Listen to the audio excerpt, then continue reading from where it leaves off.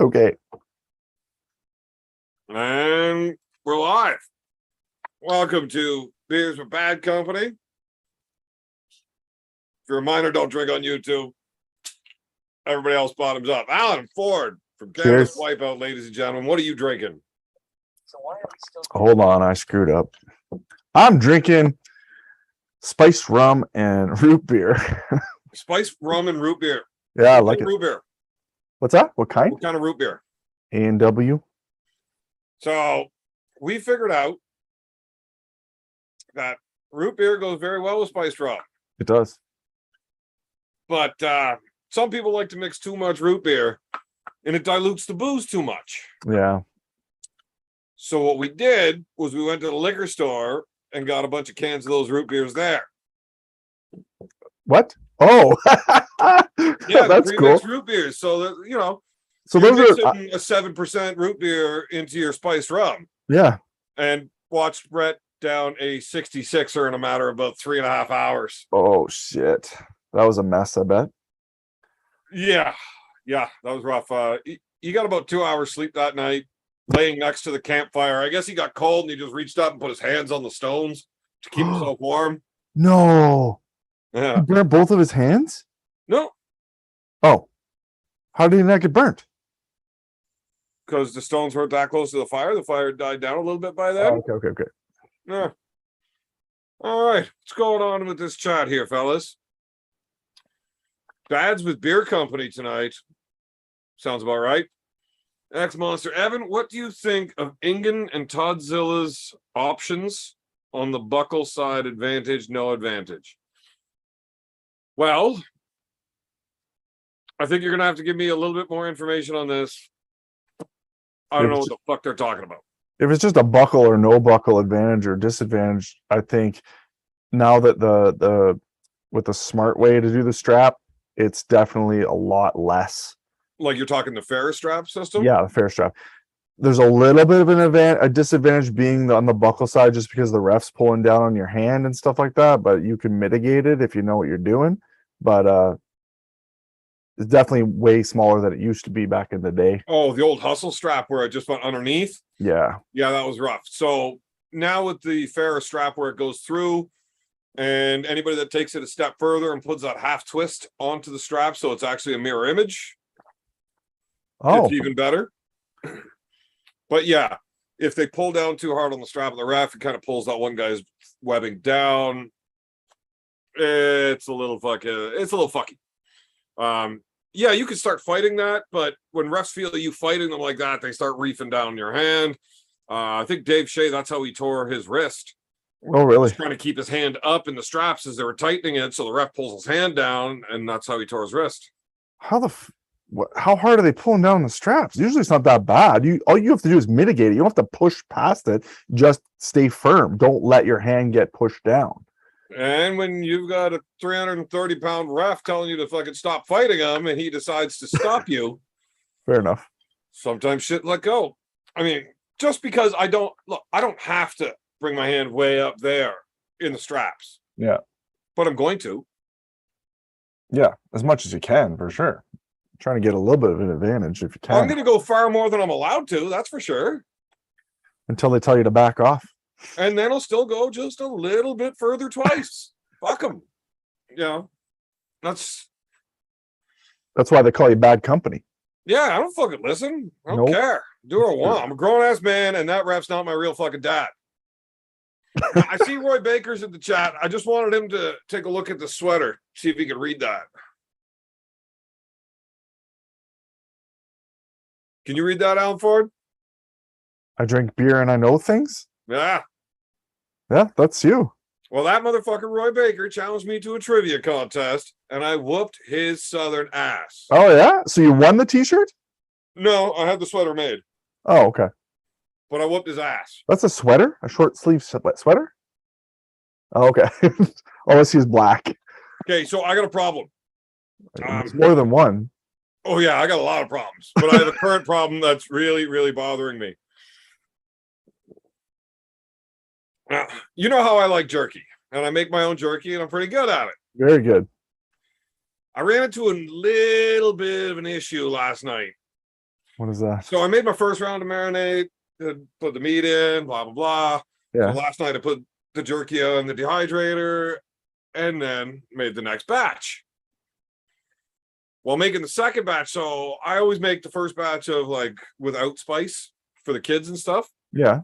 And then the second one, I kick it up a little notch for A little. myself. So I had this hot sauce. I can't remember the name of it, but I was imagining it was going to be really, really thick, like molasses, like these other crazy hot ones I have, right? Like Okay. where you got to like scoop a drop of it out, and you only need one drop in your whole dish, and you're good. Yeah. So that stuff was 7.2 million Scoville units. That was the source. That shit's hot as fuck. Yeah. This stuff's only 5 million. Only, yeah. That's still way more than most people can handle. Way more. Nobody can just eat 5 million. That's just disgusting. You'll kill yourself. Like you got to sign waivers to even buy this shit. Yeah. So I was just assuming. So it comes in this like glass skull, and like the cap is all wax and everything. Like it's cool. A fancy fucking bottle. Yeah. You know what? You keep talking. I'll go grab it. I don't know if we're talking about hot sauce. Yeah. Oh, just people don't know. Evan used to have a hot sauce collection, and we used to go over and do like a wing night. So we'd all buy a bunch of wings. Everybody have their amount of wings, and you grab a bowl, and he would have it in line for the least hot to the hottest. And he would start out, least hottest was still pretty hot. Anybody want it in, you throw your wing in the bowl. He mixes it up. Everybody bowl goes around. Everybody takes one, and it keeps going up, up, up, up. And he had some of the hottest sauces, like you were saying, the source at 7 million Scoville, and people are crying and shitting and puking and yeah, pure capsaicin gets up to it's either 14 or 16 million, I think. Oh, 14, yeah. I got one sauce, I think it's the plutonium. It's just over 9 million. It's fucking ridiculous. And then I had this capsule of, it was just powder, like pure capsaicin powder, and it was like 14 million or something. It's fucking ridiculous. A powder, holy. Yeah, you're like that fucking dude sprinkling that salt in there. And just like one little pinch, and you're not eating. So this, with all the cautions and everything else, like this stuff's no joke. I thought you didn't have any more hot sauces. I don't have that whole collection of individual bottled sauces. Oh, but for making my jerky and shit like that. So ooh, that's fancy. Yeah, it was all covered in wax. Like I had to peel all the wax off to get. So I figured this stuff was going to be like the source. Yeah, it was very like molasses-like and thick. Where usually the hottest stuff is, right? Yeah. So I thought I was going to have to work to get a couple of drops. Not so much. That shit pours out like soy sauce. Oh. So it was like a fucking barista there. You got this nice big swirl going around, like, oh no, this is so bad. Oh. So I stirred it all up real good. I add a little bit of extra other stuff, and I go put my finger in it, give it a taste. All right. I could definitely taste that fucking extract. And that stuff doesn't taste very good, but you only put a little bit in, so you shouldn't be able to taste it. Right. And then the fucking heat kicks in. You're like, okay, there it is. Yeah, that's not fucking around. It's there. Today, I took all the jerky out of the marinade out and put it to fucking dehydrate. And you taste the marinade today, and like, okay, it's that time to settle down, fucking get it all mixed around and diluted, whatever. So I put the jerky on. It's just about ready. Some of the thinner pieces are like they're ready. Yeah. So about half an hour ago or so, I tried a piece of it. It absorbed all the heat, didn't it? This is the very first time in my life I took a bite of jerky and threw the rest of the piece down. That's crazy, because you're pretty good with the hot sauce too. It's too fucking hot. I was wondering what was going on with you when we first started here. Oh man, it's terrible.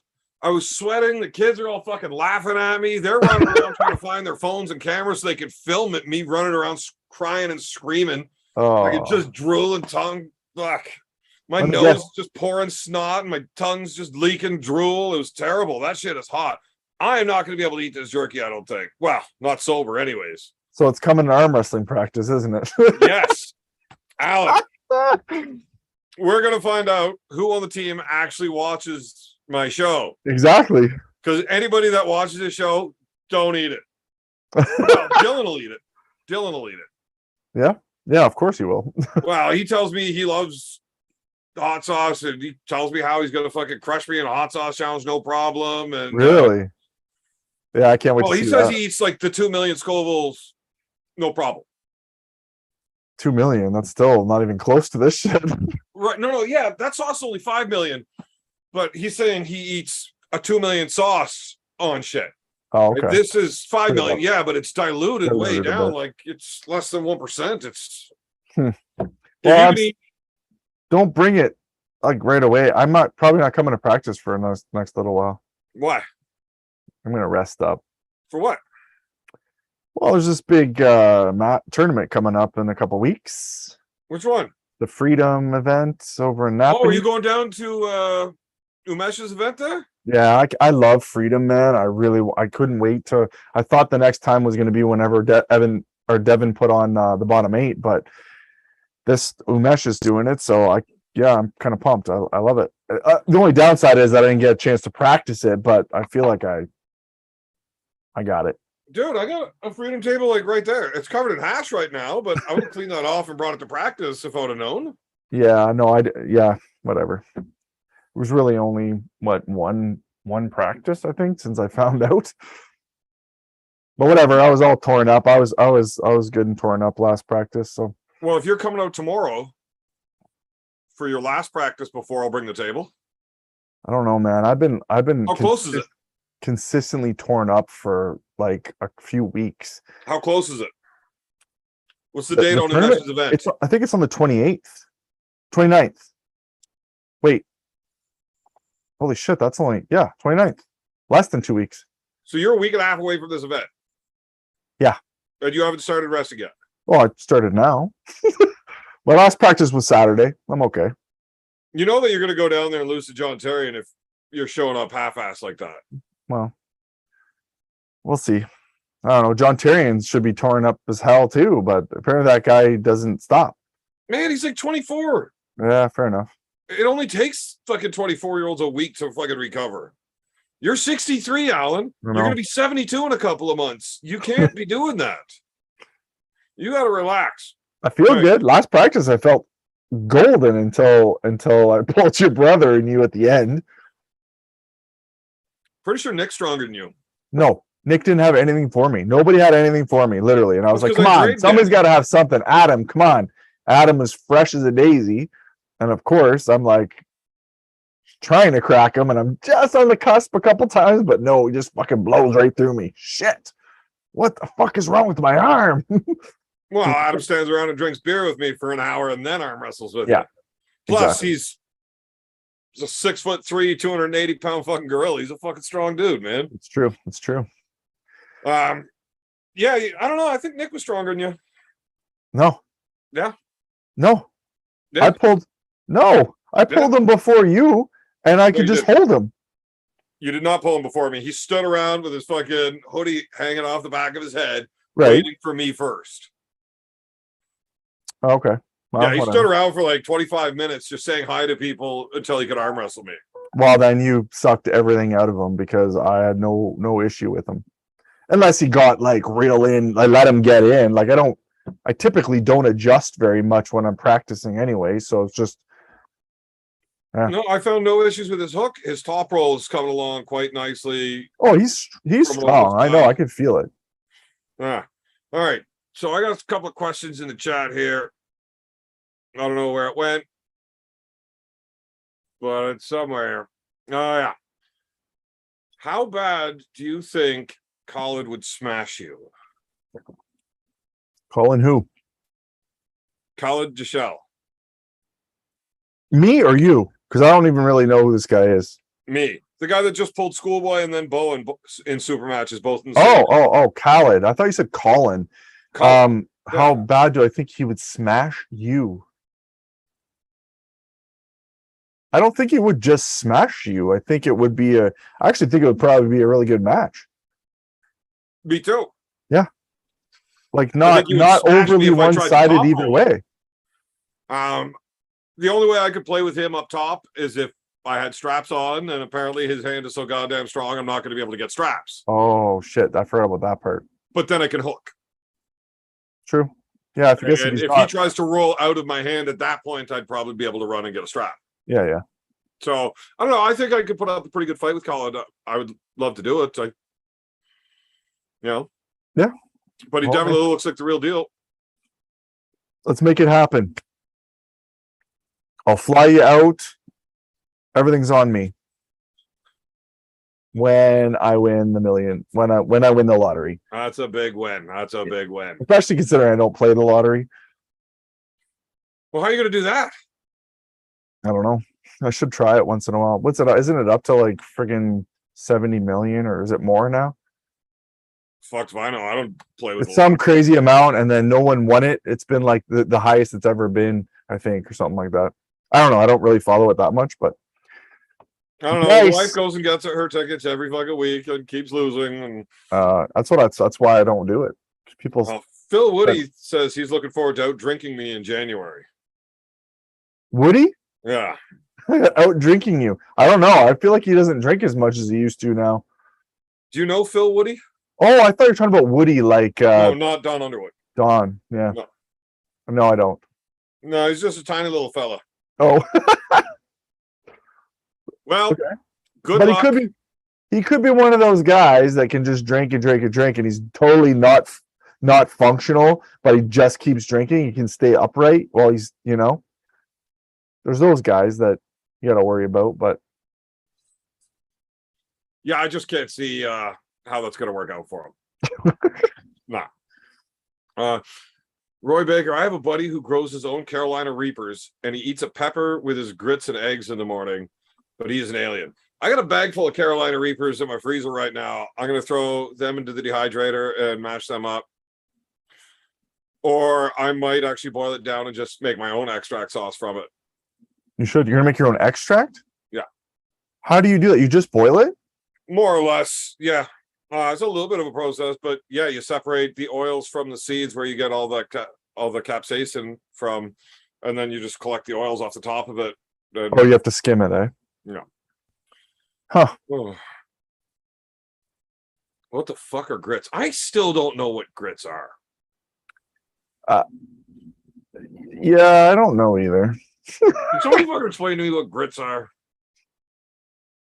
Grits. Yes, It's like a corn. I think it's like a cornmeal kind of thing.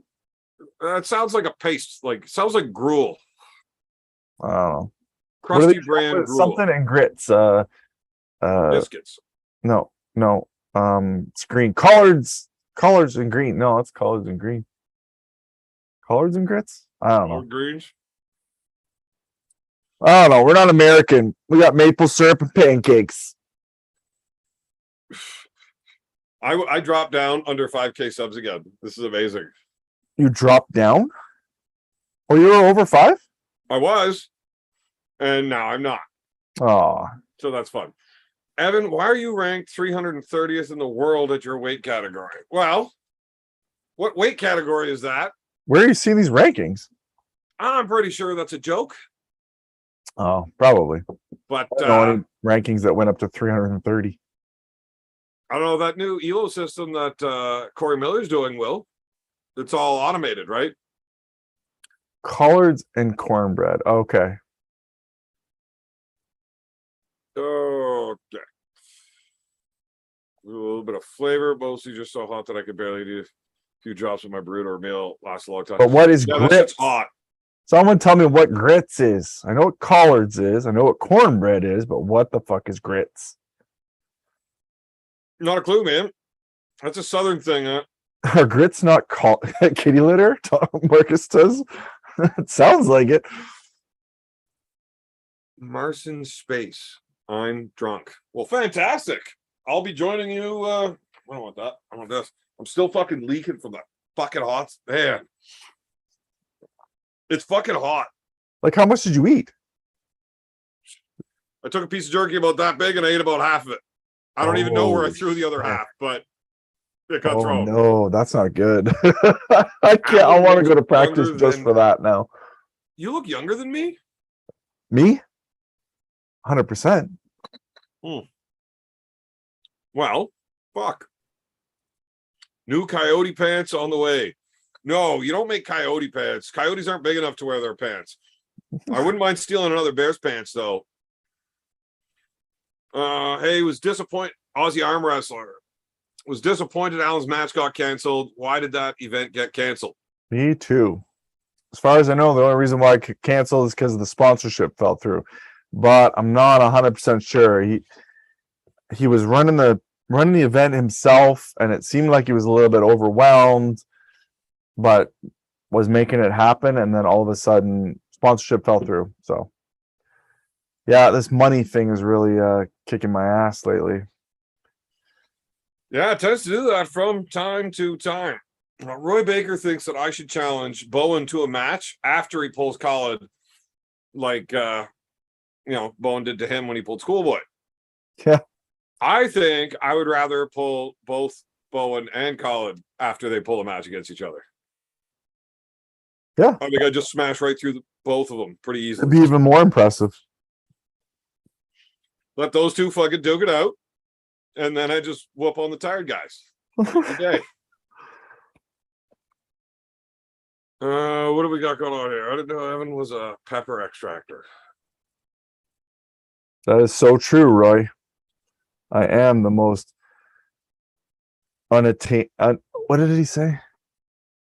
Unintentionally inactive arm wrestler ever. It's true. Why? What do you mean? Let's Because just go fucking arm wrestle people, man. I am. I'm going to tournaments. I've been going to tournaments. Just Where? haven't had any super matches. And I said I didn't really want to do tournaments all the time anymore, but I mean, I want to arm wrestle too, so it's kind of, I don't know. I don't know.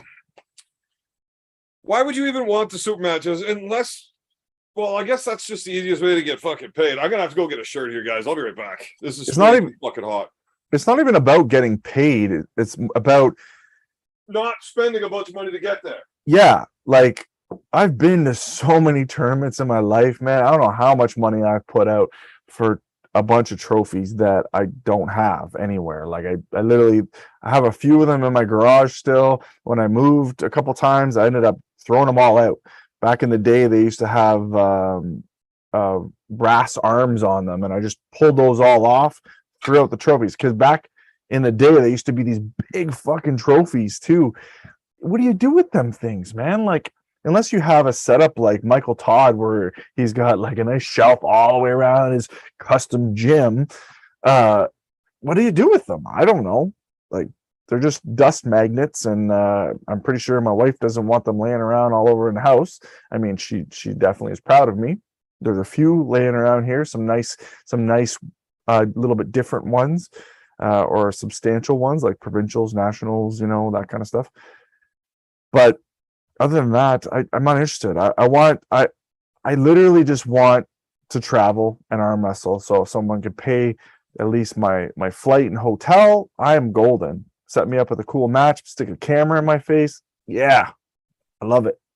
Well, if I make some money, don't get me wrong, I like to make some money, but it's not the be all and end all for me. I mean, I just don't want to waste however many years my arms have left at tournaments that I paid money to go to for matches that I usually just win. Well, tournament, it's expensive traveling around, and you've been doing it for fucking years and years and years.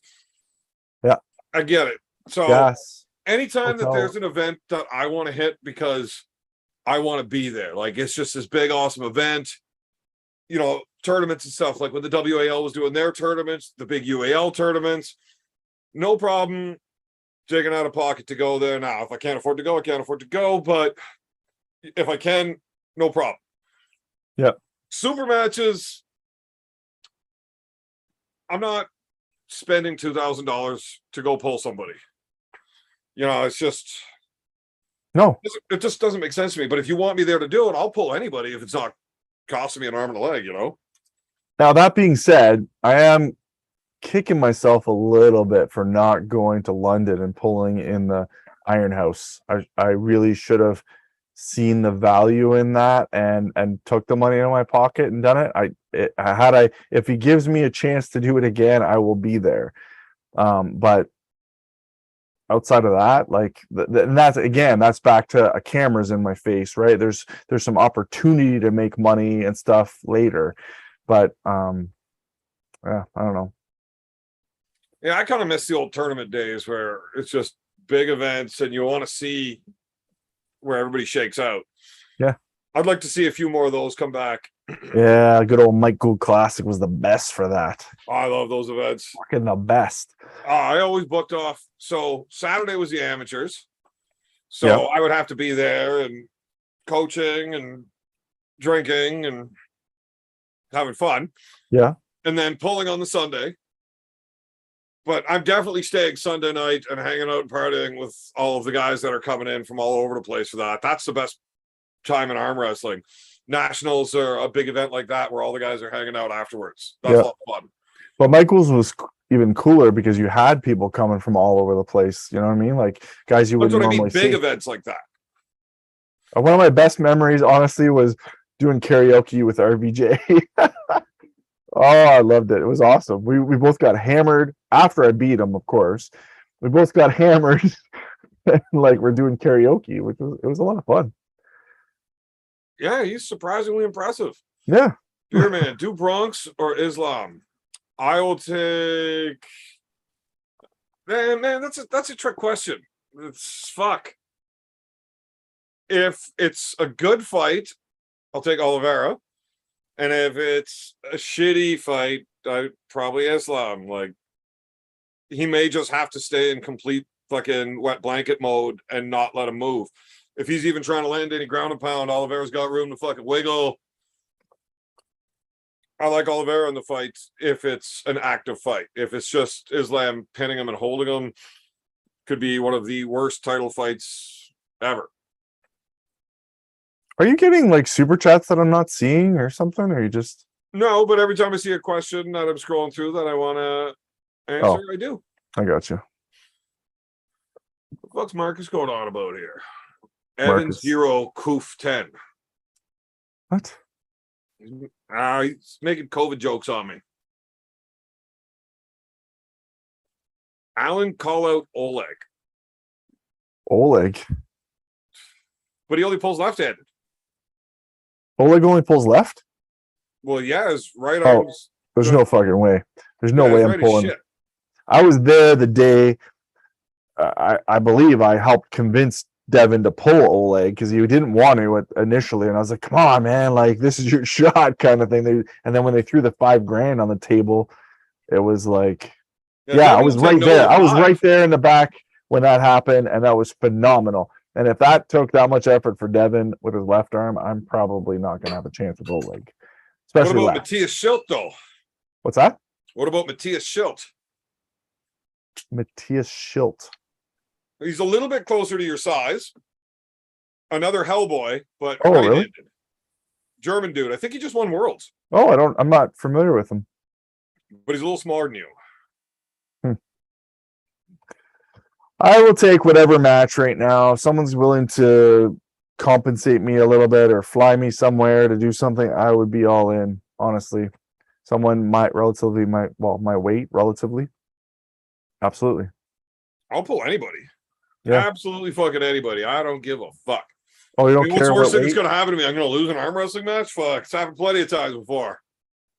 Fair enough. It'll fucking happen again. It won't happen in January, but at some point I'll lose again. So you would go against somebody that you guaranteed probably are going to lose? Like, you know what I mean? Like, you're like, you would just do it anyway? Someone's got like, I don't know, 100 pounds on you or something stupid like that? I was offered the match against Alex Kardeccia. Oh.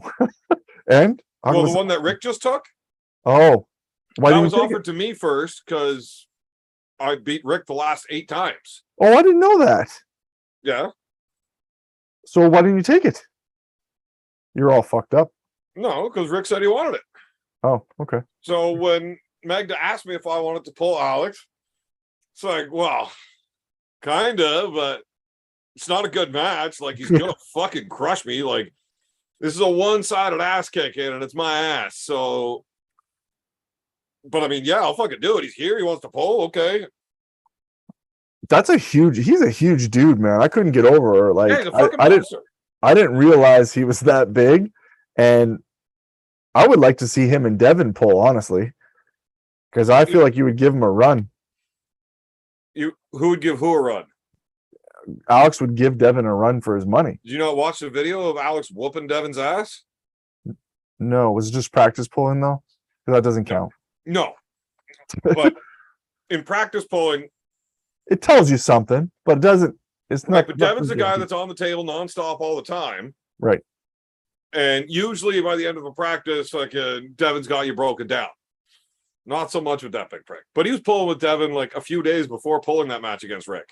Yeah. Like, no, I know. I saw that practice. I was looking at the time on the day. I'm like, what? He was practicing with Devin before he pulled Rick. He's very confident. well, yeah, and As he should have been. He's like top 5 in the world against the guy that's top 5 in Canada. And he's still pretty young too, eh? Alex, yeah, he's not that old. I can't remember what they said. Was he like 28 or something? I don't remember, but somewhere around 30, I think. Yeah. I mean, yeah, if somebody's gonna fucking pay my flights and hotel and shit, like, I'll fucking pull them on. I don't care. Yeah. I mean, I'm not gonna win, Yeah. but I'm gonna get to see the world and get a fucking free stay in some, as long as it's not that shitbag fucking hotel I stayed in fucking Rhode Island in. Oh my god. There was a fucking mushroom the size of a case of beer growing in the shower. For real? For real. Holy shit. Just a giant fucking fungus. Like, even I didn't even want to shower in there with my shoes on. That's pretty bad because I know that you're okay with things not being 100% clean, unlike myself. Like, I like things to be tidy and neat. You're more comfortable with it less. So if you fucking thought it was disgusting and wouldn't even have a shower in your bare feet, it's bad. Yeah, I'm a different type of dude. Like, I don't give too many fucks about much. Like, yeah, I work all day. My hands are fucking black and dirty. I fucking take my sandwich out of my bag and eat it. Like, whatever. If you get sick, you get sick, but it keeps your immune system good. True. But yeah, no, that place was fucked. There was cigarette burns through the blankets and the mattresses. Like, it was just fucking terrible. Like, I went out to the car and grabbed all the blankets that we had for the wife to sleep on the ride, and brought those in and like wrapped her up in a fucking cocoon so she didn't have to touch anything. I didn't sleep the entire weekend. I sat in a fucking chair staring at the fucking door because of all the nonsense going outside. Fucking, there's dudes with no shirts and hookers with no pants, and they all had guns on them, and they're fucking in the hallways drunk as shit, stumbling around, yelling at each other. I'm like, I fucking hate it here. Who paid for that hotel for you? Peter Mills. Oh, he was running the PAL USA for a little bit. Like, so the PAL started like a feeder league. What was it? Like what Sean Hancock's running now? Okay. So Pete Mills was supposed to pull John Milne at it, and I was supposed to pull Craig Sublair. And then, me and John drive down. Craig doesn't show up. Peter doesn't show up. He's the guy supposed to be getting our fucking hotel rooms. So we're on the phone with this guy, like, what in the fuck, man? So, like, he found the cheapest hotel I guess he could that was within range. Yeah. Booked it and said, here, go here. They're waiting for you. So, okay. So we went, and then we found out how much of a shithole it was. Yeah. Fuck it. Yeah. So me, the wife, John, Gobby was there. Yannick was there. There was a bunch of us. But what year was that? What year was it? That was a long time ago. 2016? Okay. Yeah. 2017. So 2016, I think. Yeah. So it was just a fucking shithole. So 10 minutes down the road for an extra $12 a night, we could have been staying at a nice fucking hotel that had like the big swimming pool, the water slide, and a fucking hot tub, and a clean room with a shower. Less chance of getting shot. Or getting bed bugs or whatever other disease or you would have got. So fucking gross, man. And then Tim Bresner's like, dude, I live 15 minutes down the road from there. Why don't you just come stay at my place? I got like fucking 8 bedrooms here. 8? Well, why didn't you fucking invite me beforehand, Tim? Like, fuck Exactly. you, man. Rude. Now, Tim should be done moving real soon so we can get him back on the show again. Captain Obvious. Beer man showing off his cleft chest. I'm like, Trey Tellyman. I got an innie. You got no don't booty. have a cleft chest, do you? I got pointy shoulders and no traps. Okay, but you don't have. My son has a cleft chest where it kind of goes in a bit there, concaved. Which son? Tickle shits? Tickle. What? Which one's tickle shits? Well, then if you tickle him enough, he shits his pants. I don't think either of my kids did that, but no, it's Isaac. Well, I might have been on a little bit of mushrooms at the time. But when I was wrestling with your kid, I started tickling him, and then he started freaking out because he was going to shit his pants. That was probably Devin. Yeah. Oh, fuck. That was funny, though. Oh, man, it's so hard. Like, you got like a 14-year-old kid that's like wants to show you all his new jiu-jitsu moves and stuff. But you don't want to tell a 14-year-old kid, like, hey, man, I just had a handful of mushrooms. It's probably not a good idea to wrestle right now. And because of my own mushrooms, I'm like, I can't tell him the truth. And I can't think of a very good lie because I'm too fucking high. I guess I have to wrestle him. Have you ever wrestled on mushrooms before? Yes, plenty of times. Plenty of times. I've never done anything other than sit and be high on mushrooms. Adam almost broke my neck on mushrooms once. Who's Thomas Miles? He said, "Hitman, you have to get a match soon. You'll have to keep your name relevant." What the fuck? I still compete. My name is my name. Fuck. It's relevant. See, it'll always be relevant. I mean, you keep telling people that, man. Well, whatever, man. I'm getting old, so fuck y'all. I don't know where I was in this fucking chat again. Come and arm wrestle me. You'll see. I'll arm wrestle you, Alan.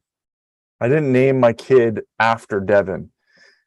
The story with that is I was a youth counselor. I've been a youth counselor for a long time, and all the kids I worked with, it was really hard to find a boy's name because I work with boys, and they all reminded me of these shitheads. So I couldn't pick a name that I'd be like, okay, yeah, that's a good name. Until my wife said Devin. She came up with the name Devin. It had nothing to do with Devin Larratt. And I'm like, well, the only Devin I know is Devin Larratt, so that's a cool name. Like that's a good name. So we went with it. All the others were shithead kids that I worked with. They weren't all shitheads, but a lot of bad memories. That's why you were working with them, is because they were shitheads. Well, they had some issues, yes. Well, if they weren't shitheads, they wouldn't have been there with Look, you. I just in case any of them are watching, they were good boys. They just were troubled, Shitheads. Yeah. Yeah. At the time. Yes. Look, I get along with shitheads. I like fucked up people. I am fucked up people. That's how we get along. Yeah. If you weren't able to deal with shitheads all day, you wouldn't be friends with me. You're probably right. I probably would have left very early on in this process. With how many times I've made you cry over the years. What? You've never made me cry.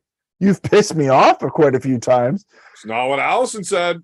I've never cried because of you. Well, your wife called me yelling at me. What the fuck did you say to Alan? He's crying right now. She didn't say I was crying. When I can't remember what that was about. I was pissed about something. I kicked you off the team. No, you didn't. Yes, I did. You've never kicked me off the team. Well, I know that, but you didn't know that. All right. I don't know. I don't remember, man. We were practicing in the garage, and you said something. So I started just like being overboard and outlandish because Mike was filming. So I just started saying stupid shit and like pretending as if this was a breakup and kicked you off the team. I vaguely remember I was in a really bad mood that day and I was not having it. And yeah, you were pushing my buttons. It's like you knew, and so you started pushing the buttons, and so I left, right? I left that day. Yeah. Now, I would do that. I definitely would do that. But in that instance, that is not what happened. And everybody else that was there, we all thought that like you knew what was going on, that you knew they were filming and we were just fucking playing this up because you were fucking doing a beautiful job of fucking sending it right back, but apparently it was real to you. You're like the only person that didn't know it was a gag bit. Yeah, that's what I said. I was having a shitty day that day. Well, I didn't And- know that. I thought you were playing along Whatever. Doesn't until you matter. actually left, and then Allison calls me and says, "Alan's crying. What did you say to him?" I wasn't crying. Look, Alan, Guaranteed I wasn't crying. right now, there's only three options. Either you're lying, Allison's lying, or I'm lying. But I was there. I know I'm not lying. It's definitely you. So it's one of you two is lying. Yeah, And it's I definitely think not, it's you. it's not me and it's not my wife. So I would never call Allison a liar, but you, Alan, are fucking lying. okay. Whatever. You were definitely crying. So Okay. yes. Back to the mushrooms, wrestling. Mushroom wrestling. Yep. Got whacked out of my fucking mind. No, when I eat mushrooms, I don't like eating a gram of them. Like, I don't like how they taste. I want to eat 7 or 10. Hero. I want to get fucked right up. I don't do mushrooms because they taste good. I do it because I like being fucked up. Yeah. I want to see fun Of course. fucking shit. Like, Yeah. I want to get fucked up. So I've seen some crazy shit in my life too on these fucking things. But one of these nights, Adam and I decided we were going to have like a fucking WWF wrestling match in the front lawn for all of our drunk idiot buddies viewing entertainment. And this was like the 6th time that Adam has fucked up at Chokeslam. It's like he just couldn't get it through his head. Maybe it was the mushrooms, maybe not. I don't know.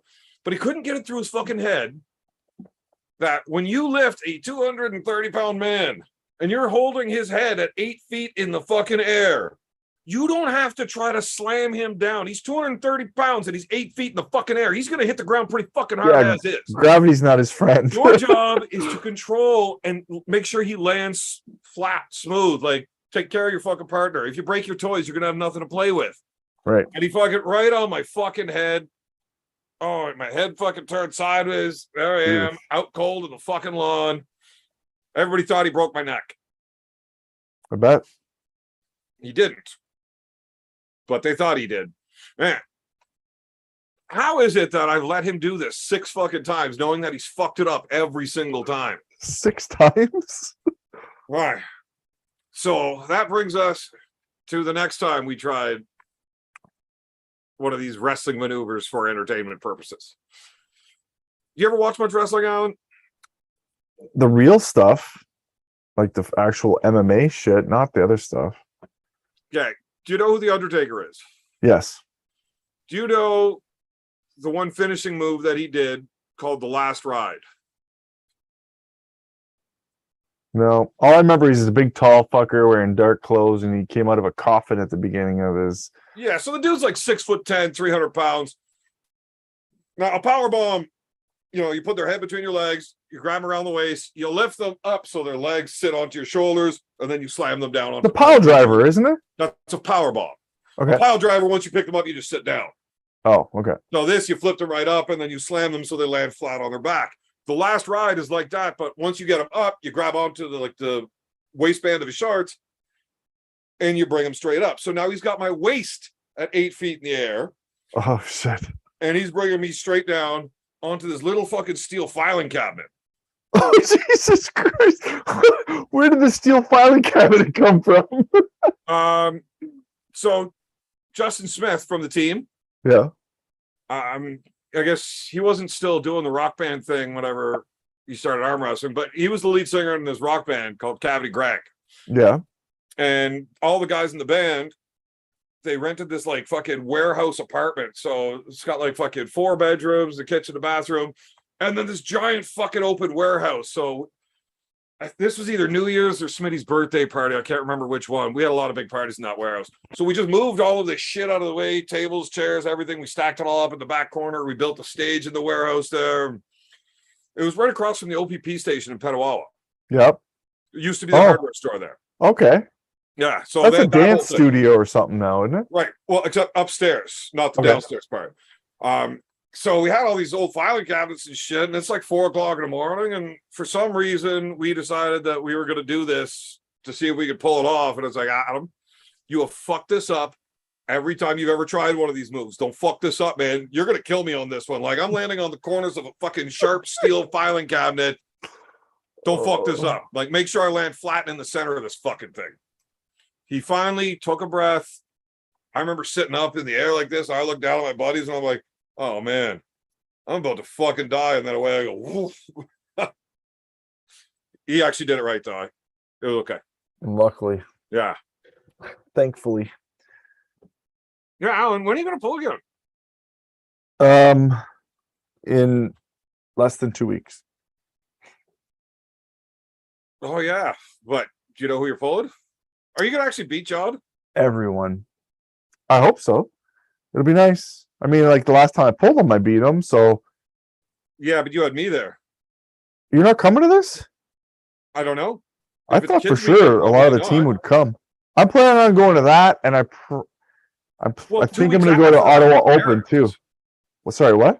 2 weeks after that's the Ottawa Open that Eric's running. I know. I'm planning on going to that too. Yeah. Like fuck it, because I they're two cool events, right?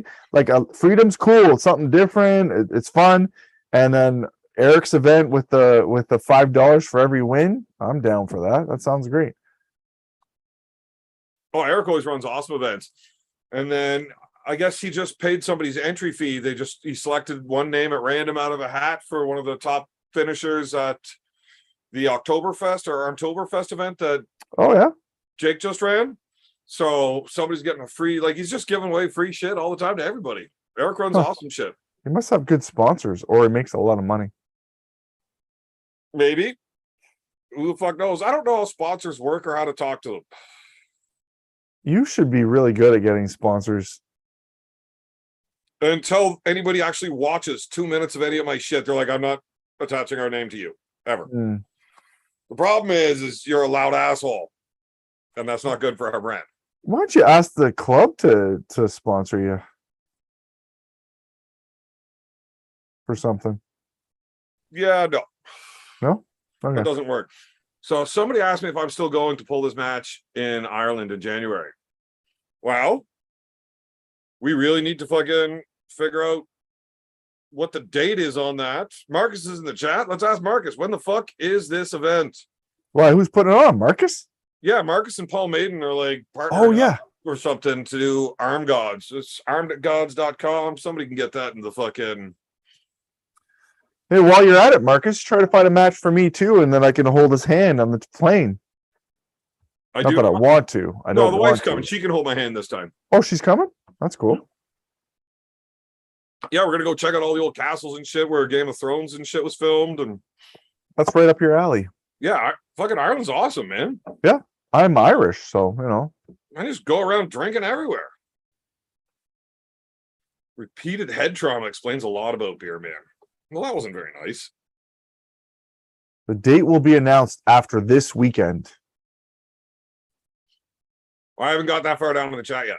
And he said that he will take me. He'll get a match for me. Thanks, Marcus. I know you didn't write that, but it's just wishful thinking. Yeah, You so know. Jake Charles was at that fucking event down in Rhode Island. He was staying in that shithole hotel too. Oh yeah, Yeah. Jake Charles. Is he arm wrestling at all? Like he's in and out, eh? Yeah, well, I haven't seen him arm wrestling since COVID, basically. Yeah. But I think he's still practicing and stuff. Huh.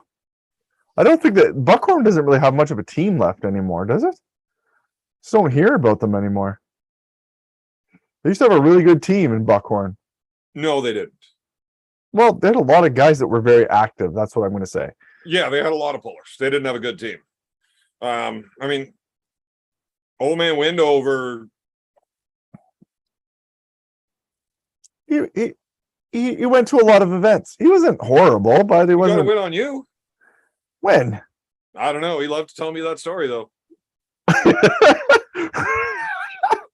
Really? I don't remember him ever beating me. Must have been like way back in the day, and I was like It was probably finals or understanding. something.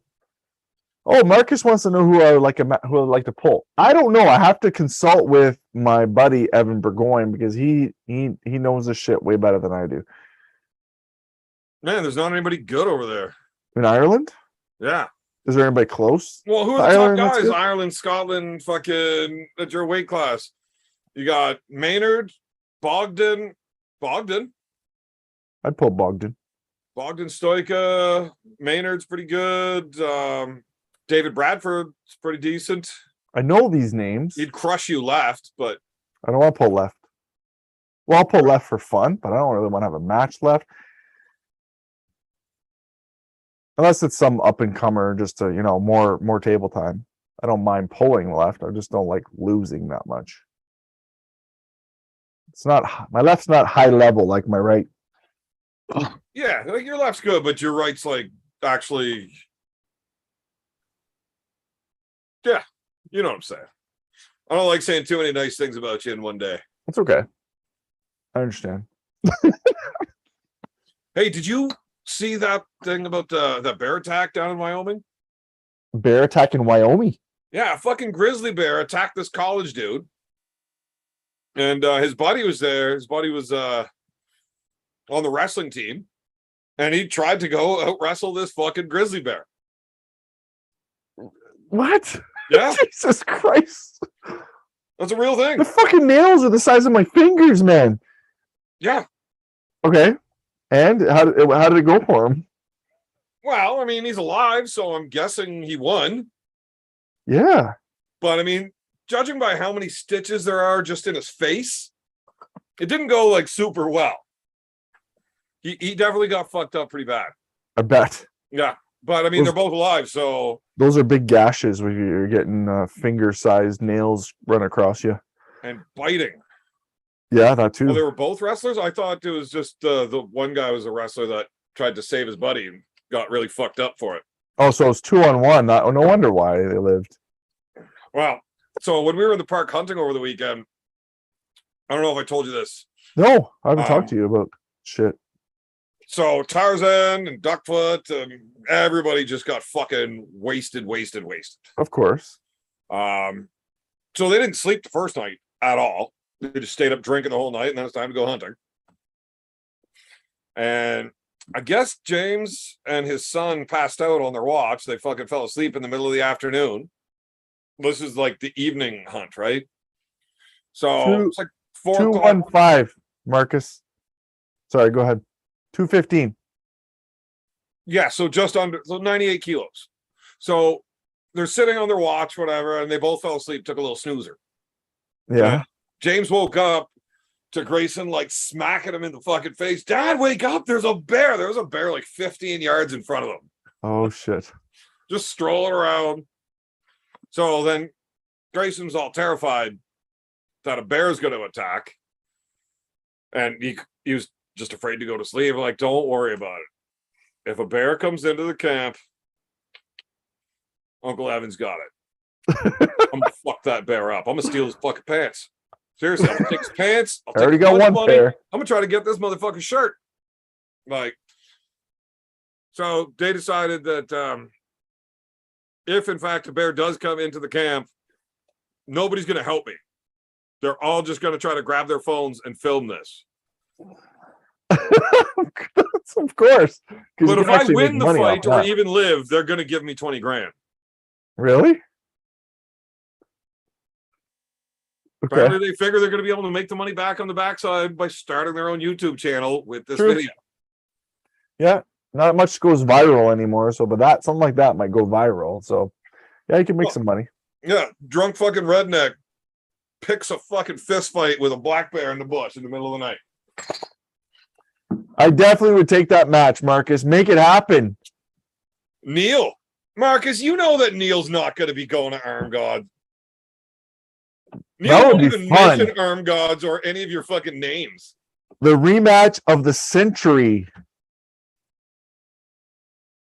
That would be fun. I know. And after I saw him on the table, he's no chump still. Like there's even though he hasn't been competing, he's not a chump. So it's not gonna be easy, but I think I'll get him. Just that I'll put sheer heart into it, I'll be fresh There's this an awful time. lot of weight flopping around in those back tits of his. Does he? Yeah. But do they help you arm wrestle? I don't know. Back tits? I never had them. So. It depends on if he's paying the ref to load. Exactly. But I'll be aware this time. So what about Tom Holland? What about me and Tom Holland? Holland? Yeah. What's Tom Holland's weight? I'm trying to picture who Tom Holland is. He's tall, skinny He just guy. pulled against fucking Coach Ray at the like Friday's Arm Wars. I didn't see it yet. What about Tom? You will know just as well as anybody. So 6'2", 190, real fast top roll. Not a great matchup probably between the two of us. Why? For entertainment wise, anyways. Do you think, or will it be like because we're both fast, we're both top rolling? I don't know. That Coach Ray match was really good with them. If you guys get, so it's probably going straps. And if you guys get hung up, you can get two guys hung up in a top roll that's decent. That's true. The match could go really well or might not. It could be a quick up and down, or it could be a grinder. Well, but like our speed will mitigate itself, and then we're in a match. So yeah, maybe. Yep. I don't know, man. I know he's fast as fuck and super strong. Yes, that's a description of me too. So that's why what if you just might be a good match. Try to pull Brzezinski or blah blah blah. Who, me? Yeah. I want to pull Brzezinski. Brzezinski's at the top of his fucking game right now, and he's got what's his weight now? Anyways, 230. Yeah, there's no fucking way. Well, why don't you just be 230? Because I don't want to be 230, honestly. Why? So you could be a full-grown man? If I was 230... Maybe your wife would love you if you were the size of a full-grown man? She loves the shit out of me. But if I was 230, there'd be a lot of people in trouble. But I just can't see myself getting there, honestly. Like, I've never been able to put on weight. The time that I got up to 222 or whatever the hell it was, that was the heaviest I've ever been. And I was like, holy fuck. I couldn't believe I was 222. I don't know what the heaviest I've ever been is. At 298, I put the scale away and I didn't touch it again until I knew I was fucking back down. I understand. Yeah. You were almost 300 pounds, or you maybe hit 300 pounds? Oh, I was definitely over 300. What year was that? Because right before I started smoking weed. So like during that year and a half that I spent laying on the couch, not able to walk. Yeah. Okay. Huh. Yeah. Yeah. That's a lot of Burgoyne. Yeah, I was definitely over 300 pounds. I'm assuming I was somewhere around 310. Does that mean is that the heaviest of all your brothers? No. Brad was up over 330 recently. Oh, okay. Yeah, I forgot about Brad. He's a big dude. Brett may have hit 300 at some point. I know he's been north of 290. I don't know if he's ever hit 300 though, but probably. We're not very big people though. What? You're not a very big. At 6 foot 240. Yeah, but you out of your brothers, you're the small one. Well, yeah. James is pretty small too. He's smaller frame. Well, he's 6'4", 235. He's 235 now? Holy shit. Yeah, he doesn't even have abs anymore. That's because he got married. That's all it takes. I shouldn't say that. I got married too, so. Who the fuck is this? To Eddie 93. Evan, aren't you on a losing streak? Are you on a losing streak? What's a losing streak? How many do you have to lose in a row for it to be a streak? 2 or more, I would think. If I lost 2 in a row, I'd be on a losing streak. Because I have more wins than losses. So 2 in a row, that's a losing streak. Well, in the last year, I pulled Wasaga last summer, and then I pulled another event right after it. But I was still all fucked up from Wasaga, so I won Wasaga, lost that one. I finished second both hands there.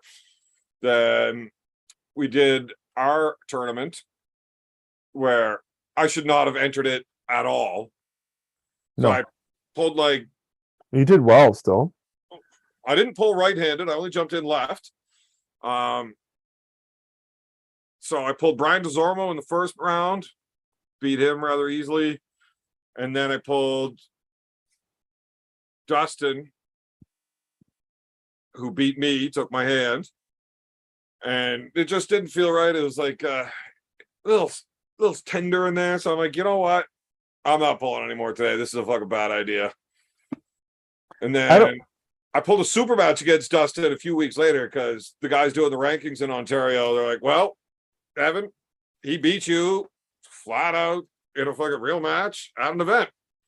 He's ranked ahead of you. I'm like, all right, fine. He's ranked ahead of me. He did beat me. Okay.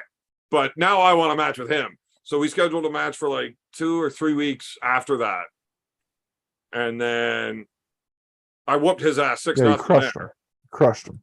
Made his dad really mad at me. So maybe his dad is a good match. Yeah, his older brother wanted to punch all my teeth out, and his Oh, dad was betting $5,000 that he'd make me quit in a match. I screenshotted that. I'm like, I will take that bet for $5,000. Like, I don't even have to win the match. I just have to not quit. yeah. That's fucking stupid. I think that bet. So yeah, I won. Then I whooped him. Then it was the schoolboy thing. That didn't happen. So then I pulled Yannick. And you beat him. I beat Yannick. Then was Austin Jaggers left-handed and Jamie Staken right-handed down in Toronto. So I lost left, but I won right. 3 weeks after that, I was pulling, that's the beginning of June, I was out in Alberta. I lost right-handed, but won left. So I lost to Emil Erkstrom and then won against Mark Harrison. I don't know how you remember all this shit. Yeah, Dustin just came fourth in the worlds too. I whooped his ass 6-0. So after Alberta, have I pulled since then? I don't think I pulled all summer. Yeah, Spermy, I'm ready. Yes, I'm ready for a match. Spermie's ass is creamy. I need a couple weeks rest, but I'm ready. And Marcus, yes, absolutely there should be an award for best drunk puller. I don't know if that's what a lot of events are going for though. They really don't like Evan when he shows up Guaranteed to drunk. keep you under 5K subs. Yep, but that would be fun. Best imaginary wrestling after mushroom awards. That's not a bad time. That would be fun too.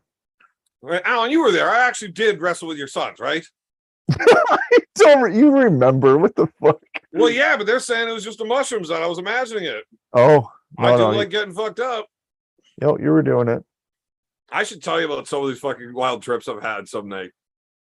Jesus. Okay. Some of them are fucking stupid. Shrooms or DMT? Both. That's I something walked into I still want to try that. I decided to eat an ounce of mushrooms on Halloween and hand out candy to all the trick-or-treaters. Oh, really? I wouldn't do that. First kid that knocked on the door, man, I ran upstairs and had to hide in my fucking bedroom. Like, I can't do this, man. This is fucked up. Because they're all wearing masks and shit. Yeah. Oh, man, it was fucked up. And then it's like, I can't talk to a kid right now. Are you fucking crazy? Julie, hand out the candy. I gotta go. Oh, shit. So I was like, right, fucked. I spent like an hour, picked up a bottle of Pepsi and had a sip of it, and I couldn't figure out the fucking flavor of it. It was hot, it was cold, it was sweet, it was sour, it was bitter, it was spicy, it was fucking everything. It was just confusing. And I looked at it, I couldn't figure out what was wrong with it, and I just started laughing. Like, I'm so fucked up. This is ridiculous. I laughed so hard that I started crying. And then I started crying.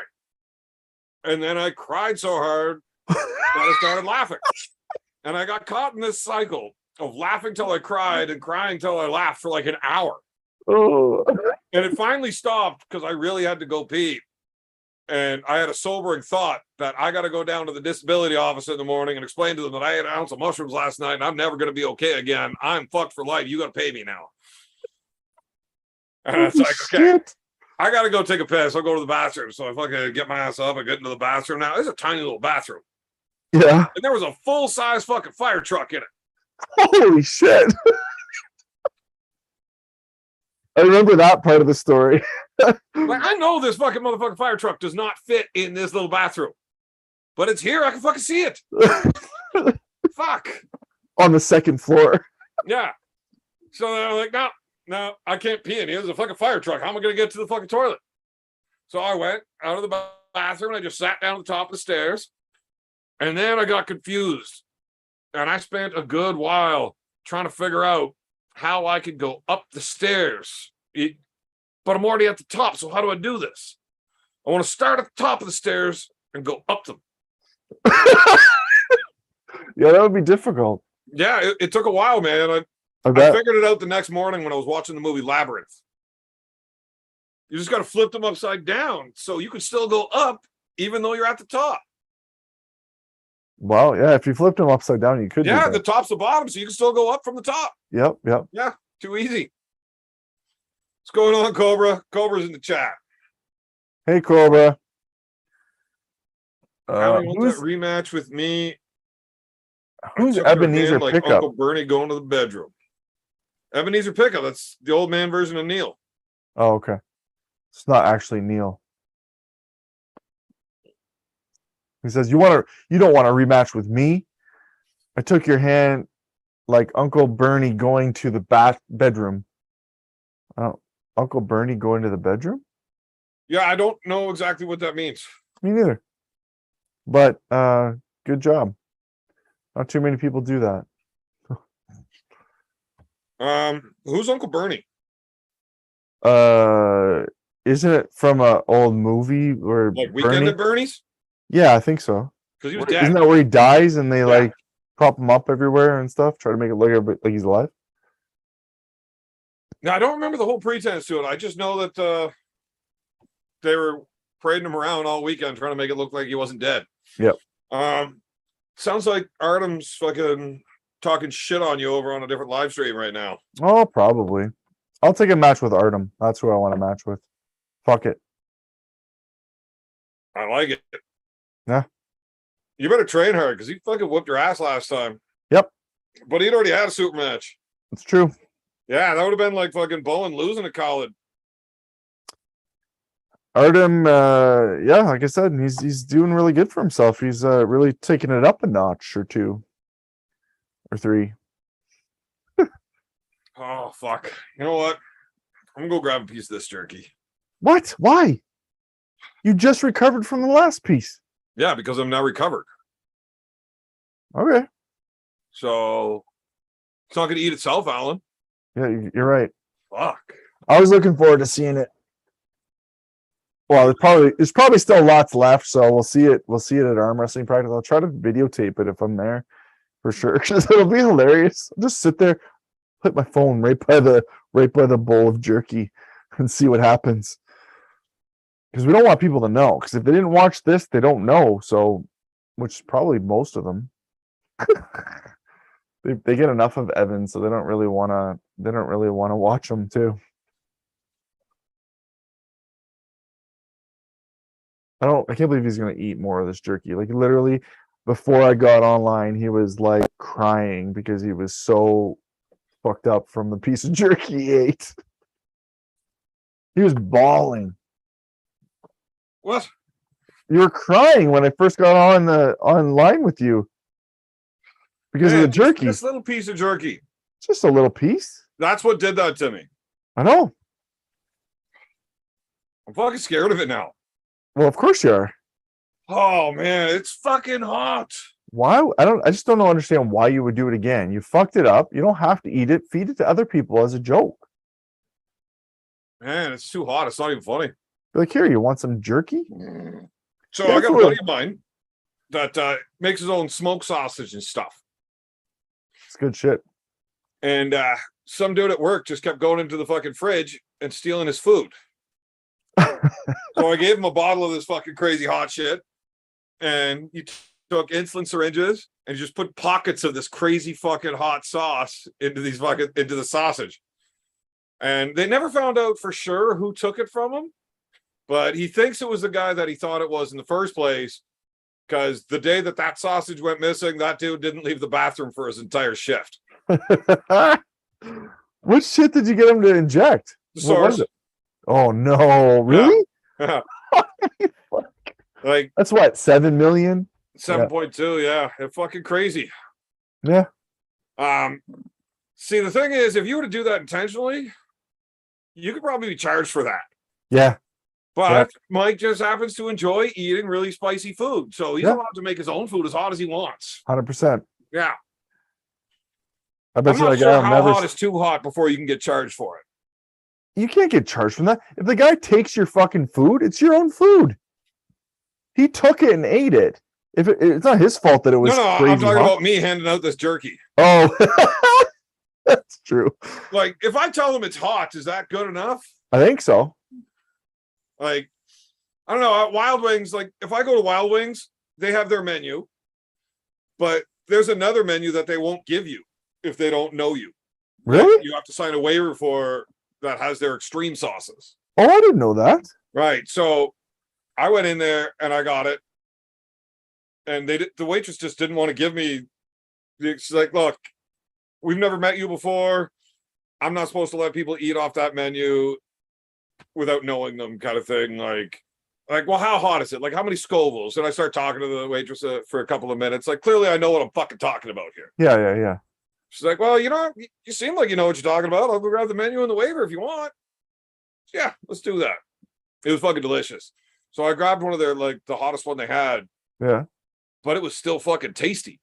Oh, that's awesome. So I actually bought 2 little cups of their fucking that crazy extreme hot sauce to bring home, and Brad and I use it as dipping sauce for pizza crust. Is it so? It wasn't that hot? Yeah, no, it's hot. Well, you and Brad both can handle pretty hot stuff, but like, what? How many Scoville are we talking about? Yes, Mad Dog Plutonium has 9 million. I have that's the one I was telling you about earlier. That when I said I have the plutonium one that's 9 million. That shit's crazy hot. I wonder if Zach is still watching. You didn't answer my question. How many Scoville was it? Was what? The stuff that you had at Wild Wings. They couldn't tell you exactly because they use like one of those crazy extracts. Yeah. That's, whether it's the source or something okay. hotter. But they only put droplets into it. So you'd have to actually measure out the whole fucking dilution ratios to figure out what it is now. Okay, how hot do you think it was? Well, that's the thing, man. I've had hot sauces like they say the last dab is about 2 million. But that's it? A Carolina Reaper is 2 million. And I've eaten a Carolina Reaper and I've had a mouthful of the last dab hot sauce, and that Reaper is way fucking hotter. So I don't know. And then you got like Dave's Insanity. So the Insanity hot sauce line. Ass in the Tub. Ass in the Tub's not that bad. Isn't that Dave's Insanity? Based. What? Isn't that from Dave? Oh, okay. No. That one's actually tasty. The Dave's Insanity sauces, those are all made with an extract base. And they're hot as fuck. Oh. So when we're going through, if you take what the actual listing for those Scoville units is, the Insanities line, so I had 3 of them. There was a Reaper, the Trinidadian Scorpion Pepper, and the Ghost Pepper. So they were listed at 220, 250, and 300,000. Okay. And then I had other hot sauces that are 500, 600, 700,000, like that Rogue hot sauce that you remember that one that tastes like the blood oranges? Oh yeah. Everybody likes that one but me. I just don't like the flavor of it. So that one's listed at 500,000, but the Dave's Insanities are like 220, 250, and 300, but they're not even close. Like those things are fucking terrible and they're hot. The Bomb is ranked at like 40 to 50,000 Scovilles, but I guarantee you that's up there at the 500,000. It's like, it's everything's fucked. Huh. So how hot is that? It's not regulated very well, probably. So that stuff would have been hotter than the last dab. But nowhere near as hot as that Insanity sauce. Cool. And it tasted good still. That's impressive. Yeah. Well, the last dab tastes good. Does it? Yeah. All of the hot ones sauces are good. Yes, I take it Zach is still watching because he messages me instead of typing in the chat where I can actually read it in front of me like an idiot. Zach, you ordered jerky. Yours is ready. Yes, it is. No, he won't eat this stuff. No, he's not good with that. Good with hot stuff, is he? No, Zach finds ketchup spicy. Yeah. Oh, that's really bad. I don't think hot sauce affects my hemorrhoids, guys. I don't think so. What is Spermy talking about? Where?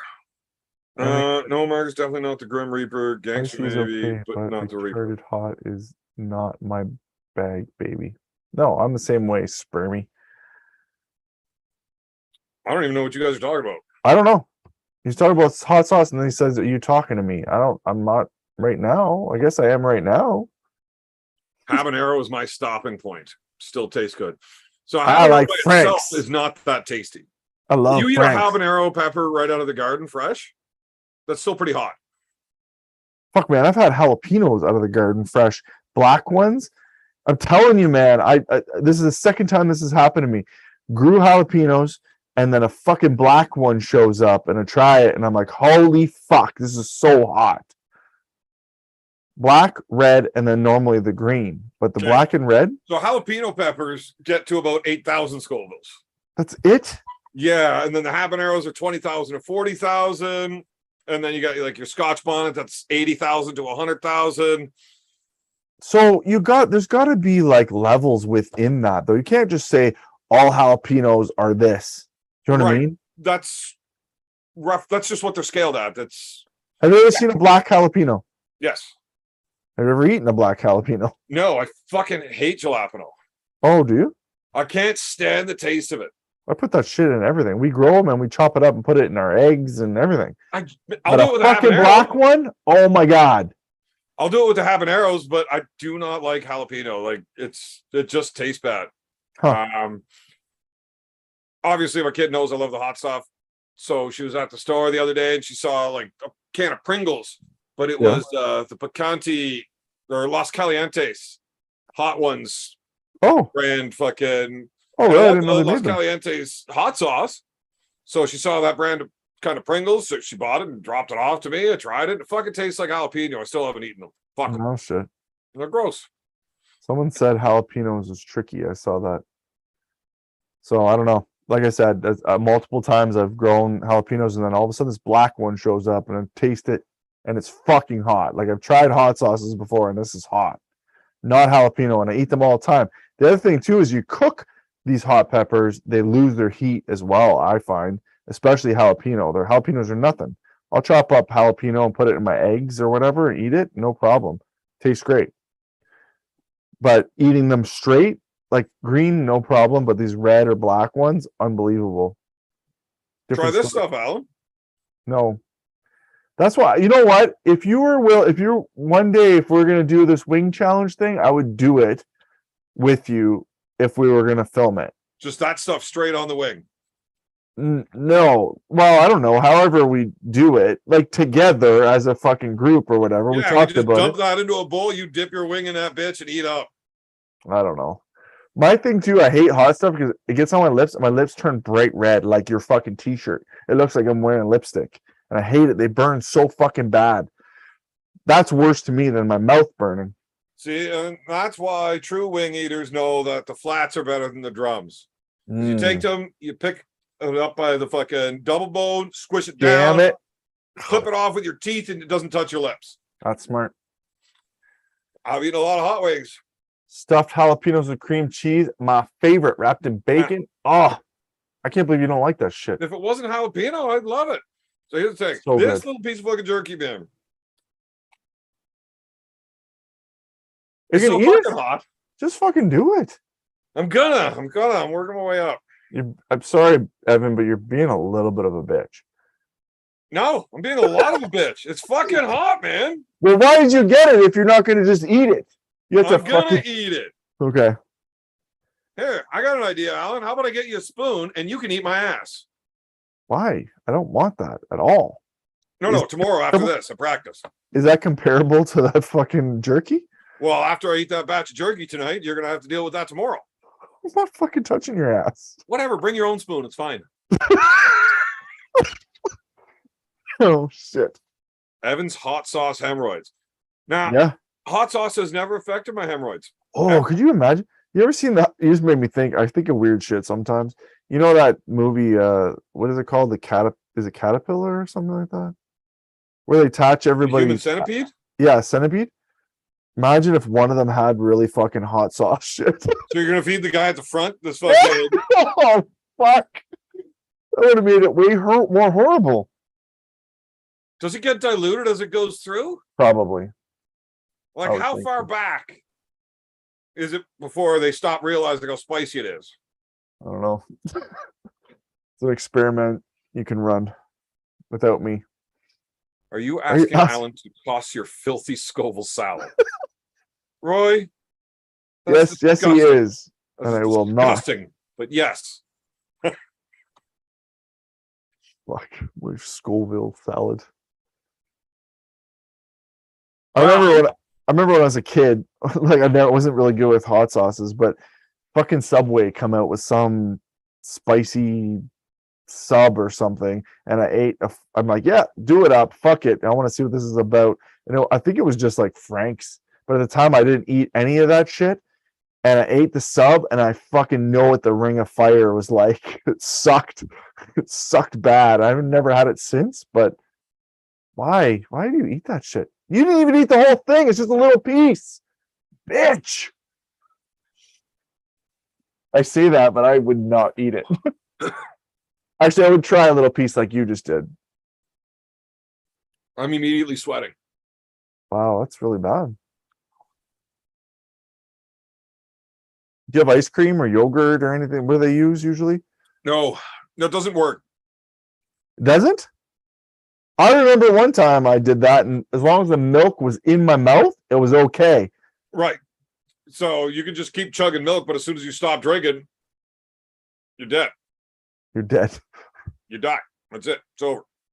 The best thing you can do actually is eat something that's not as hot. So when we get to a wing that's way too fucking hot and you're dying, Just come down a notch. go step it back down like 5 or 6 steps to one that still really tasted really good that you liked. Eat that one. That'll help. Yeah. Oh, okay. Because the oil, that whatever's in the spiciness, the oil will dilute it or something. Like, is that how that Yes. works? So I watch Hot Ones all the time. Wouldn't like some like olive oil or something in your mouth be helpful then? To dilute the oil, it would penetrate the oils and no? I don't know. I've never thought about trying it. Mr. Culver Rhodes, how are you, buddy? Holy shit, Cobra's here. And who the fuck's behind you? And why is he pointing a gun at me? Holy shit, Cobra's got a fucking Desert Eagle in his hand there. I think. I don't know my guns very well. You do not. It's not a Desert Eagle? This is just a revolver of some sort? Old 6-shooter. 6-shooter. When's your movie coming out anyway? December 2nd. That's another gig you're looking at. Oh, really? You're just giving her, eh? I just played Boss Reeves. Boss Graves? Bass Reeves, yeah. The real Lone Ranger. Ah. Wow. Good for you, man. That's awesome. What are you doing on this show? Trying to keep up with Jody Lorette. Oh, Yeah, she could be like a vampire or something. I don't even know. I don't follow shit half the time. So what's she got going on right now? Stuff like that. Mosier Spice, baby. You got some hot sauce there. I can't see it. Yeah, hold it back closer to you so we can see it. Like right in front of your face. Yeah. Now lean forward. Which one's that? Mosier Spice. It's the garlic fatale. It's nice. Really nice. Yeah, I plan on ordering like one of everything from him. Yeah, they're Before we great do stocking stuffers. They're great stocking stuffers. I just want them all for when we do those wings. Yeah, we gotta gotta use his. we gotta do that. We should. I'm sure if you could touch base with him, he'll send you some. Oh, you will. I've been talking to him. Oh, I just haven't got around to collecting money from everybody to order it. oh, I figured he would just send you some. Especially if you're going to put it on your channel and we're all going to try it and all that stuff. It's all publicity, right? Yeah, but it's a lot. Like Why? How many flavors does he have? a dozen. Oh, wow. I didn't know. I thought he just had a couple. And I really want those fucking spicy pickled quail eggs. They look fucking good. Yeah, Really? delicious. You try those, Cobra? Oh, yeah. I've had quail eggs before, but not spicy. Mosier's quail eggs are on the point. Mama makes them nice. So there's just hard boiled eggs, but that are like They're hot. marinated in Mosher spice. And pickle. Pickled. They're excellent. I'm hungry now. I got some jerky you could try. I would try it because it didn't seem like it was that bad. As if it was me and I ate jerky that was that hot, I would not be talking as easily as you are. Dude, It'd be It's- fucking leaking everywhere and just like I just had a tiny little speck, like, and I'm fucking sweating. You can I see the believe you. shine on my head. yeah, I see some shine there. Shine. That shit is fucking hot, man. Like, What I do you really eat? thought it was just going to be a couple of drops coming out, right? So you give it was pouring out like soy sauce. I'm like, fuck me, I fucked up. Fuck, that's good. Just bag it up and sell it. Sell it to arm wrestlers. Man, nobody's going to buy that. It's too fucking hot. You do the Evan Burgoyne or sorry, Beer Man Jerky Challenge. There you go. Actually, I got to send a bag of that to Kevin Carrier. Who wants to do the Beer Man Jerky Challenge? It's only $50 for two pieces of jerky. So you can do it with a friend. Sounds good, right? I like your business model. You like it or don't? Plus shipping. Yeah, I was gonna say that. I'm gonna make another batch of this before I go over to Ireland, and I'm gonna take a big old batch of this crazy spicy jerky. And I'm gonna shove it right up Paul Maiden's ass. he probably will like it. He probably would. That fucking weirdo. You like Alan, some what's tingle. happening? Me? Yeah, you pulling? You've been pulling? No, my last super match just fell through. We got a freedom event coming up here in the next week and a half or so, and I'm going to compete in that. So pretty much you're all married up, huh? Yeah, it's got nothing to do with that, though, Cobra. Huh? It's not my fault. Super matches keep falling through. Hmm. Yeah. Well, it's a good thing they did because Joel Hudick's a badass, and you're a lazy fuck that doesn't bother training. Yeah, because I don't train at all. Yeah, everybody think that. I don't train at all. Who wants the super match? Right. Just like Cobra. Cobra's washed up, doesn't train anymore. Who wants a super match with Cobra? Hey? Hadar does. Cobra's Hustle. training. Us old guys. Cobra's training a little bit. I know you are. Hey, that's getting close for you, isn't it? 5.5 weeks. See, Well, it's getting real close. the thing about training, though, people don't think you train or know you're training unless they see it on social media, right? And That's if you know, so that's the way it is. You can be training your ass off and be ready to like That's just really weird to hear somebody that was around arm wrestling far before social media say. Every time you went to an event, you just knew when you saw this dude, that dude, this dude walk in, the blood got pumped. You're like, fuck. That dude's fucking no joke. He's strong as shit. Right. You never saw him training on social media. no, true. JD killing it with the super chat here. Woo, the legend Cobra in the house. Cobra, you have a fan. You're a legend, Cobra. Anywho, In case you didn't know. yeah, bullshit. Believe none of what you hear and half of what you see. Only half of what you see? That's right. That's right. I thought you Everybody's a believed- magician. That's Looks true. like Cobra's having a hard time with that hot sauce. Yeah, it's stinging me a little bit because I bit my tongue in training today, so it's like lighting me up. Oh. You work with a mouth guard, don't you? Yeah, but I didn't have it in when we were rolling today. Oh shit. I got pretzeled a couple times and I tried. Oh, he just ate the whole thing. I saw it. Anybody who missed it, he put the whole big piece in his mouth. He's Oh, he can fucked do that. now. He He's has fucked. that. That's why I got him on payroll. He has that kind of talent. Close his eyes and shit. I like it when he opens his eyes and looks right at the camera. That gets a lot more hits. The Who? freaks like that. They never Evan? have him. He gonna regurgitate. No, that's gonna burn twice as much if you regurgitate it. Taste it twice, fool. The only way out is there's no way out now, actually. You can Yeah. swallow it, spit it What out. up, You're Steve? still gonna What up, burn. brother? Hey, I am Paul Maiden up in this bitch. What up, little brother Paul? Very nice. Very nice. Fuck. Ugh. Oh, Paul's on here. Yeah. Yeah. I need to visit my one. How you doing, Mr. Maiden? Get him in there. Send Paul a link. Fuck that guy. Fuck that guy. I don't want to talk to that guy. Does he even arm wrestle anymore, though? Really? Well, I think he was just at Worlds, but you know, I only looked at the top 20 placings and I didn't see his name. Oh, Fucking drooling.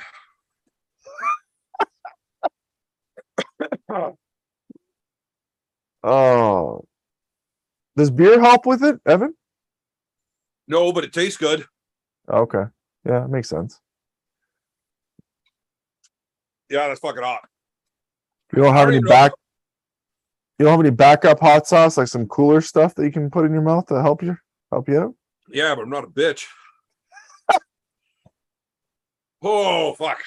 So No, you're just a sucker for punishment. I'm He's a not going to sucker. throw out fucking Well, whole fucking yeah, how much you got? batch of fucking moose jerky. Like, It's moose too. yeah, How much you got? I'm like fucking dripping. How much of that do you got? I don't know. A few bags.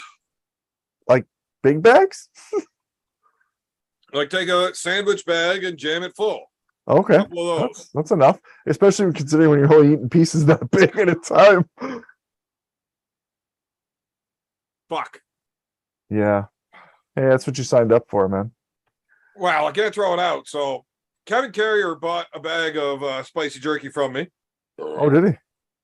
and I brought it down to that berry event that I pulled Yannick at. And Oliver, for some reason, decided to throw a bunch of ice into the cooler that had all the food and stuff in it. Yeah. So then we had this bag of jerky that was half fucking mushy and rehydrated and goop on the bottom and a couple of dry pieces on the top. It's like, Oh, well, I can't send him fucking that. no. And I just never got around to remaking another batch for him. So Oh, I see. I should probably fucking seal one of those up and send it up to him. You should. Totally. I'm telling you, sell it. Beer Man hot jerky challenge. Do Just it, fucking Evan. hot, man. Ed JD Killen, 86. Sorry, Cobra, but your perception doesn't correlate with reality. Still glad to see you. Regardless, peace, brother. His perception of what? Him not being a legend? What? I think Cobra was arguing that he's not a legend, Oh, yes. Okay. Yeah. and this guy says that he's wrong. Cobra's humble, you know? Thank you for the kind words. Very kind. He's very humble, and that's why he's on your channel. Western Survivor beef jerky. You're welcome, Neil. Yeah, no, Adam Vandal makes great jerky. He sent me a pile of it. I've eaten plenty of it live on the air. That stuff's delicious. It is good stuff. He doesn't have anything with that kind of heat, though. No. And rightfully so. I don't think it'd be legal to sell that in a store. What do you mean legal? You can sell the hot sauce in the store, can't you? Man, you have to- walk outside, ain't he? You have to provide your ID and sign a bunch of fucking, like, multiple waivers to buy this. Really? And where do you get it? That one came from Chili Chili's. Oh, The source I ordered online, and I had to fill out 3 different waivers. And then when it comes in the box, you got to open it, and there's waivers that you got to go through on that too. and then you do You're what supposed with to them? throw those out. You And sign there's them in. gloves that come in the box for you to even touch the bottle because you don't want it on your hands at all. Otherwise, it ends up in your old lady's butthole, and everybody's mad at you. Yeah. Not everyone, just mainly your old lady. Yeah, everybody else finds it hilarious, It's true. except Cobra. Ron not being mentioned. I might need. Sec. What? Arm Gods beef jerky. Arm Gods beef jerky. Arm Gods should make beef jerky. Except with Paul being involved, it's probably just fucking him jerking off all over everybody's meat. Jesus Christ. What the fuck? Oh my God. Man, Paul's fucked up. Is it Paul or you that's really fucked up? I think it's both, actually, but Well, I mean, I'm not going to say I'm not. I wouldn't Okay, lie to you, good. Alan. good. You're a nice guy. You're my friend, Alan. I wouldn't lie to you. Yeah, that's not true either, but Wow. Alan, what's going on up there? I don't know. You mean over there? Yeah, over there. Here, everything's great. It's great. Right now. I just need The a wife is match, happy. Cobra. The wife is happy. She's very happy. Good. Yep, things are good. Wedding went well. It's all nothing but bliss. Nice. Nice. Hey man, you guys that don't know, Ron Bath's boy got burnt up pretty good. Sent some What? thoughts out to him. Yeah, I Yeah, saw Ron had a Facebook post there about something. yeah. Oh, no. Son, he was by a barrel fire, and I guess 3rd and 4th degree burns, face, arms, all kinds of stuff. Oh fuck, that's horrible. Yeah. So Was it 17% of his body, and it's mostly I- his face and arms? I think face and arms and such. Oh. It's just painful to read, you know. Man, it's bad enough getting burnt. Now your face Yeah. too. That's horrible. I mean, yeah. Burns hope- suck, man. Before my girl was a nurse practitioner, she was an RN in a surgical ICU, and man, burn victim. I mean, now he's now a tough guy because he's got some things to go through. Yeah. To make pain his friend, you got to get through it. From what she's described to me. Yeah, That is the my- burn ward's like the most painful fucking place to be. Like that's where they put people into comas because it's just too painful. There's no way you can. Yeah, the scrubbing. So yeah, give thoughts to the Bath family. absolutely. You know. Hopefully, he fucking pulls through that relatively quickly. He's gonna pull 'Cause, through. He's gonna come out the other side. yeah, it's just how fucking burnt is he? Yeah, he's gonna. That doesn't matter, man. It doesn't matter. That's beauty, skin deep, uglies to the bone. That's You know. true. Wow, So- I'm Not not wrong. so much worried about the face as the hands. Yeah. I want to be Yeah. able to use my hands functionally, you know? He will. It was a barrel fire, and I get the wind just blew it at him. So Ron said he was at a barrel fire. I guess like standing like the first Rocky. Take you Yeah, back. standing around a burning. Yeah, I get it. Yeah. Take you back. Yeah, Wow. I guess the wind caught it. So hopefully it was just so intense that it just burnt him real fast. You know. What was the Flash chick's burn. name that was hanging out at that barrel fire? Ahua. That's what the people call her. Ahua. Jesus. I'm gonna use a dirty word here. I don't remember her fucking name. I don't either. My fucking mouth is on fire, man. I can't even think. I know that was his brother Frank by the fire singing that song, Take You Back. Frank Was it? Stallone. Yeah. Interesting. Interesting. And was Buttkiss actually his real dog? He was. No? He was. Yeah. He sold that dog and had to buy him back. I think We bought him back as soon as he got his fucking advance when he sold the Yeah. movie. Yeah. Yeah. He was living on fucking park benches and shit and couldn't afford food for the dog. Mhm. Oh well. Because Yeah, I think people he- were I think he offering him like sold- I big think he money. sold the dog to a drug dealer or something, and Yeah, people were offering him like decent money for the fucking movie, but they wouldn't let him play the lead they, role. they wouldn't let him. Yeah, they wouldn't let him be Rocky or direct. So he's like, fuck that. I wrote this movie for me to be Rocky. I don't want some other fucking dipshit ruining this fucking movie that I wrote. So he wouldn't sell it, even though he was broke living on a park bench, had to sell his dog. Then finally, he found a company that would take him as the lead role.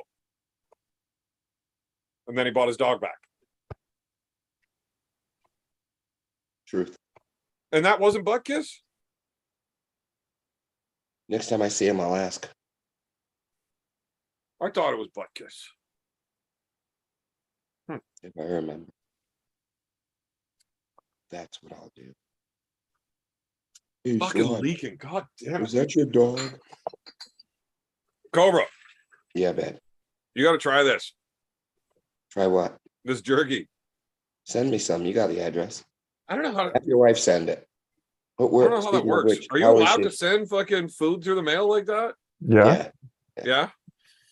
I'll have to get it Yeah, you- vacuum sealed first then. You can send flowers as well. Why would anybody want to send flowers? I can smoke them. I You don't know can't if that's send legal that. to send through the mail. You could. You But maybe could. I'll talk to my buddy, see what we can do. Now Ah. we're cooking with bacon grease, baby. But you got to eat that jerky Send it with live on the flowers. air. Send it with flowers. Send it with flowers. That's nice. The dogs Seems will like never it'd just be sneak through easier to that buy crap. flowers there to have them delivered to you so they're fresh. I don't know. Just vacuum seal it. Vacuum seal it. Vacuum seal it. Who's a better singer, Frank Stallone or William Shatner? I didn't know either of them sang. Frank Stallone. But it's always a nasal falsetto. That's true. I don't know what that means. He's very nasally. Because his voice is very nasally, like kind of like mine a little bit. No. Never. I don't know what that mind. means. Next topic. Next topic. Stallone just got divorced and got a tattoo of butt kiss to cover a tattoo of his wife. No, he didn't. Here we go. I don't know. You asked for a different topic. I'm gonna have a fucking beer. Yeah. What time did I eat that at? Because it takes like half an hour for that shit to stop burning. I'd have to rewind, but it hasn't been half an hour yet. We got to be getting close, though. See, now the burning is like down in my belly and in my mouth. Hey, Evan, is this show number 52? Is this consecutive weeks? I mean, are you about to come up on your 1 year anniversary? It's 51. Yeah. So there was a couple that more than one in a week sometimes. So is this your anniversary? No. year? That won't be Couple. till like late November for a Okay. year. But episode I knew- 1 was on Uncle John's channel, so if anybody actually cared to find out when a year is, they'd have to scroll back to Uncle John's channel to find it. Yeah. So can I be on your 1 year anniversary show? If you would like to, absolutely. You are always welcome. I might be in Turkey, but we'll do it from there even. What's the date on that again? The 19th 19th. November. Turkey. What a fucking place. Coffee and kitty cats. I was kind of afraid of going to prison over there. I've seen movies. Nobody wants to go to a fucking Turkish prison. Mm-hmm. How are you doing anyways, Cobra? Like, how you feeling? How's training going? It's okay. He says things like, it's okay, Yeah. and I'm just closing my hand. Yep. And Closing that's my hand the a little information bit. you get from him. Okay, I forgot. Sorry. And just a Bad little question. tiny- No, it's a fine question. That's an Yeah, but- excellent question. You're I'd just love too to give you- humble, though. You I'd know? love to give you. Until you get up on that table, then it'll look the fuck out. Yeah. Oh, the monster will come out to play. Yep. He will. If they let you I arm hope- wrestle now. I hope. What do you mean if they let you arm wrestle? You didn't watch Game of Arms? Yeah. Cobra pacing around in the back. Can I arm wrestle now? No? No. I didn't see Yeah. that. You should watch it. How did you not watch Game Oh, of yes. Sorry. I was thinking of Game of Thrones when he said Game of Arms. Yes. Sorry. Gotcha. Evan, have you trained this year? This year is actually the only time I have ever trained off the table. You were training off the table? This year? Yeah. Oh, yes. The Yeah, week for before me. schoolboy. Yep. Remember how strong I was, Alan? I do. Yeah. You were definitely going to kick Schoolboy's ass. I think so. I do. I think I was going to whoop that dude's ass. I was actually working out every fucking day. What's It it was, going to take I for you felt to do great. that again? I'm working on it. Because I'm not going all the way over to Ireland to lose to that fucking homo. I know I'm not allowed to say that on YouTube, but I'm pretty sure Paul Maiden is in fact a homo, so I think that's okay. Right? Is he really? I thought it was just a joke. I don't know. He keeps talking about trying to drive bum me, so I've seen some stuff. Maybe and he saw that picture of you with that drag queen. what does that have to do with anything? Maybe he thinks you like to put your beard on dudes' bellies or something. Perhaps he thought that when he saw you bumping and grinding on that fucking drag queen. There was no bumping and grinding. I was professionally standing at my post. As a Holding your security guard. pecker. Holding your pecker. Yeah. Horny as a motherfucker. Yeah. That dude kept trying to grab my wiener. Of course I was covering it. It's a good thing I got big hands, so there was lots of coverage. Marcus Thompson with a spinning back elbow. Spinning back elbow. Who's got the best spinning back elbow? You think about that while I read this. Boys, tune in this Saturday. Siege of... people are typing. Siege of Portadown, Ireland. Super matches with the likes of Mindaugas, Tom Holland, James Wall, Adrian O'Dwyer, and more. Fuck, that's some big names. Following that, the birth of Arm Gods. And yes, Evan is on it. I must have taken mushrooms. What was I thinking? Cobra is king. All right. Well, not only am I on it, Marcus Thompson, I'm the goddamn main event because I am the big motherfucking deal. I may not be very good, but I'm drunk and I'm loud. And that's fun. It is fun. I didn't see my name on there yet, Marcus. I know we talked a bit, but Well, Alan, I'll read them again. Mindaugas, Tom Holland, James Wall, Adrian O'Dwyer, and more. Yes. Oh, and more. Okay, I could be Yeah. and more. Let's go with that. And more, Alan Ford, they're kind of close. It does. It kind of rhymes a little bit. Yeah. Where did that go? Jeez. Sounds like a pretty wicked Paul Maiden event, Marcus. Oh, fuck off, Paul Maiden. Paul Maiden can blow my fucking... Not going to say that because he probably would, the fucking weirdo. Anyways, Paul Well, Maiden what's he can fuck saying? right I missed- off. Look, the guy's a fucking douchebag. You Are ever you talk to going- Paul? Are you looking back? Yeah, but not far. Like, just scrolled up like a second. Oh. Have you ever talked to Paul Maiden? I believe I have. Yes. I feel like I know Paul Maiden, but it's like way back in the day, and I barely remember. Like it was just, one event or something that I was chatting with him and stuff. Well, the guy's a fucking douchebag. I know at one point I wanted to pull him, like in arm wrestling. Hey, Did brother. you see the fucking whooping he put on John Miller? No. Alan, were you at the WAF Worlds in Saskatoon, Edmonton? No. In the West Edmonton Mall? WAF? World? No, I wasn't. No, I was in Thunder Bay twice. Yeah. For Those are more recent. for Worlds. That was before that then? That was back in 98. No, it was before that. Oh, okay. No, I think 98 was my first Worlds. Where was Worlds in 98?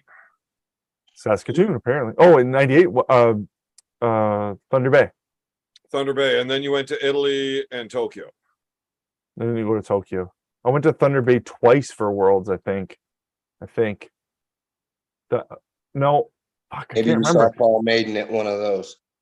There was the first time that I pulled who's that guy from Japan that broke his arm kind of Yoshi? recently? Yeah, I pulled him and I remember slipping and cutting myself just like my son did. He didn't cut himself, though. Who? Cobra. I don't know if you saw that match. Alan, did you not fucking put that video up? Yeah. Yeah? His young lad, very first match at the tournament. Both guys go to a top roll. He slips, and it looks like he, should have cut his thumbnails a little better. It looks like he scratched his cheekbone, but he didn't. He punched himself right in the fucking cheek so hard that his knuckles split his fucking cheek wide open. Yeah. Like, he could have had a few stitches put in it for sure. It was awesome. The blood So was the just whole match, pouring down his he's got face. blood just leaking off of his face, dripping onto his shirt, and he's still pulling. It was awesome. It was He good. was committed to that move, was he? Yep. Yeah, he wasn't fucking around, man. It was awesome. That's great. He still got I think we probably should have got stitches. I taped it up, and it was okay. But he's got a scar there now. I told you to glue that shit closed. Yeah, Did he win the match? Yes. he did. Okay. Poetic Yes, he justice. did. Very good. I think he placed second that tournament, right? Yeah. So that kid that That's not a kid. That fucking guy. I I don't know him very well, but Devin was saying he's like that guy would beat you. And he's like, well, I don't know if he'd beat you, but he'd definitely give you a good match. I'm like, really? He's just a kid. He's 18. Well, you're gonna feel him. Yeah, Devin. That's what Devin was saying to me too. He's like, he's not gonna actually beat you, but like you're gonna have to fucking take him for serious if you want to Well. win. I'm like, are you serious? So at the end of the day, I grabbed the kid. I was like, hey, come here, let's go. I want to pull. And we're arm wrestling, and I mean, like he pins me 7, 8, 9 times in a row. Get out. And then, yeah, you know how I practice pull. Yeah. I don't give a fuck. I mean, I don't just let you win, but it's not competition either. Right. Right. And then this cocky little fucker, he starts like, oh, do you want me to like take it easy on you? Like, you want me to go lighter? That's awesome. Like, all right, kid, you want me to actually like step it up for you? Like, I mean, I'm just like, this is practice. I'm just being nice, like letting you go. Like, yeah, I'm putting up resistance, but I'm not being all dickish about it like I would be in a real match. Yeah. It's a kid. So as soon as he said that to me, I'm like, oh, okay. Now the kid, it's time to learn what's up. So as soon as he went, I just drove my shoulder forward and just cut everything off. And he's, he just looks at, I mean, he's really French, right? He doesn't even speak English, is he? barely. So he drives into me and my shoulder's in the way. He doesn't move. Looks at me, he's like, oh, okay, I get it. But yeah, no, trying to just hold on to the kid if I'm not like actually arm wrestling him.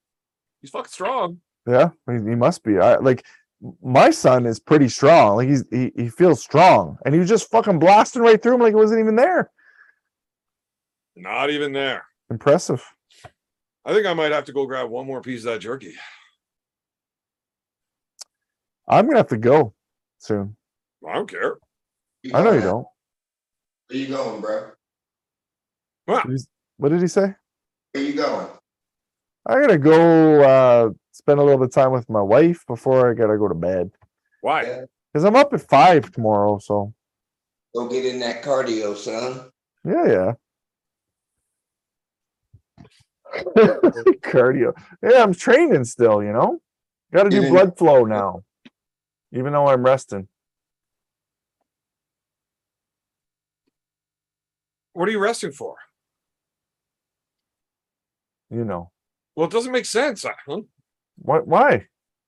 Because Are you just waiting for me to say something so you can cut me off?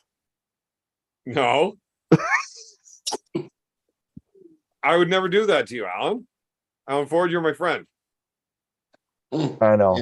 Okay, I won't do it. I won't do it. Yes, I was definitely going to kick you out. I know. Yeah, no, you're going to go down with no rest and pull John Terry. Kick his Really? ass. What do you mean no rest? You only got a week and a half. You're 72 years old. That'll be enough. You need Tell me- rest. Tell me more about what you think about that. How's that gonna go? You and John Terran? Yeah. It depends on if I'm there or not. Oh, that son of a bitch. That son of a bitch. He did my thing, but to me. Yeah, I know. Hey, Cobra.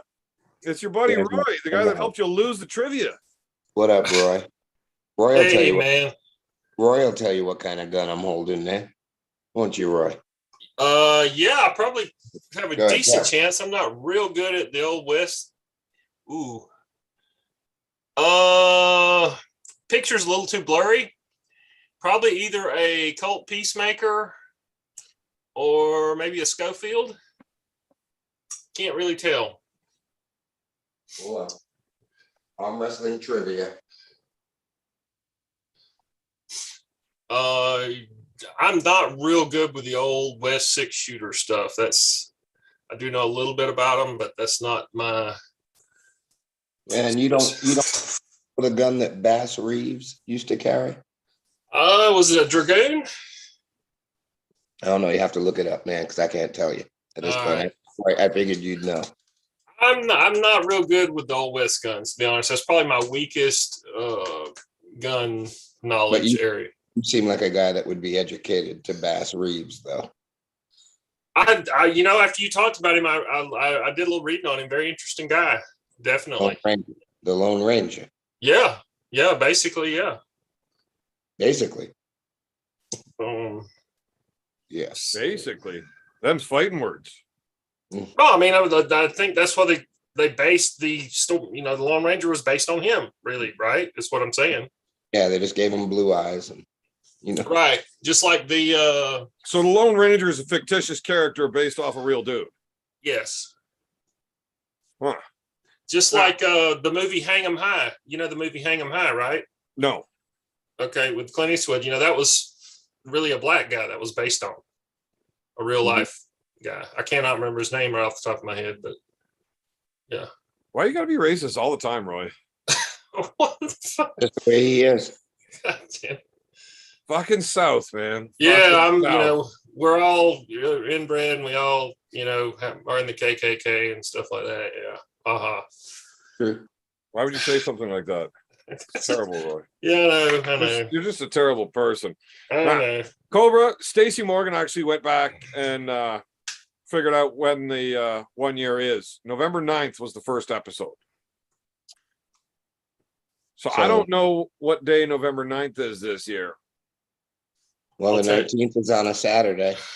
I'll tell you, hold on. Well, 12 days before that, it's gonna That's be a like Monday. Wednesday. November 9th is Wednesday. Or Wednesday. I Same will thing. leave. I will leave on the following Wednesday. Well, then you could be around. I'll have to switch that out and do Beers of Bad Company on Wednesday instead of Tuesday. Ooh. That'll be fantastic. There was something I wanted to ask you about that is just slipping my mind. I have a very slippery mind. Smooth brained, right? Very smooth brained. Not much surface area going on. Huh. Yeah, completely drawn a blank now. Fuck. Shame. Roy, what's going on in your world? Oh man, just went this past Thursday, drove up to the North Georgia mountains and camped out there Thursday night, Friday, Saturday, and then came back Sunday. It was nice. It was cool. It wasn't really cold. It was just cool and pleasant. Do any fishing? No fishing. We were kind of like just on top of a mountain, and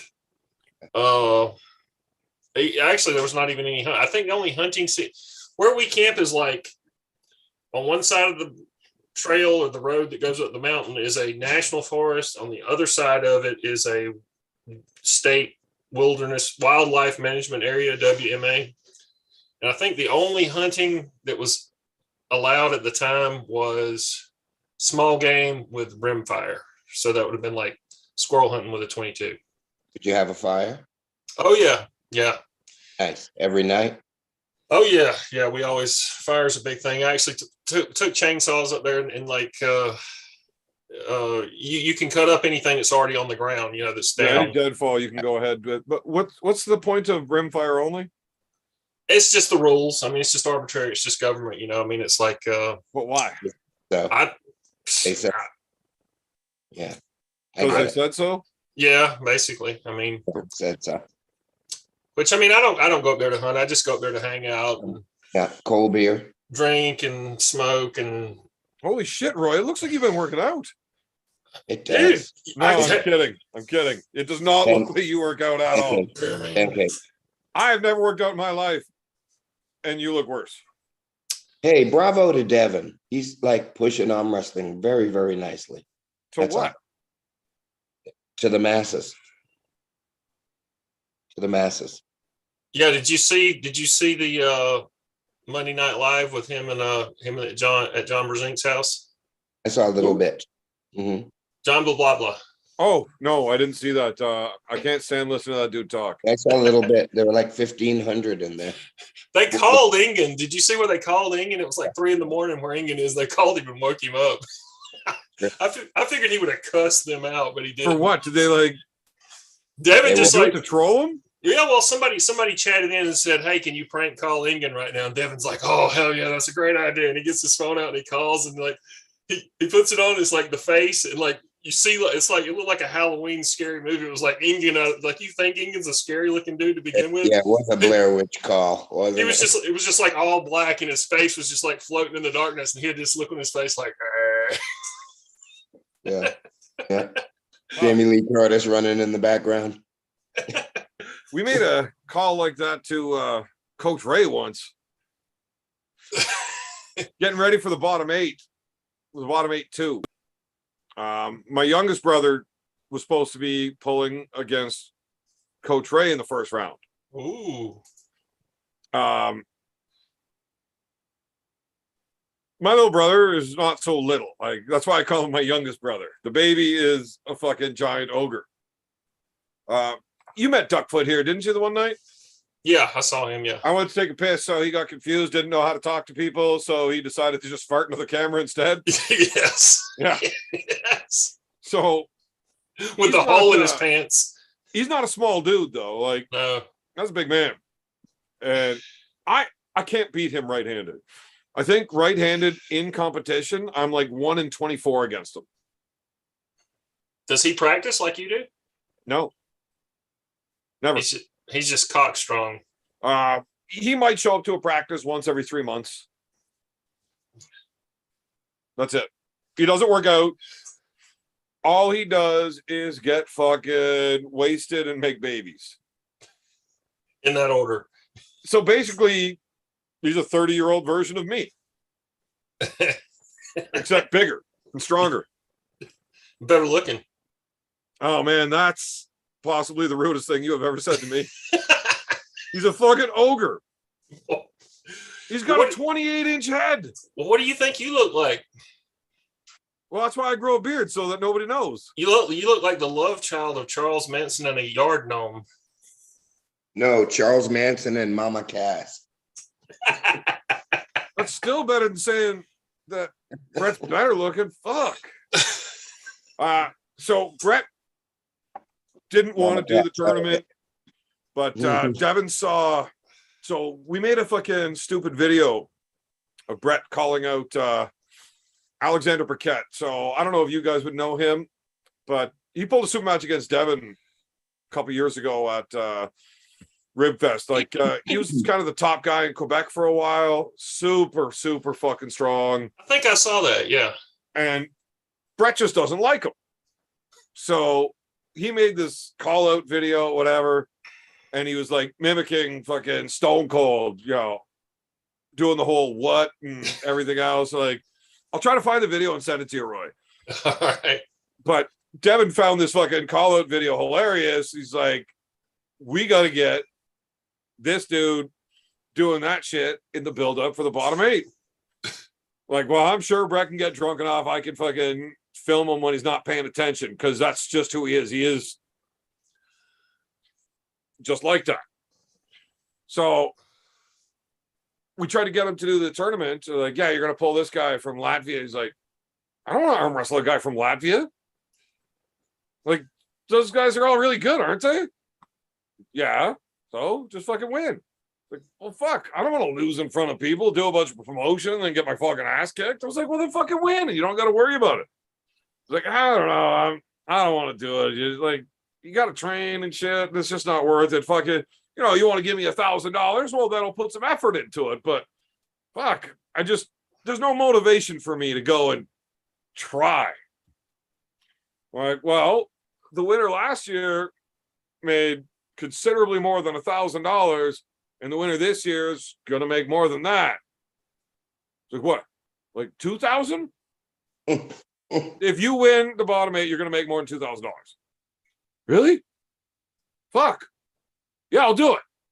So he actually started coming out to training at least twice a week for the next like month and a half straight, getting ready for Coach Ray.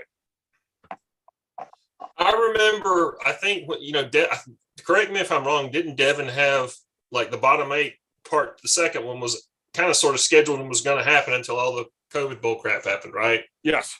And I remember Devin posted a video, and it must have been the video you're talking about where your brother, he was like going crazy and cutting a promo and like throwing shit and breaking shit. Do you remember that video? He was standing literally right where I'm sitting. There wasn't a couch here then, but this is where, yeah. and I will arm wrestle that man. Not for $100. What? And just Yeah, I remember he that. just keeps going off and off and off. It's hilarious. But yeah, he started training twice a week minimum for like a month and a half, and obviously he stops whenever the shit got canceled. But he got so bloody fucking strong. Now, I mean, obviously we all know he's fucking strong as shit. Anyways, you might have seen the video that I put on YouTube of Brett beating Devin, where he just kept like smashing through him in a press. Yeah. Like that's a guy that doesn't train, right? Obviously, there's some room for growth if you don't train. Yeah. Like a lot, really. It was frustrating how fucking strong he got. After a month and a half of training like that, now this is beaten down, worn out. He's not taking rest, right? So obviously, once you let some rest set in there, that's when you peak. But it was taking 45 minutes for the team to wear him down so that anybody could do anything with him. Wow. That's me, all the rest of my brothers, Alan Ford, Mulva Hill, all of us. He was just whacking through us one after another. Okay, next. He played king of the table for 45 minutes.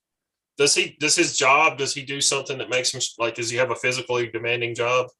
Yeah, he's a laborer in the union. Okay. So, but the job site he chose is he's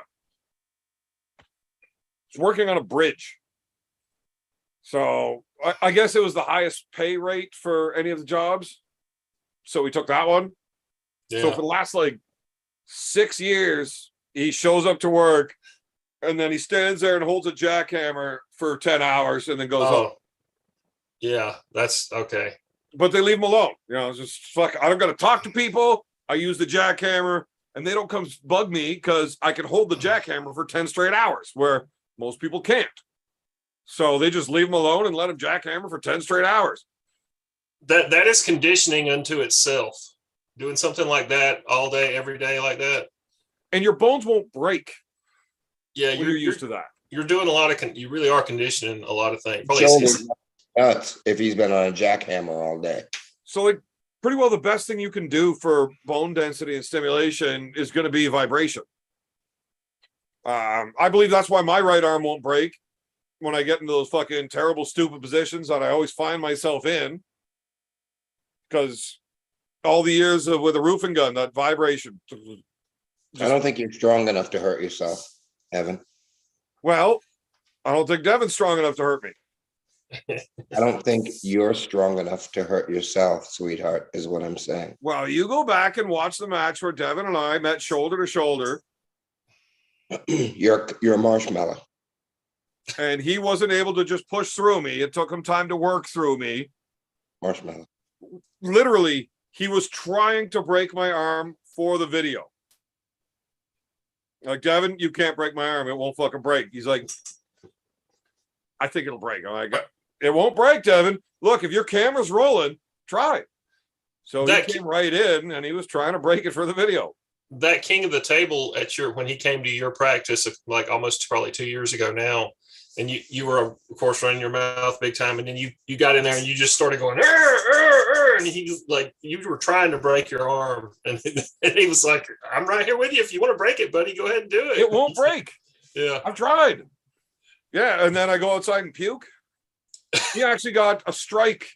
Like, so you can get, I don't know what the levels are in this shit, but there's copyright strikes and whatever else. I don't know what it was, but he got one of the bad ones that, you know, they like fuck your channel right off if you get too many of them. For that video? Yeah, he titled the video Commit and Vomit because it was me and him just giving her shit until I was just exhausted. And I literally had to turn around, walk outside of the garage and fucking empty my guts onto the fucking snow. So vomiting is prohibited on YouTube? Just YouTube does no social media. Well, I shouldn't say no social medias. I think like, you know, fucking camgirls.com and stuff allows a few. But social medias do not allow to watch the excretion of bodily fluids in any manner. And even camgirls.com only allows a few select bodily fluid secretions. The rest are still banned. People sweating, you can see people sweating, that's secreting bodily fluid. Sure is. Projectile excreting bodily fluids. Yeah. It has to be a certain velocity of excretion. Yeah. I mean, you're allowed to pee as long as it's not like exploding. It's just dribbling, you're fine, you know? Yeah. As long as you're dribbling out green pus. Wow. Devin put that video on Commit and Vomit, and then he got a fucking big strike on his channel for it. But And he then didn't like show 6 months later, he puts it up again. He gets another strike. Oh shit. I think he's gotten 3 of them for it now. He's like, I don't fucking care. I think that's just Instagram. He's like, I don't care. I'll start a new Instagram. Fuck him. I'm putting it up Yeah. again because I love that video. Yeah. So, what do you guys think about? We haven't talked about, or I don't think you've talked about this. What do you think about the idea of Dennis versus John blah blah blah once again? Is Dennis strong? See, that's what we just don't know. I mean, how do we really know where Dennis is? I mean, Well- we've seen some practice and we've seen a little bit of lifting, but we really don't know where he is. Did you see the video of him on the training table with Dodicon? Like, I did, and months he ago? looked. I mean, it looked impressive, but you don't think he's been training for 2 straight months since then and gotten better? he must be. You don't If think he's going to be juiced to the fucking nines when he shows up for competition? You think his skin will be a little tighter than he was in that practice video? A little tighter, 13 shades darker of purple. He's probably going to have an extra 40 pounds on him. Big Yeah. smile. Big smile. You know, that whole thing intrigues me. I mean, I don't care what anybody does. Do what makes you happy. No judgment. If And you he's want either to, not going to be able to get a boner or not be able to get rid of his boner. One of the two.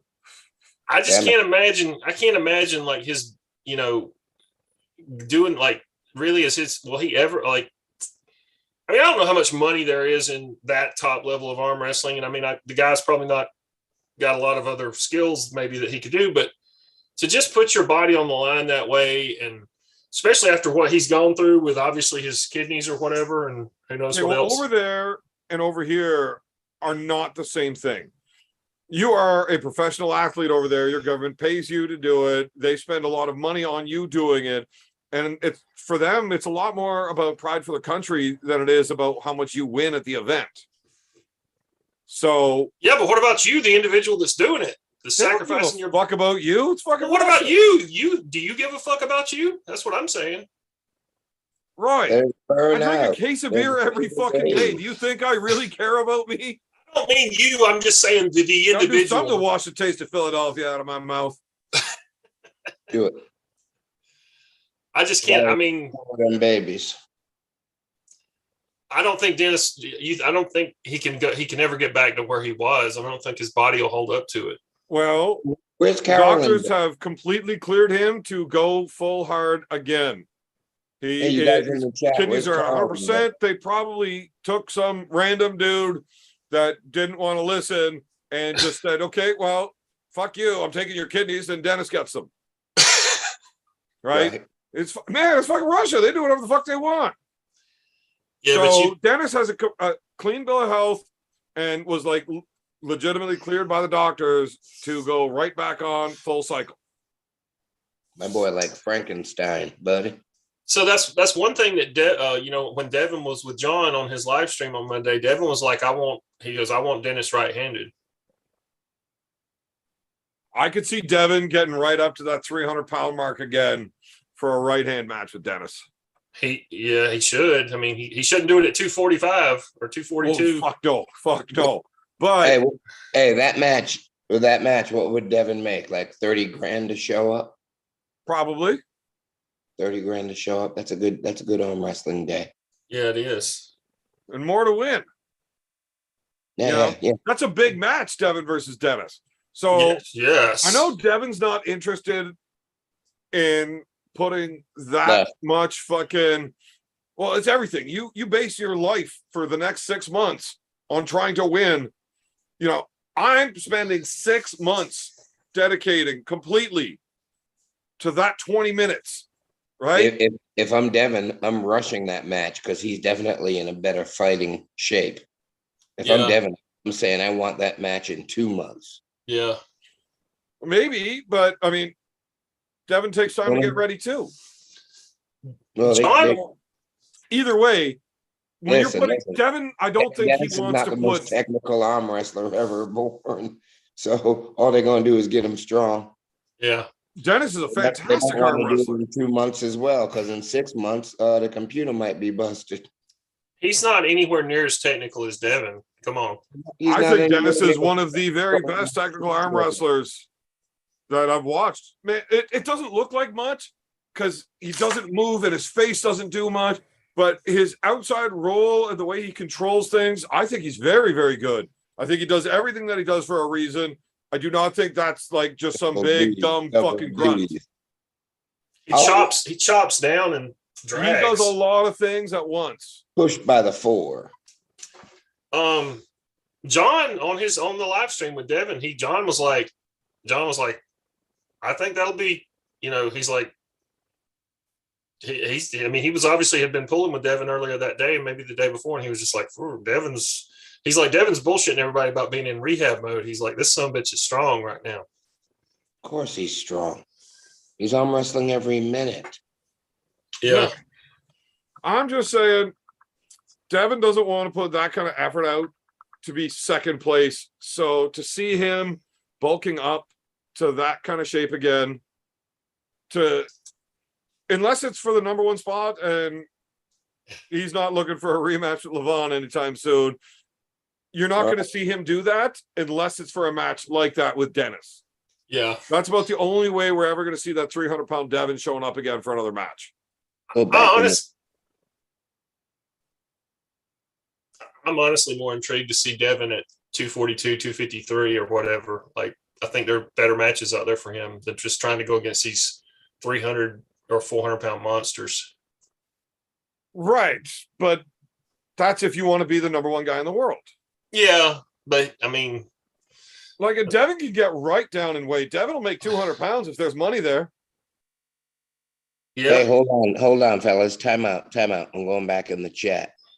Here we go. Single action army, perhaps. No, that is not the pistol. I'll put a clearer shot of the pistol up so Mr. Roy can identify it. I'll give it my best shot. A screen grab from the production.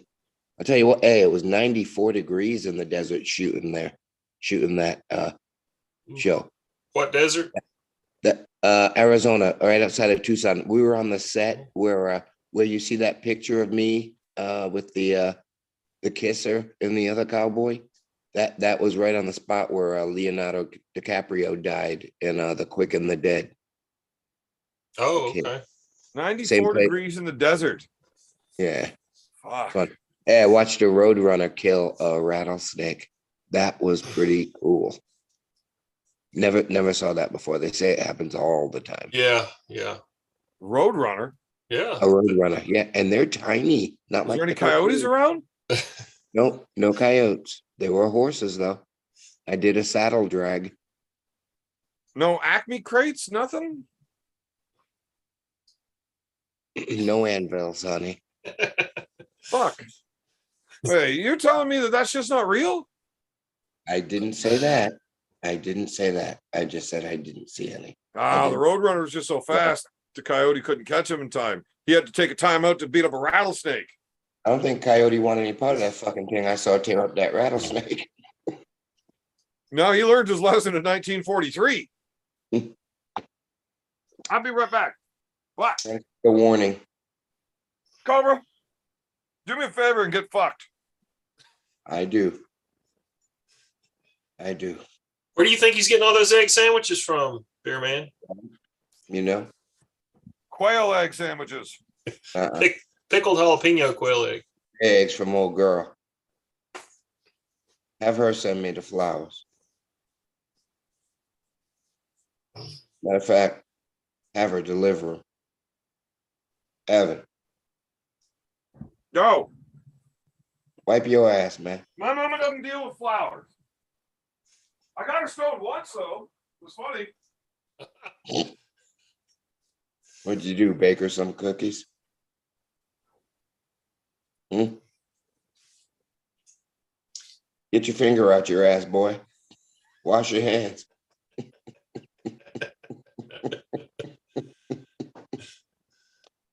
Oh man. So, Roy, what's going on, man? You working from the crib? Yeah, just doing that stuff. Yeah. Doing a little legal work here and there. How many people in the house? Just me and my parents. Okay. You're not in the basement, are you, babe? No, we don't have basements in South Georgia. If you have a basement, you'll be in the water. Oh, yeah. Okay. There ain't no basements here. In You the got, attic. you got to go north. You got to get at least into North Georgia before you can start having a basement. How long y'all been at that house? My parents moved into this house when I was 6 months old, so that would have been. Oh my God, that's your lifelong. Yeah, no, that's South Georgia. Yeah. I mean, I haven't. I moved back here like about 2 years ago. How many acres you guys on? Right here is probably about 200. And then you got another 5,000 down the road, No, it's not that much, but there's some other stuff. Yeah. right? So it's I know. just you, your parents, And the deer. and the one or two possibly in the well. Well, y'all got hogs. We have some cows, but we don't have any hogs. Hogs. Have to Oh. get some for you. Invite Evan down. Oh man, just take me out to the local watering hole. I'll find you some hogs. Hey, I could take you to the Moose Lodge in Moultrie, Evan. You'd be a big hit there. People would love you. Man, moose. You don't even Hey. know what you're talking about. We have a Moose Lodge, You don't even have moose. but we have a Moose Lodge. That's close enough. And there's some chicks in there that are probably close to moose status. Mm. Jesus. Big old cows. Oh. Whatever. Big or small, I love them all. Fuck, I'll do anything once. I have Yeah. morals, not standards. Hey, Evan, I got one since Roy's on that. How do you know if someone likes moose head? Wow. They got foam around their mouth. No, they got antler marks right here.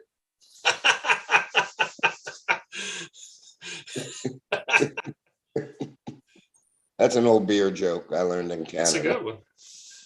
Serge Uzdo told me that joke. With his I do big- love Moosehead. That's good beer. Yeah, I do too. Yeah. They sell that shit down in the States? Yep. We get Moosehead. Dude, I was 14 years old up at Old Orchard Beach.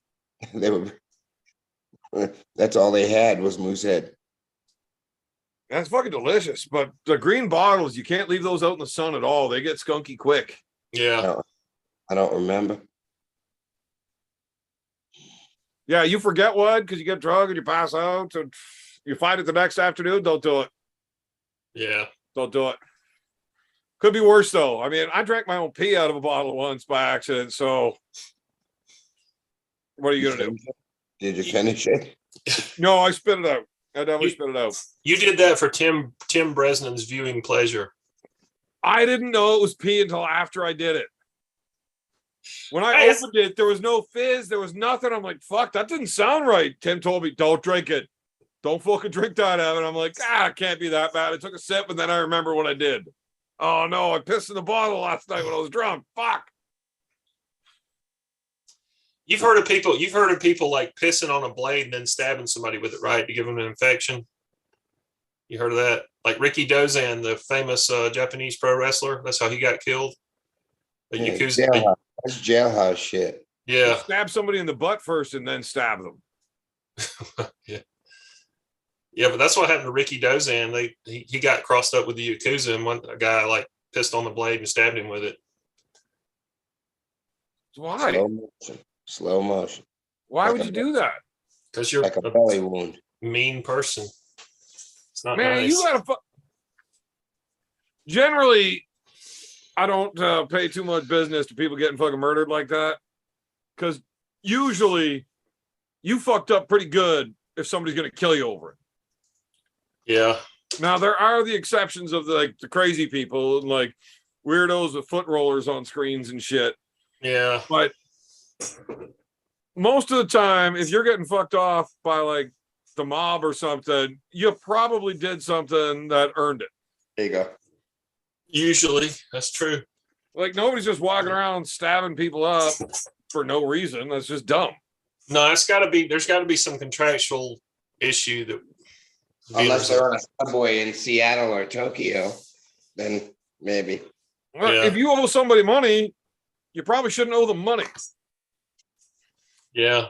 And at that point, it doesn't matter if it's $2 or 2,000. Like it's the principle at the point, right? Like if you're gonna let somebody owe you $2 and not do anything about it, well, why not 3? Why not 4? Where do you draw the line? You got to draw it at 0. So generally, if you're fucking around with people like that and you end up owing money, you're probably whatever. I could say you deserve to die, but I'm not too heartbroken over it, you know. Sometimes when you mess with the bull, you get the horns. Most times you get. Yeah. Yeah, that's the kind of shit I was saying. Yeah. And sometimes, no, I'm not going to bring that one up. Yeah, Pamplona is worldwide. You know, it's not just a city, a little town. Pamplona is worldwide. Oh, do they still do that? I don't ever watch the news anymore. Do they still like air the footage of that every year annually when they run the bulls in Pamplona? Surely they'll never stop that. Yeah, I'm sure it happens. I haven't seen any ink either, but surely they'll never stop that.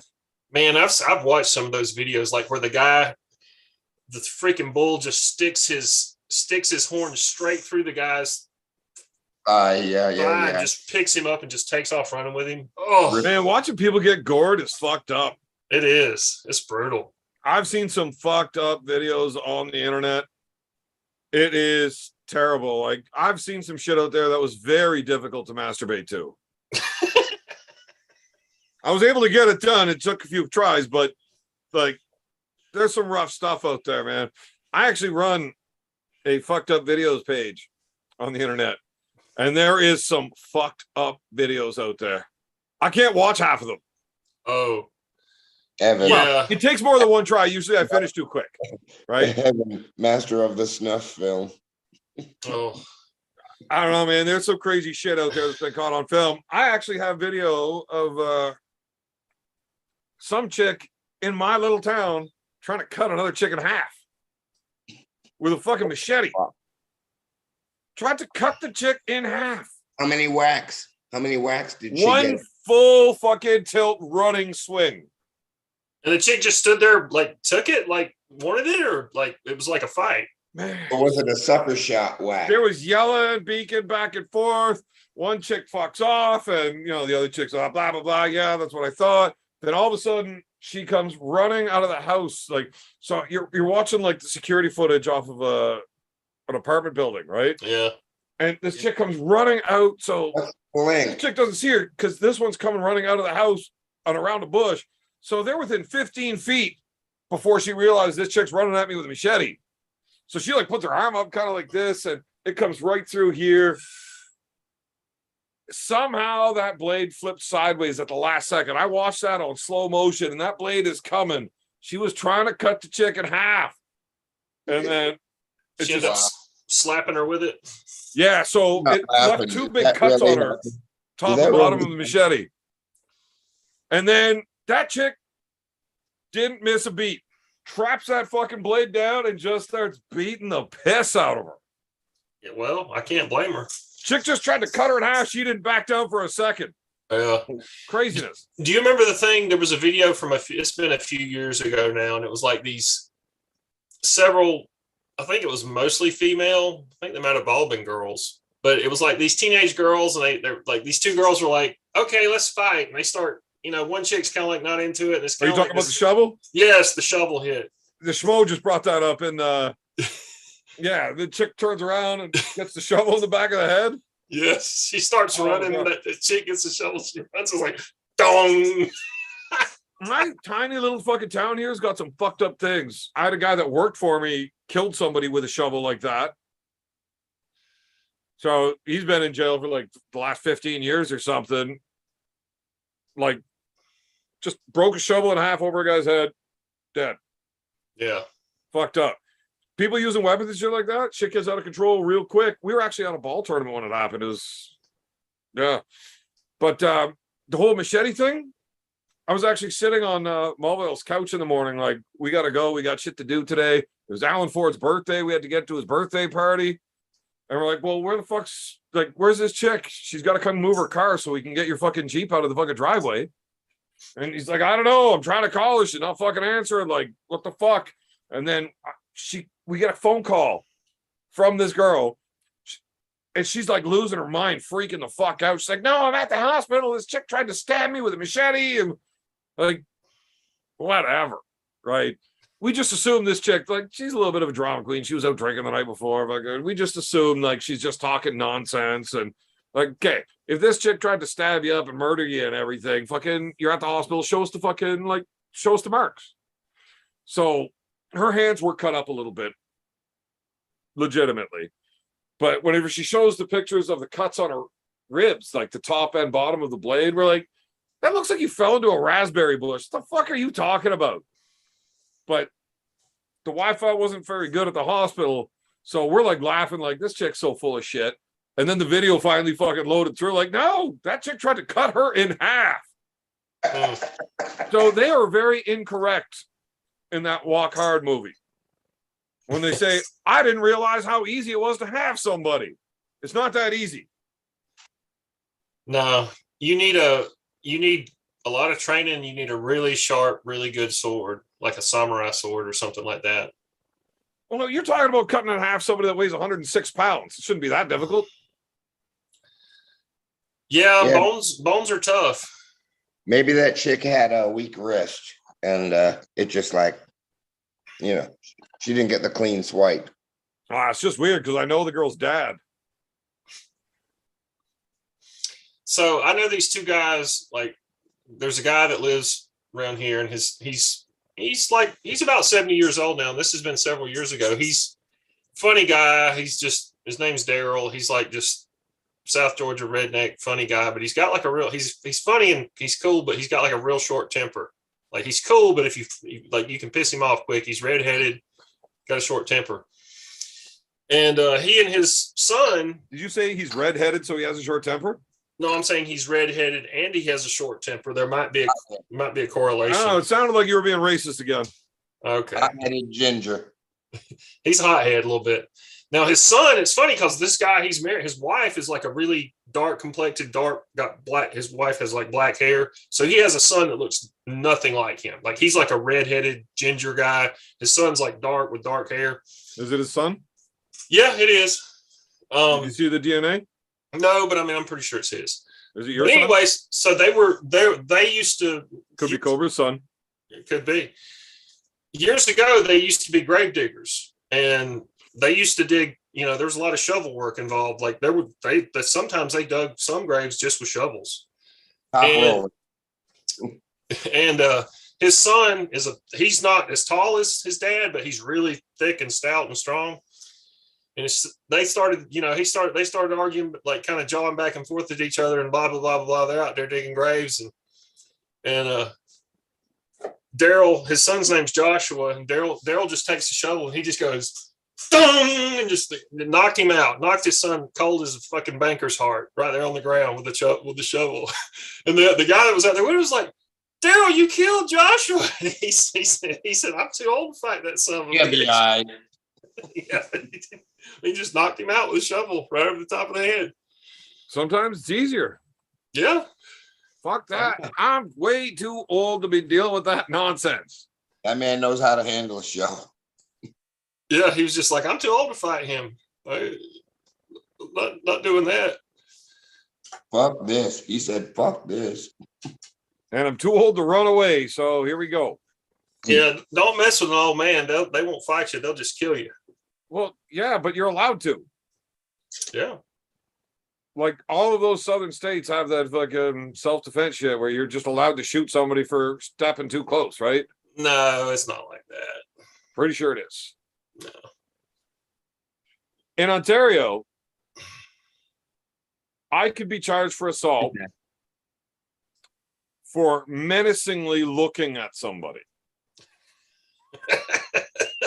I'm not kidding. I don't even have to fucking touch you. Well, I mean, how many? Just no words, just like going. Yeah, assault. Hey, do what you gotta do up there, man. But when you in Philly, you just smile and lick your lips, bitch. Fuck Well, away. that's them coming at me. That's different. So I actually got a buddy that was charged for spitting on the ground near someone, not even at them. Legitimately got charged for assault. It's on his fucking criminal record. The guy was talking shit, and my buddy turned and goes, charged for assault. Y'all have let your government get way out of hand up there. Marshmallows. Well, they never let us have guns in the first place. Yeah. There's the problem, right? This is why you guys won't let them take them in the first place. Yep. That's the only thing that's kept us from being as fucked up as just about the rest of the world. Just the fact that they still know there's motherfuckers that'll shoot their ass down here. Marshmallows. Evan and the marshmallows. Oh, don't even get me fucking started on that bullshit, Cobra. Well, If I wouldn't have to become an American, I would fucking move to America. I'm not. I got a lot of love for Canada. I'm just. You know, it's saying. funny though. If I moved to like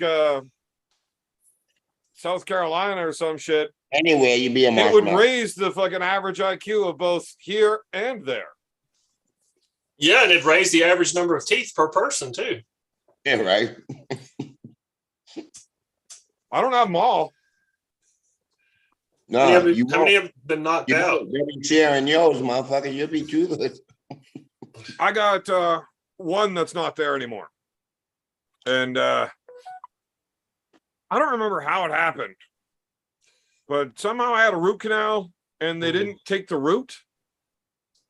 And because they've already drilled the tooth out, whatever, it was hollowed, and the dentist is just a fucking shit pump that didn't give a fuck about his job, and like he just did a terrible fucking job. So the tooth ended up splitting in half while I was eating a piece of jerky. And I was eating the jerky on the other side, so whatever.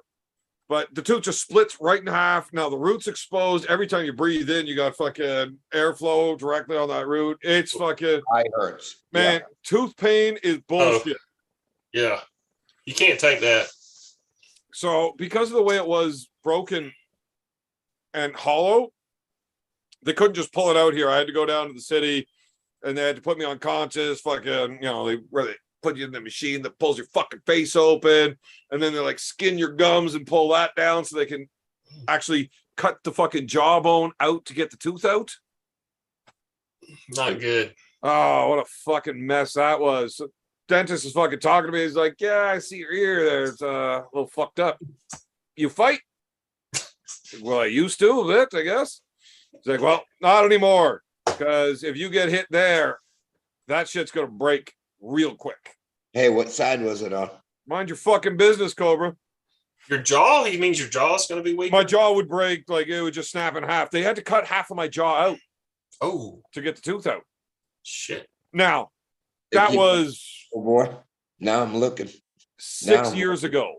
So I was told it'd take about 2 years before to be back to okay. Yeah. So, Cobra, window closed 4 years ago for you, you fuck. And you still don't know which side. I'm going to get a beer. Marshmallow. But I'll tell you what, you keep coming at me with that bullshit, Cobra. I'm going to fucking make a new spot this week for you. Mm-hmm. That's what happens when you're talking about full grown men, Cobra. ATFO, boo. Dude, we ain't gonna fucking get no news stories about no roundhouse bullshit and Cobra fucking knocking people out with a fucking boot. I did. I had my Western boots on that night. That's funny. That is funny. That's And funny. how was it that it was just some random fucking dude? No, he wasn't random. He was hateful. No, Joel being on the show. Oh yeah. He was like 16 when Yeah. that happened. He didn't even know what arm wrestling was then. No, He had no No. idea who you were, except you were the dude that did that. yeah, and well, I was that was where Dan Victor lived. So that was his town. So like they knew it. And Dan was, I mean, when Dan was younger, some guys got in the way of his knuckles. So like really nobody fucked with him, you know. But I mean, as he was an older dude, he's such a mellow sweetheart. I guess that guy that night thought he could beat up on his friend, but that didn't work out too good. Not so much. Didn't work out. Not too much. Pretty good there. That's what happened. Bad day at the See, this brings me to that. You ever seen the scale? You know, the X and Y axis. You know, to fuck around versus find out. Yeah. And the more you fuck around, that bell curve says the more you're going to find out. Yeah. You know, I like that scale. Don't fuck around and you'll never find out. It's that easy. like my brother Cal Worsham, God rest his soul. Cal Worsham. Yeah, Oh, He- God. I loved watching that fight. the Until old those Marine. fucking elbows came in. He was Detroit, whooping that giant's ass. right? Fuck. Detroit UFC 2. Mhm. Yeah. I'm sitting here. I was thinking. I know that name. Yeah, what a great guy.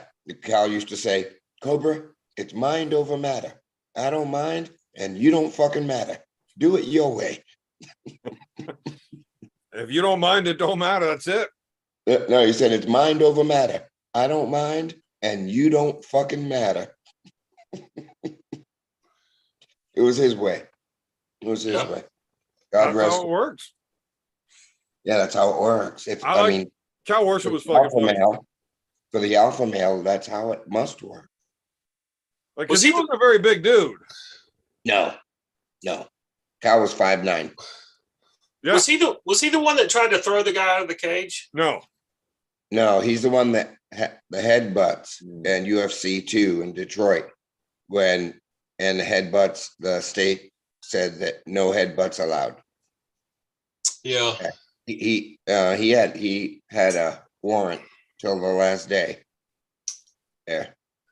So Huh. it says in Michigan for those headbutts.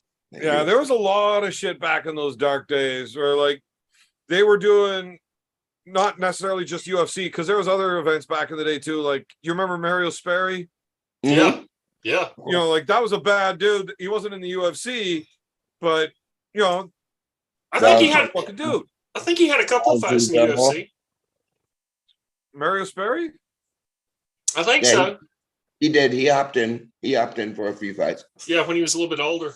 Now, there's a few UFCs that I was never able to ever find on the internet. Which ones? I couldn't tell you the numbers offhand anymore. I kind of stopped remembering every fight on every UFC card, like when they hit like 87. Mm, You I know, feel you. I mean, so there was a few that I'd never seen way back in the early days. We're talking like 22 and a half and somewhere around that bullshit, that there was a few that I missed. But I saw Mario Sperry fighting King of the Cage, and he actually fought in Ottawa once, and it was completely banned, illegal. And like the cops fucking surrounded the fucking building and said, if you fight, you're going directly to jail. And they fought anyways, said fuck them. And That's what I liked his interview afterwards where he said he wanted to fight Mike Tyson. Not in a boxing match. No, nobody wanted to fucking box Mike Tyson, not unless you were a fucking legitimate top line fucking boxer. But I would rather fight a 1988 Mike Tyson than a 19 when he was in really good shape. He was in pretty good shape in 2019. He was had that fucking match sobered against- up and training hard, like, but he Yeah. knew wrestling at 2019, where he had no wrestling in 89. You know? Are you talking about Tyson? Yeah. He's trained in wrestling since then? Well, he has. I mean, he does MMA shit, like just for fun. Oh, okay. I didn't know that. Yeah, he's never going to be a Mike- fighter, but Mike said he you know, saw that it. young lad Mike Tyson that was just Randy knocking the Orton fucking things. heads off of people had zero wrestling. Oh, What Now- else was he doing but boxing? Yeah. I ain't gonna be able to box with a fucking right now, Mike Tyson. That's for goddamn sure. Put me in my prime, and I'm still getting my fucking head knocked off by right now, Mike Tyson. Yeah. That's a Dude, fucking his- fact. His body shot will do more damage than your little marshmallow with tits and her fucking machete. Did y'all see that from a couple of years ago when he had sort of the quote unquote exhibition match against Roy Jones? Yeah, that was shit. Well, Tyson was high as fuck. but out of the two, Tyson looked like he still could go a lot more than Roy Jones could. Yeah, Tyson was upset with it because he wasn't allowed to go for the knockout because it's an exhibition, and he was Don't also fuck high with on him. mushrooms when he fought it. Hey, don't fuck with either of them. No, I'm not. No. Man, I ain't fucking boxing with those fucking dudes. Mm-mm. No. Now, let me say something about Mike Tyson. Mike Watch yourself. Tyson was ferocious and he was fast and vicious when he was young. But the first Hey, time he if ran you're into really- somebody, go ahead. If you're really delusional, run up and fuck with Tommy Hearns to this Oh. day. If you really fucking delusional and think you fucking want to be famous, go fuck with Tommy Hearns. Watch what happens. That fight with him and Cobra, Hagler. you're out of your fucking mind. That fight with Hagler and Hearns was so good.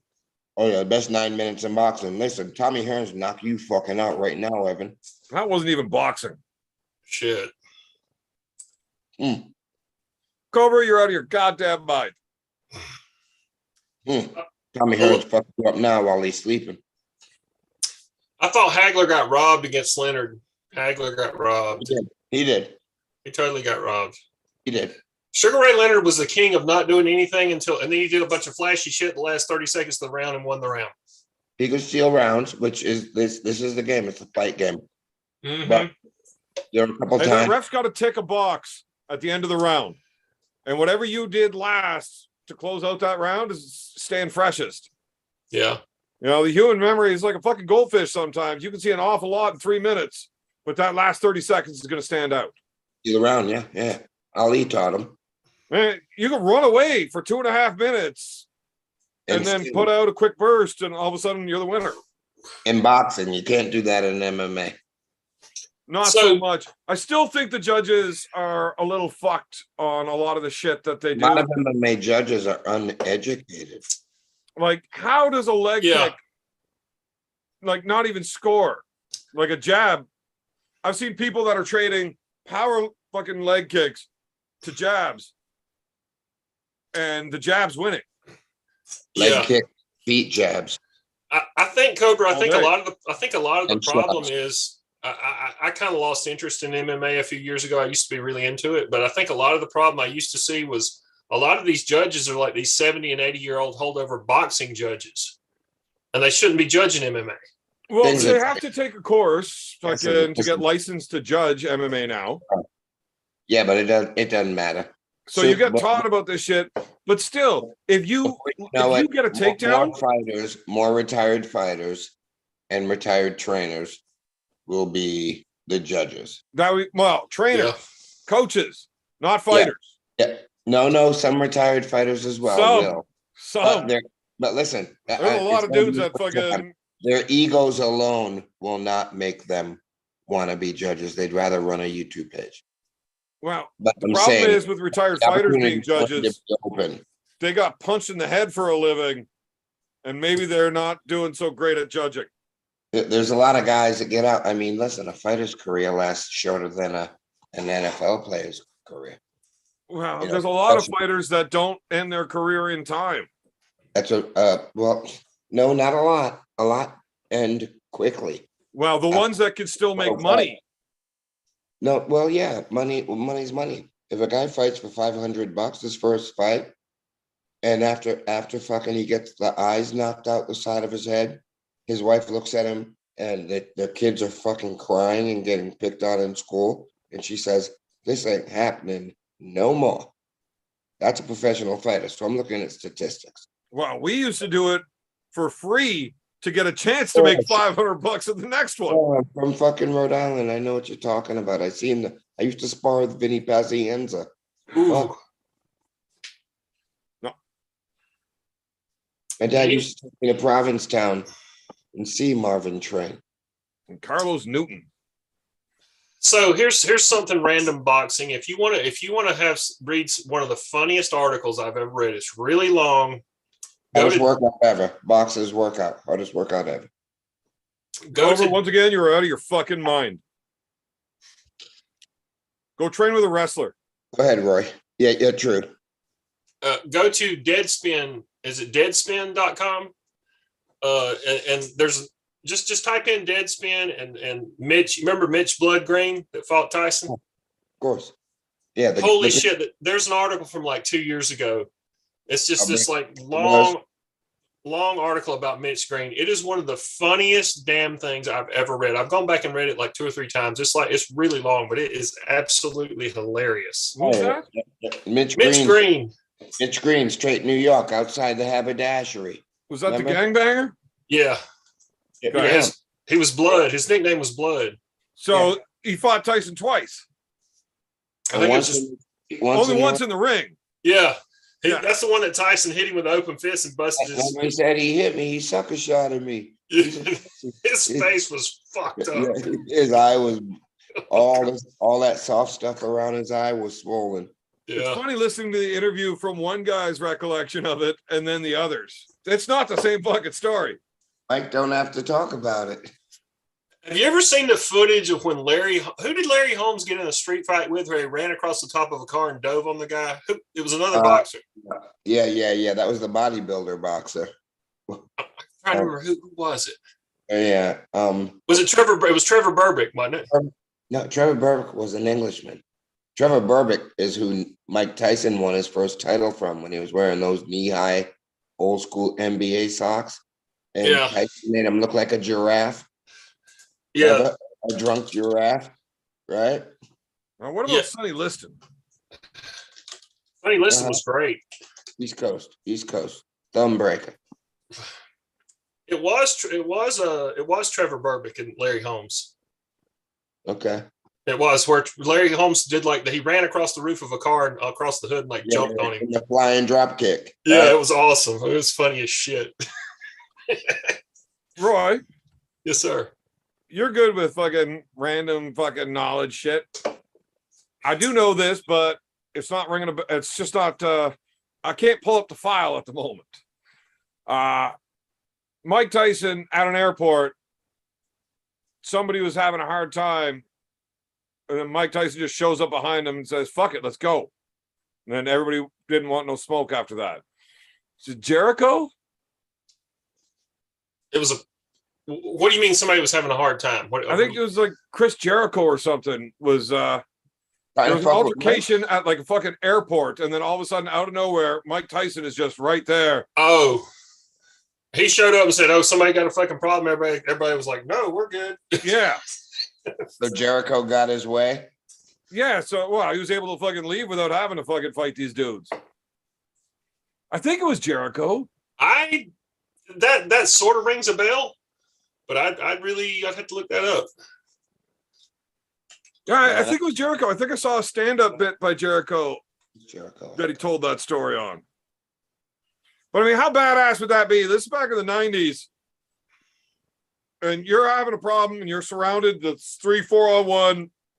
And now all of a sudden Mike Tyson just hops up behind you. Is like, I got your back. Let's do this. Yeah, that's a good guy to have on your side.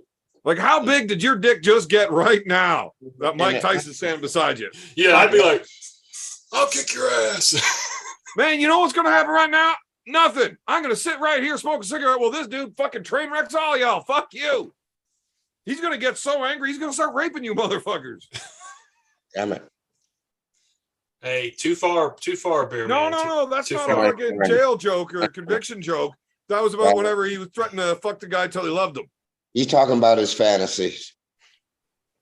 Who was that fucking Tyson lost his shit at the press conference where he said, "I'm gonna fuck you till you love me." Ooh. Yeah, that was to a reporter. I remember he told Lennox Lewis he wanted to eat his children. The problem was Lennox Lewis didn't have any children. Well, My back is Tyson wanted to go broken. give Lennox Lewis his future wife children so he could eat them. My back is broken. Well, that was spinal. Hey, and that was sad too, though. That was sad at the end there when Tyson fought Lennox Lewis, because Wow. it was like he was older, and now he's you know, Tyson was always a fairly undersized. He always fought guys that were bigger than him, even in his prime. Yeah, he was a tiny little fucking heavyweight. I mean, Yeah, he's but he five. was this Carl Lewis. His defense wasn't. Carl Lewis, Yeah, he was like fast. the as runner. Fast. Yeah, he was ferocious. Yeah. Oh, you're Yeah. saying he's fast. Yeah. Fast. Okay. However, Like, and what the fuck does Carl Lewis have to do with boxing? Speed. Footwork. Man, all you got to do is chase a chicken. His Chase footwork chickens. was. Oh, That's I what got Rocky it. did. I got it figured out. That's Man, what if you makes can catch that chicken, cowboy boots. you're good to go. So let me just say one thing about Mike Tyson I was going to say earlier. Nothing against him. He was great. He was good. He was really good when he was young. Never was the same after he came out of prison, in my opinion. However, after Cus D'Amato died, yeah. and got his fingers on him.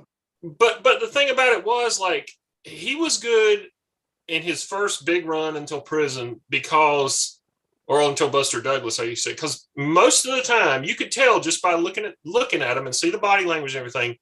Almost everybody he fought, I think everybody up to that point, I think they were scared going in there. I think they were scared. They knew they were getting the biggest payday of their lives, but There was a lot of dudes that were not afraid of Tyson that stood right in front of him. Now, Tyson Frank Bruno was literally scared. didn't give a fuck. Most people are afraid in some way for every fight. I mean, if you've ever fought or been in fist fights where you ever got to stand face to face with somebody knowing what's about to happen, but you've There's got an element somewhat of of- control over the outcome. But man, this can go south in a real fucking hurry. That's out of your control. That's There why you is have an to element of execute. fear, and if you're not fucking afraid at all, you're fucking either you're crazy or you're fucking retarded. Well, you do. You're right. You do have. I mean, of course, there's an element of fear, but as a professional boxer, you get that. Like, it's in you're computing that, but you're also not like scared shitless, like just some bum on the street's going to You've never fight. fought, have you? Listen. I'm just saying as a pro boxer, but You were listen, a pro boxer. no. I'm So saying how as are a you pro. saying it as a pro boxer? I'm saying you're not going to be. Yes, of course you're scared. You have to be. I mean, you're scared before any contest. Like, there's nerves, but you're not just like scared to fucking death. Like Jason is fixing to chop your head off with a machete.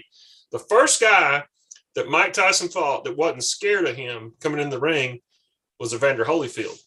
Evander Holyfield was not scared of him at all. Disagree. There was fights that people were not afraid of him before that too. They woke up a few minutes later, but they weren't afraid in the beginning. What happened? What happened? They counted 10, son. And he never beat Holyfield. 2 fights and he couldn't beat him. I don't know. You don't have to beat him. I when would you say, can beat him. look, maybe not in your fucking rules fucking debate, but where I come from, one guy walked out of that ring just fine. The other one's missing a fucking ear. Who's the winner? Yeah, he went out straight Dahmer, buddy. Well, in a professional boxing match, Evander Holyfield was the winner. He didn't win that fight though. Hey, man. Hey, how pissed was Mike? He took that motherfucker's ear meat off with a mouthpiece in. Yeah. That is fucking PSI. Yeah, I know. I thought that at the time. I thought, how the hell did he bite that off with a mouthpiece in? Easy with his fucking mouth guard in. I know. I watched that Fuck on out of rewind. you. It's like, where did he spit the mouth guard out? How did he do this? He spit the mouth guard out with the ear meat. I know. I was watching Yeah. it like, how the fuck did he bite it off with the mouth guard in? I was trying to find a. That's what we're Did he singing, spit it out honey. before? Nope. That's what the It's big crazy. again He was telling that you. fucking angry that his bottom jaw clamped through the ear so tight under the mouth guard. Like a hippopotamus, bro. Fucking mouth like a hippopotamus. Should have had him working the corner in Philly. Except you can't PSI. fucking talk back.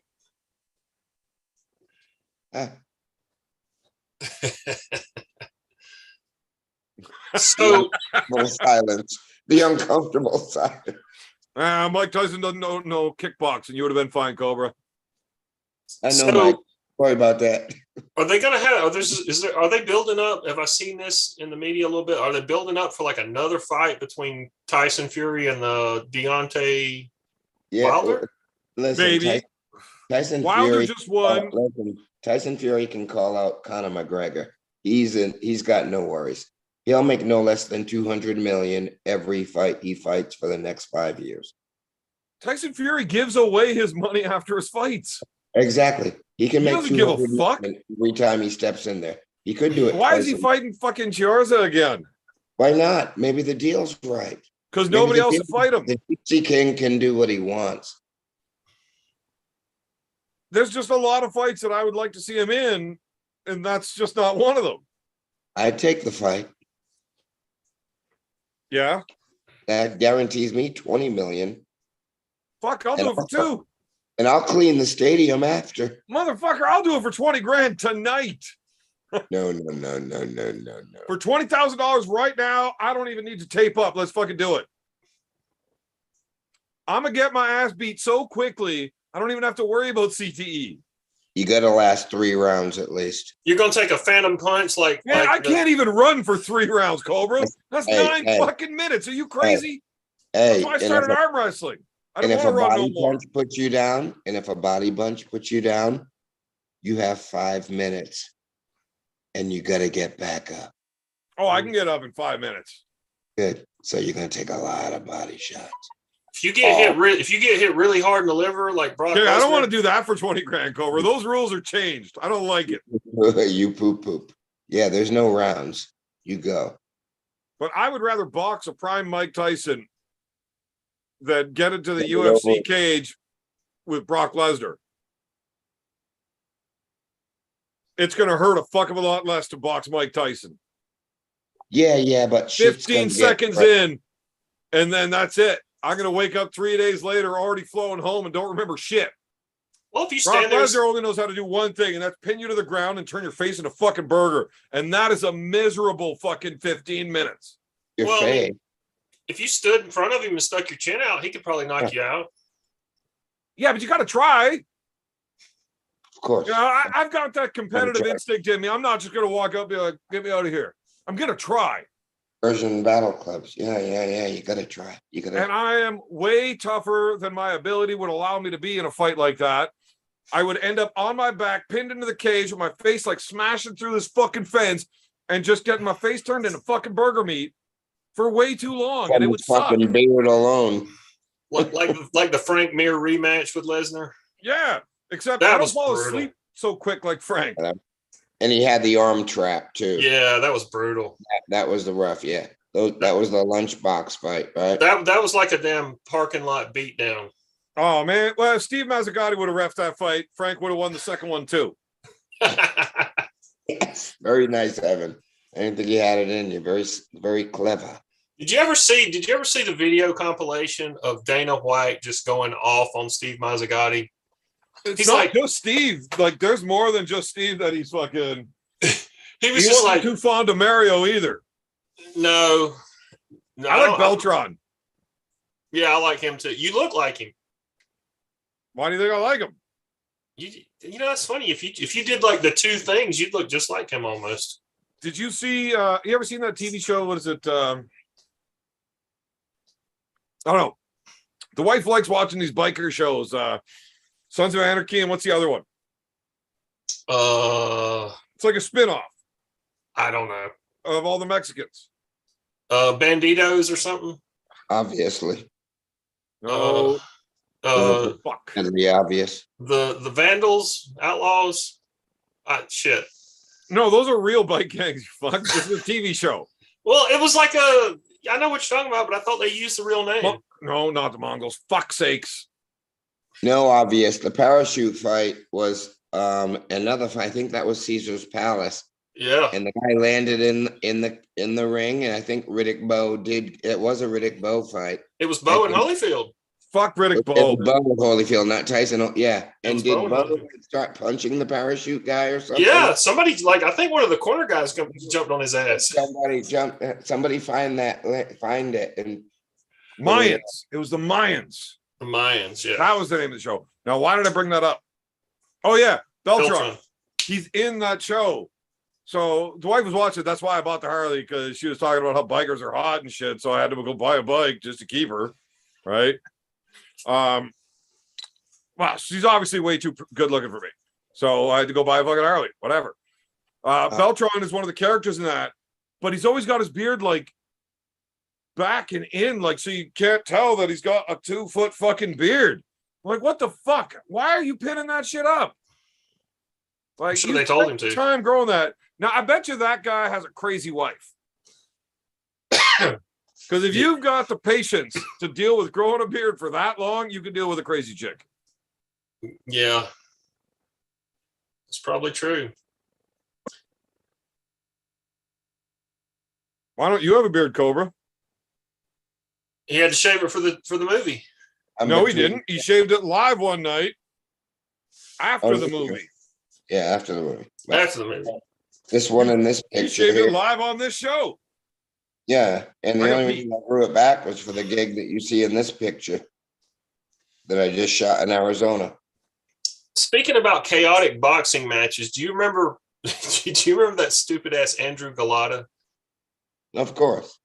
What was the fight? Who was he fighting? Was it? I think it was Riddick Bowe when he fouled out, hit low blows, and then like all the Ball shit. shot. Ball shots. He, Yeah, he hit him in the nuts like 10 times. easily. I mean, Yeah. it was just like, and then that was when it all just like the riot happened, and like the guy Yeah, from Riddick yeah. Bowe's corner like jumped in and like broke his cell phone. That was back when cell phones were like bricks. And then Yeah. like 2 weeks later, that dude got knocked out and his mom beat a dude with her shoe. Remember that? Yeah. The dude got beat, and the dude that got beat, his mom jumped on the apron and like started beating the guy that beat her son with her Yeah. shoe. I remember that.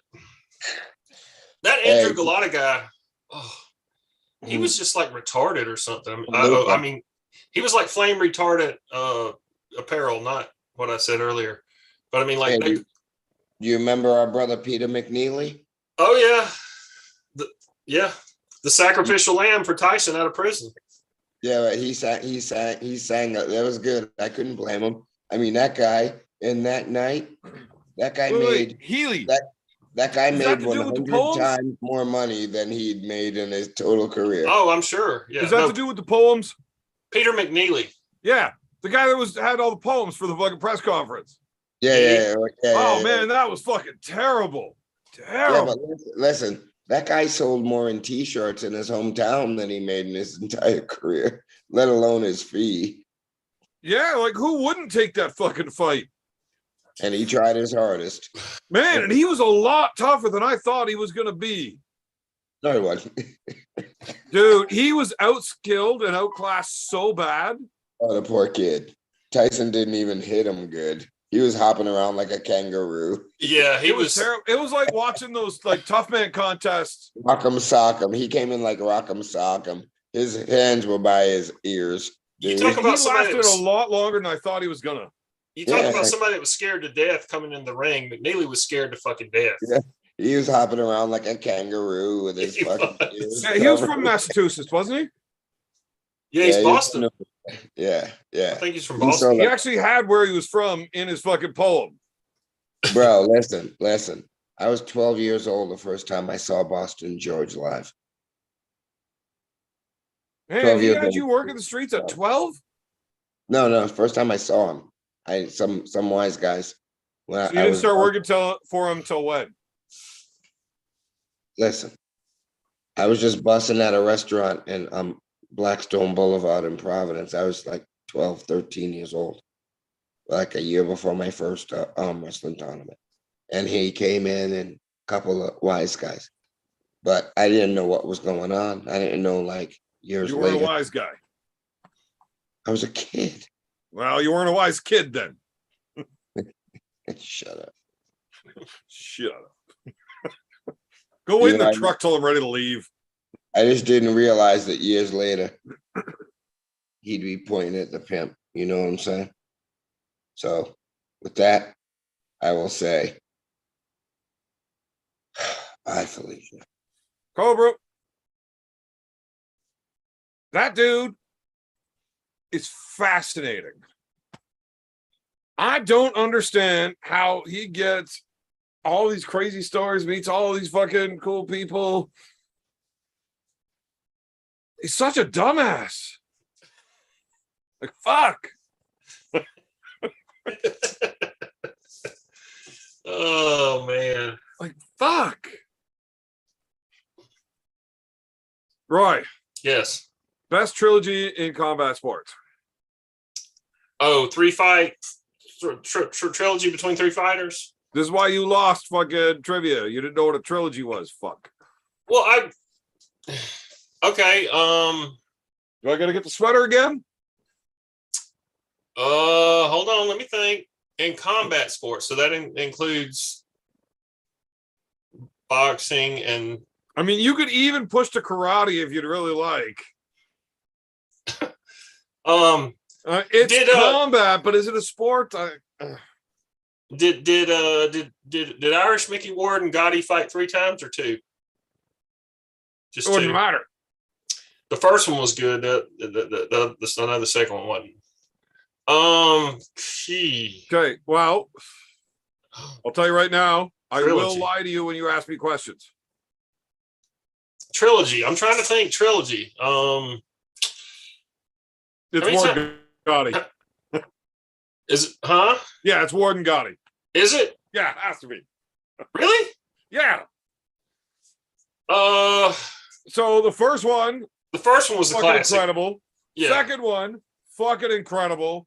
The third one, Gotti decided he was actually going to box. Yeah. Instead of hold his hand down by his waist. Yeah, he didn't want to fucking rock him, sock him. The third one, he actually showed up and boxed, and he outboxed the fuck out of Ward.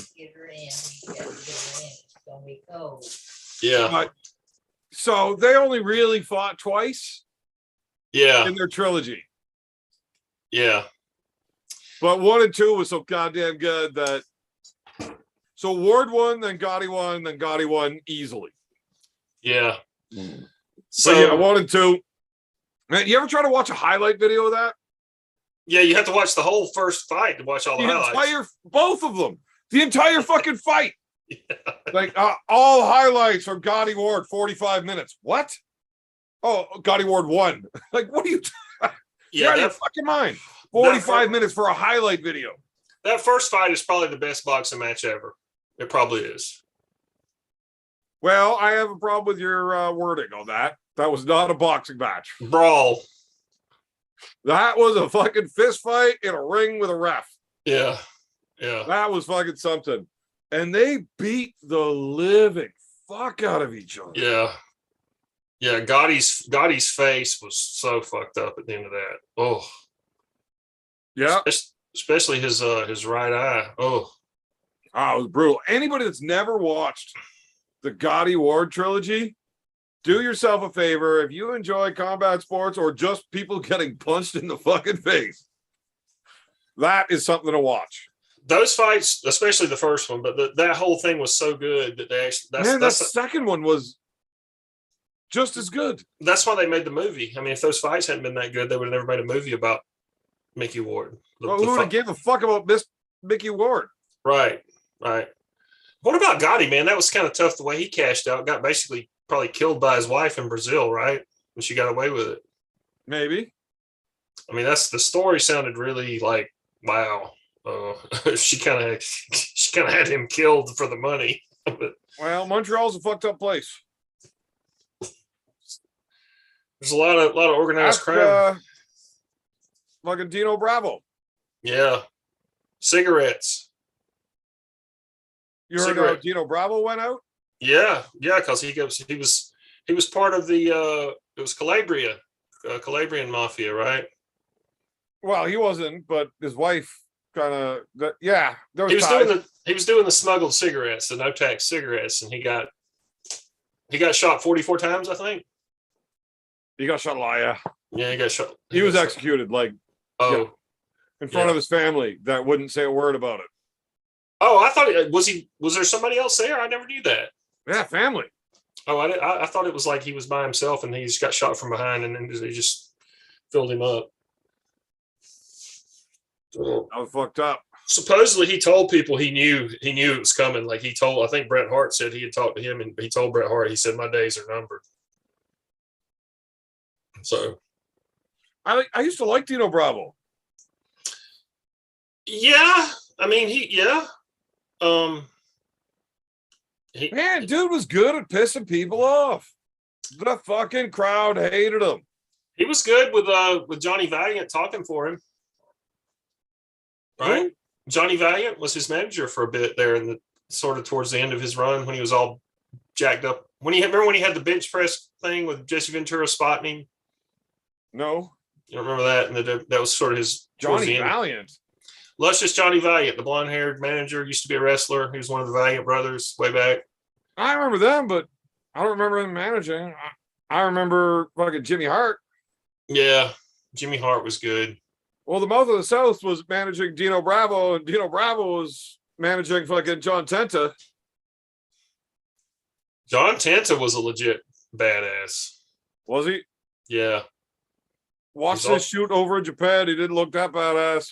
Koji Katao, Yeah. when he gets on the mic and goes, "This is all fake bullshit."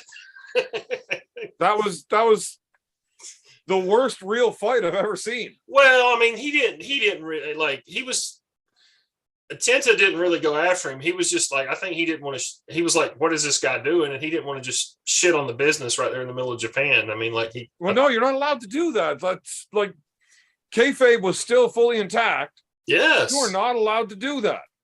What that guy did. Katao's lucky he didn't get, he died a few years ago. But he's I'm lucky. surprised he didn't fucking get off like right there, like the fucking Matua or whatever. Yes, I'm surprised he didn't too, because Who's the fat fuck that got kicked in the face by are you talking about when Maeda shoot kicked Ricky was it Ricky Chozu?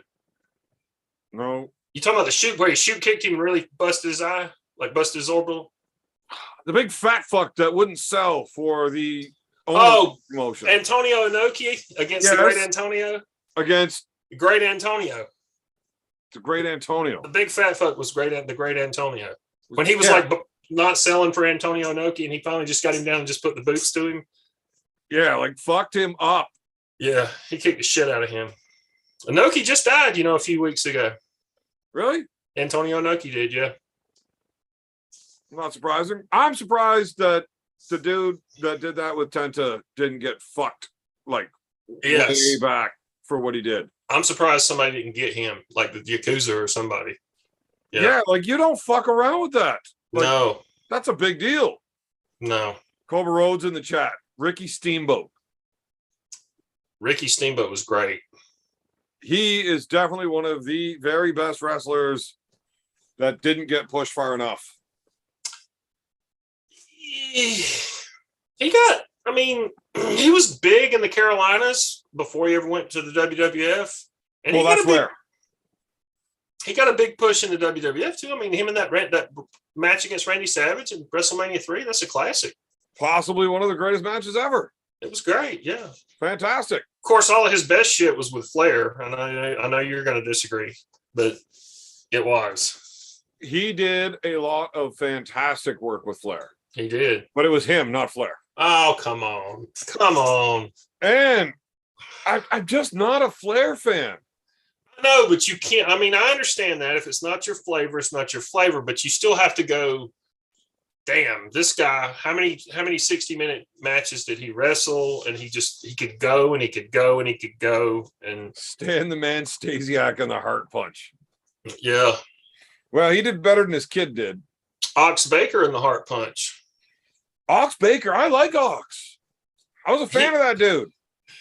And he was such a nice guy trying to be such a fucking mean dude. He was. Have you ever seen the footage of the riot in Cleveland with Ox Baker?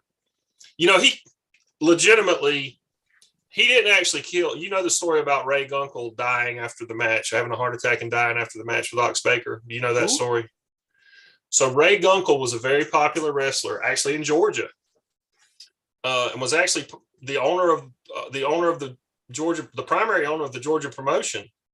He had a match with Ox Baker, and of course, Ox Baker's thing was the Heart Punch, right? So Ray Gunkel had a heart attack in the locker room after the match and died with Ox Baker. And didn't they have a spin on that where he was like, I killed that motherfucker. Yeah, I mean, yeah, you did that. I mean, obviously, in reality, he was. Well, did he have a choice about that? I actually do. I remember him talking about it, about how it was like the most terrible thing, and It was, he yeah. did not want to use that for heat, But but he didn't have a choice. right. Well, but I mean, you kind of have to, right? I mean, if you're the heel, you can't literally at that time in the 70s. You can't come on TV the next week and go, "Oh my God, I'm so sad that this guy that I hated and wanted to kill in the ring. I'm so sad he died." Like you just couldn't do that. You couldn't. Well, I Right. mean, you could express your condolences and still be a dick by saying, "I really wish you were alive for me to whoop your ass a few more times." Like you could do both, but that's just not really how it worked back then. So yeah, I know he fucking hated it. So Man, the fans are fucking every time we get into old school wrestling, fucking people just jump in, start throwing out names that we got to talk about. yeah, Like George the Animal Steel. yeah. Love that dude. He was Best- one of my very favoritist when I was a kid. You know, What it's was so that little funny. monkey he had? Yeah, the little puppet. Yeah, What was the Yeah. name? God, I can't remember. I'm not old enough to even know about it, so fuck, I shouldn't remember it. Somebody will fucking search it and let me know. But George was awesome. I loved watching that dude and his green tongue chewing apart turnbuckles. Yeah, yeah, He was awesome. He was one of my favorites. So I used to have those big, they were like rubber wrestling figurines that are like a foot tall or 8-9 inches, whatever. But George the Animal Steel's arms in the position in that fucking series of toys, he was able to do all of the body slams and all the other moves, and like they're rubber, like they don't really move, they bend. But yeah. so when I'm sitting at home and I'm like 4 or 5 years old and I got 30 fucking wrestling action figures, the ones that, so I would always do it like Survivor Series style, or just split them all up. Like I even chose team captains and he would pick him and like split them all in half. And then Survivor Series style, and it's like all the guys that were in the shitty fucking stances that you couldn't do all the moves with, they go first. Like fuck these guys, you know? Did you see Cobra's comment? He said, "I once had lunch with George the Animal Steel. I was 8 years old with my dad. The man was a poet." Yeah, I try to ignore Cobra because he's a So- fucking, he's a dickhead, dipshit. So let me finish the Ox Baker story. So Ox Baker, you know, this was not long after, but maybe a year or two after the death of the guy, Ray Gunkel, Heart Punch. So a year or two later, he's in Cleveland wrestling Ernie Ladd, the big cat. And he gets Ernie, he heart punches Ernie. And Ernie sells, you know, Ernie just goes down. Oh. And then he Yeah, Hurt stands Punch will over. kill you. He stands over Ernie. Ernie's on the ground. He stands over him and he starts like giving him up, you know, more heart punches over him. And this is the story that I heard told. He's like, Ernie's laying there and he looks up at Ox and he goes, "Ox, the natives are getting restless. No more heat. We got to go home." And he's like, "A little bit more heat, Ernie, a little bit more heat. And he's like, "Ox, I'm telling you, no more heat. We got to go home, baby." That's it. Fucking, I mean, people started throwing chairs in the ring. I mean, like people thought he was killing him, you know? I mean, they legit. There was I mean, literal riots at fucking wrestling events back in the day. look it up on YouTube. Ox Baker, Ernie Ladd riot. Okay, so people rush the ring. Like people jump, a few people get in the ring. There's all kind of people stand on the apron. Yeah, but nobody runs in to fucking help out whenever fucking New Jack stabs the fuck out of somebody. Right. Well, so Ox Baker at some point, I don't want to give away the video really, but it's just still worth watching. He decides to, like a lot of the other guys in the ring, the ref and the other, like not Ernie, it was like a tag. There was another wrestler that came out or something, but they ran for it. I mean, they ran through the crowd and like ran for the locker room. I don't want to give anything away, but you got to watch it and see how Ox Baker's exit is pretty spectacular. So there was actually a documentary on him. I don't know where I saw it though. Was it YouTube or Netflix or something? Probably. But I watched a full documentary on him, and it brings it right back through like the beginning of his career when he was a good worker and he was a big dude, but he didn't have the look yet. Now, when I say good worker, I mean he was a company man. He did the jobs. He did whatever he had to do. He was never like, he was no Ricky, right? No. I mean, fuck, he wasn't even a fucking Ric Flair. No.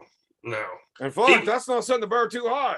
His look, it was all his look and his promo. I mean, he was scary. He changed the look, the eyebrows, oh like God. So he didn't have that at the beginning, right?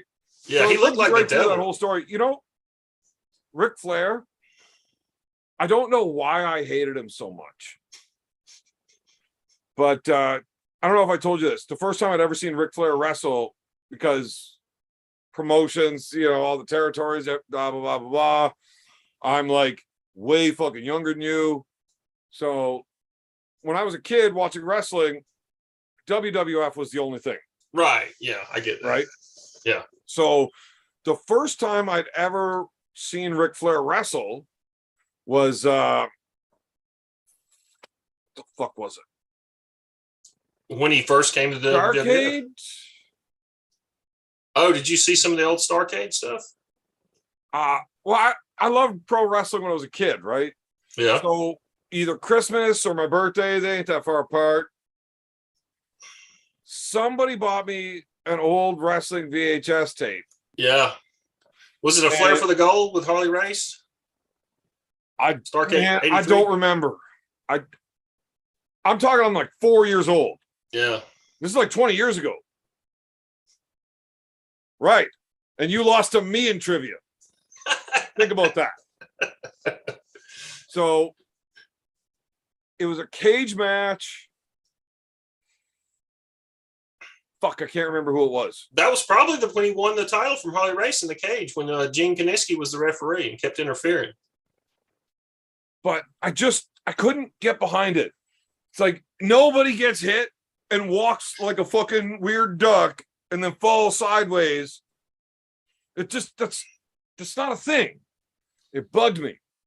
And his blonde hair and how small he was. Now, I know he was way bigger when he was younger. And then after the plane crash, fucking, he would rather be in good shape than big. Which, I mean, works out when you're going to be doing like 1,000 60-minute matches. Yeah. But he was probably about 240 in his prime, right? 250, 260. He wasn't a small dude. No, he was not little. No. But he wasn't a pro wrestling size dude. Well, he was for that. Well, neither was Randy Savage or Ricky Steamboat, but they were at least jacked. For that was like a fat. He was a guy. He was actually I think he was a lot strong. He was a guy you could tell that he used to weigh like 300 plus pounds. Have you ever seen some of the early wrestling pictures of him when he was just huge and fat? Yeah, and he had no fucking neck. He was a fucking juggernaut. Yeah, but you could tell he always, even when I was a kid, I looked at him and he just, you know, you knew he was in shape. You knew he could go, and you knew he was not a weakling, but he looked like a guy who had lost a bunch of weight. I just couldn't buy it once he got small that he was able to beat these dudes. And like the overselling, I know that was his shtick. Fucking, oh fuck, he ran into the corner so hard he fucking flipped upside down, landed on his head twice. You know, yeah. But then he does it on every fucking match. You watch one match, you can watch the whole fucking series. Well, you know who originated the upside down bump into the corner was Ray Stevens. I don't even know who the fuck that is. Oh, Ray Stevens was a lot of people say he's one of the best in-ring workers ever. His heyday was in the 60s and probably into the 70s. He wrestled a lot in the AWA with Vern Gagne. Wrestled in San Francisco a lot. He was Ray the Crippler Stevens. He was great. He was I don't really know. good. I'm gonna have to look him up.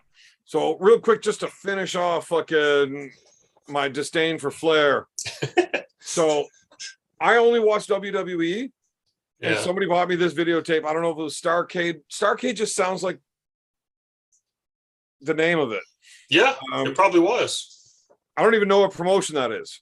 That was the NWA. I mean, that was Crockett Promotions. That was out of the Carolinas. Okay, well, I think it was Starrcade. It was a cage match. I know he was this skinny fucking blonde dude, the Nature Boy. I watched him walking around with these fucking gowns, and I'm like, this guy's a piece of shit. He should get beat up by a real man. And he did, but he won. And he fucking, man, he he fucking bled, like he juiced in the fucking match real good. Oh, He also had his shorts ripped down and we could see his butt. yeah. Now I'm a 4-year-old child and my mama made me look at the couch until his shorts were pulled back up. Right? So here I am. He didn't just pull his shorts back up. He walked around with his fucking arse hanging out half, like for like a minute. Yeah. And I hate him because I had to look at the couch.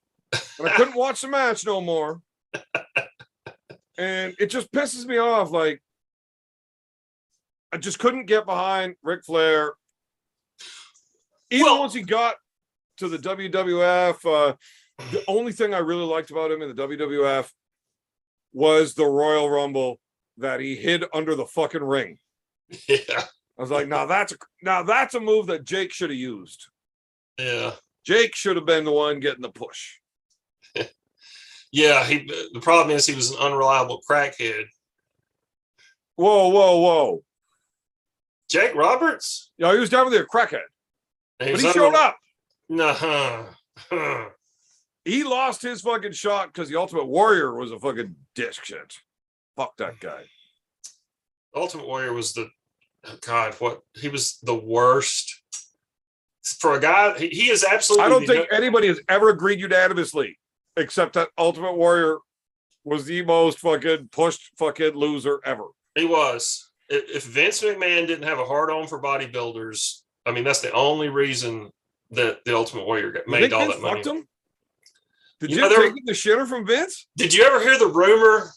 There was a rumor started years ago that supposedly like people who used to go to Vince's house said that they had seen like in one of his rooms, he had and this is a rumor, of course, but supposedly Vince had a poster of the Ultimate Warrior naked on his wall. Well, wouldn't you? No, I wouldn't. Yeah, well, that's why you won't scan your camera around either. To see his tiny, I wouldn't want to see Ultimate Warrior's steroid destroyed gonads. Well, yeah, because you're looking at his wiener. Yeah.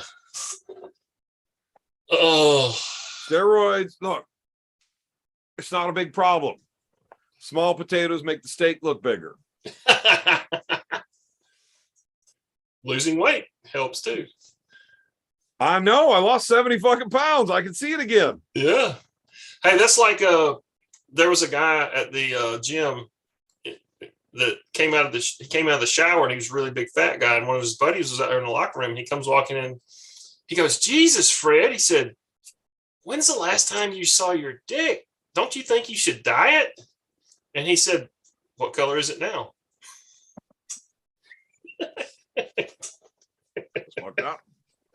All right, so a lot of fucking Spitfire old school wrestlers getting thrown out here. We're gonna start with Cobras though. All right. Ron Simmons, thoughts? Ron Simmons was a total athletic badass. He was great. He was great in the ring. He was strong as fuck. Ric Flair said that no matter how much Crown Royal Ron Simmons drank the night before, you could go in the gym, put 500 on there, and he'd rep it on the bench. He's a bad motherfucker. Ron Simmons was great. He really was. Loved him. I didn't think he was that great of a worker. He was good.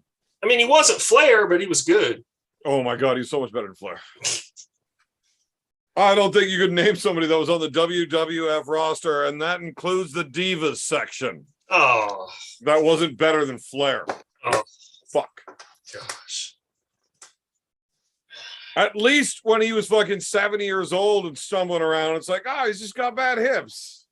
That's why he can't walk straight. It makes sense why he fucking sells bumps like that. Why the fuck do you have to get hit, stand up, and fall over 3 times without getting touched again? Yeah.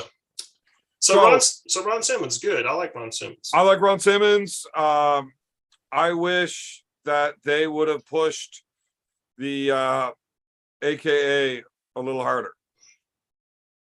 He was before he went to the WWF, he was in a tag team with Butch Reed, and they were Doom, and they were great. They're really good in the NWA. Ron Simmons and Bradshaw back when he had the long fucking black hair. Now, Bradshaw was kind of a dipshit, especially in the locker room and stuff. Yeah, And I fucking hated JBL. He's a shit pump. Terrible. Did I teach you that word? Yeah, I like it. Nice. Yeah, I like it. So, but the Acolytes, Bradshaw and Farouk, they fucked some shit up. I love watching the Clothesline from Hell. And Farouk was just like a mean motherfucker. I think they could have done a lot more with him. Well, you know the story about Ron Simmons and Adam Baum. No, not Adam Baum. I like the Adam Baum one. I haven't heard that story. What's the Adam Baum story with Ron Simmons? When Adam Baum fucked up Ron Simmons by being careless in the ring. No. Okay, so the story that I know is God, his name now. Jesus, his name has just escaped me. Really jacked up black dude that was in the WWF. Lashley? No, way before. Back in when Nation of Domination, he was not. God, what was his name? The Rock? No. Hold on. God, why can't I think of his name? It was Tell me the story, anyways. Don't YouTube it. I want to figure it out. Don't Google it. So this guy hurt. He hurt Ron Simmons. Like he was When reckless. Ron Simmons fucking had him on the ground on the fucking outside of the ring and fucking punted him. So Ron Simmons was out for almost like more than half a year, like almost a year. 6 months. And then he paid the favor back and he fucking soccer punted him. He finished him. I mean, like he beat his ass. He took him down and broke his ribs. I mean, like no, that wasn't that bad. But yeah. He threw that one in there that really fucked his shit up. Oh God, what was his name? And you're sure that's not Adam Baum? I'm pretty sure. What's Adam Baum's name? Oh God. It was Adam something, wasn't it? I think it was Ahmed Johnson. Yes. Ahmed Johnson. Ahmed Johnson's the guy that Ron Simmons fucked him up and finished him. I was fucking around two different stories because I'm kind of fucking drunk. Ahmed Johnson is the one I was thinking about with the fucking punt and everything else. I thought it was Adam Baum, but that's a Kevin Nash crossover, not Ron Simmons. They said everybody knew. Like all the wrestlers were like watching. Like Farouk said he was wrestling Ahmed Johnson his first night back. And he fucked him we'll up. get you on this storyline. We got him doing this. Like, no. I've never heard anybody say anything good about Johnson. They said he was just he thought he was better than he was, and he was reckless with people, and he hurt a lot of people. And you just don't last in that business doing that. People Try are not wrestling my older brother. Okay, people are talking about. Oh, they're just guessing. They were guessing at like who the big guy was. Okay, we're gonna start fucking going through these fucking things. Georgie Animal Steel, we got that. Gorilla Monsoon. We talked to him about him the other day. He was Doesn't good. matter. They fucking brought it up now. He was good. I mean, like when he was young, he was legit over 400 pounds, and he could move. 6'8", 450, if I'm not mistaken. He was a big dude, and he was an amateur wrestler, and he could go. He was a better commentator than he was a wrestler. He put Muhammad Ali in the airplane spin. Remember? He was a better commentator than he was a wrestler. He was good, or and I say that not as a knock on his wrestling. He was a good commentator. I loved him as a commentator. He was great. Him and Heenan were a great team. Yeah, they were hilarious. Even with Vince. Yeah. Gorilla Monsoon, like you could feel that he was offended all the time. Yeah. He was great as the good guy commentator. Yeah. Abdullah the Butcher, but Abdullah was definitely spelled wrong. Abdullah. I mean, what can you say? I mean, the guy was a circus freak sideshow. I mean, he was a blood and guts, hardcore brawler. I mean, you're going to get blood's going to flow like water over the dam. I mean, that's just what it was. And what do you think of New Jack's thoughts on those scars being surgical and not earning them the hard way? Shit. I know. I mean, I don't think he had I don't think he would have spent the money to have surgically created scars. I think he cut his head so many times he could stick poker chips in him. No, I think the story is like not that he was nicking himself in the ring to get those scars, because those things are fucking gnarly. Yeah. That he actually just cut himself and went to the hospital because it was so bad because he wanted the scars. Well, Like I've always wanted that cool ass scar that comes right through my eye. I can still see out of my eye, but it's like dead looking, that light pale blue now. It's fucking changed color. Like I think I would look badass like that, right? yeah, But I'm not gonna go cut my fucking self to get it. Like fuck. You're not gonna. What the fuck happened there? Like, oh well, I thought I'd look cooler if I just. Yeah, no. I've never been into cutting myself. Never had that thing. Never. Nope, not a fan. No. So Abdullah the Butcher, total piece of shit. He ran around with Hep knowingly and Yeah. bleeding motherfuckers for years. Yeah. There's an awful lot of people that can't believe they don't have Hep with how much blood they've shared. Well, supposedly that dipshit from Canada, the sort of never was wrestler. Do you know what I'm Judo? talking? No. Oh, sorry.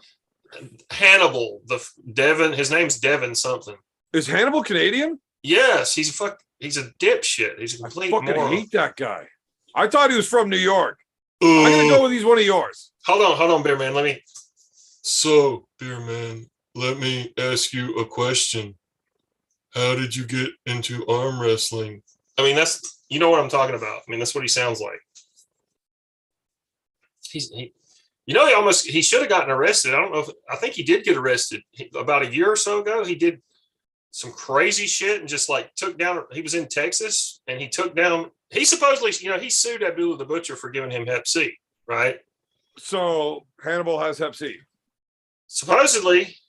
Did you ever see the work between Hannibal and Poffo? No. Lanny, right? Right. Yeah. It's not that long ago either. Where he shoot interview, you mean? No. There was a match. Oh yeah, where he And that's then where where Lanny comes right at him in the back room. And Hannibal puts him in I think it was a Kimura. Because Poffo came in swinging. They ended up on the ground and he was going to break his fucking arm. yeah. He's a big Poffo's dude. like an old fucking man. Yeah, and that Hannibal guy's huge. I mean, he's like 6'5", 280, 290. I mean, he's a big dude. I can't stand him.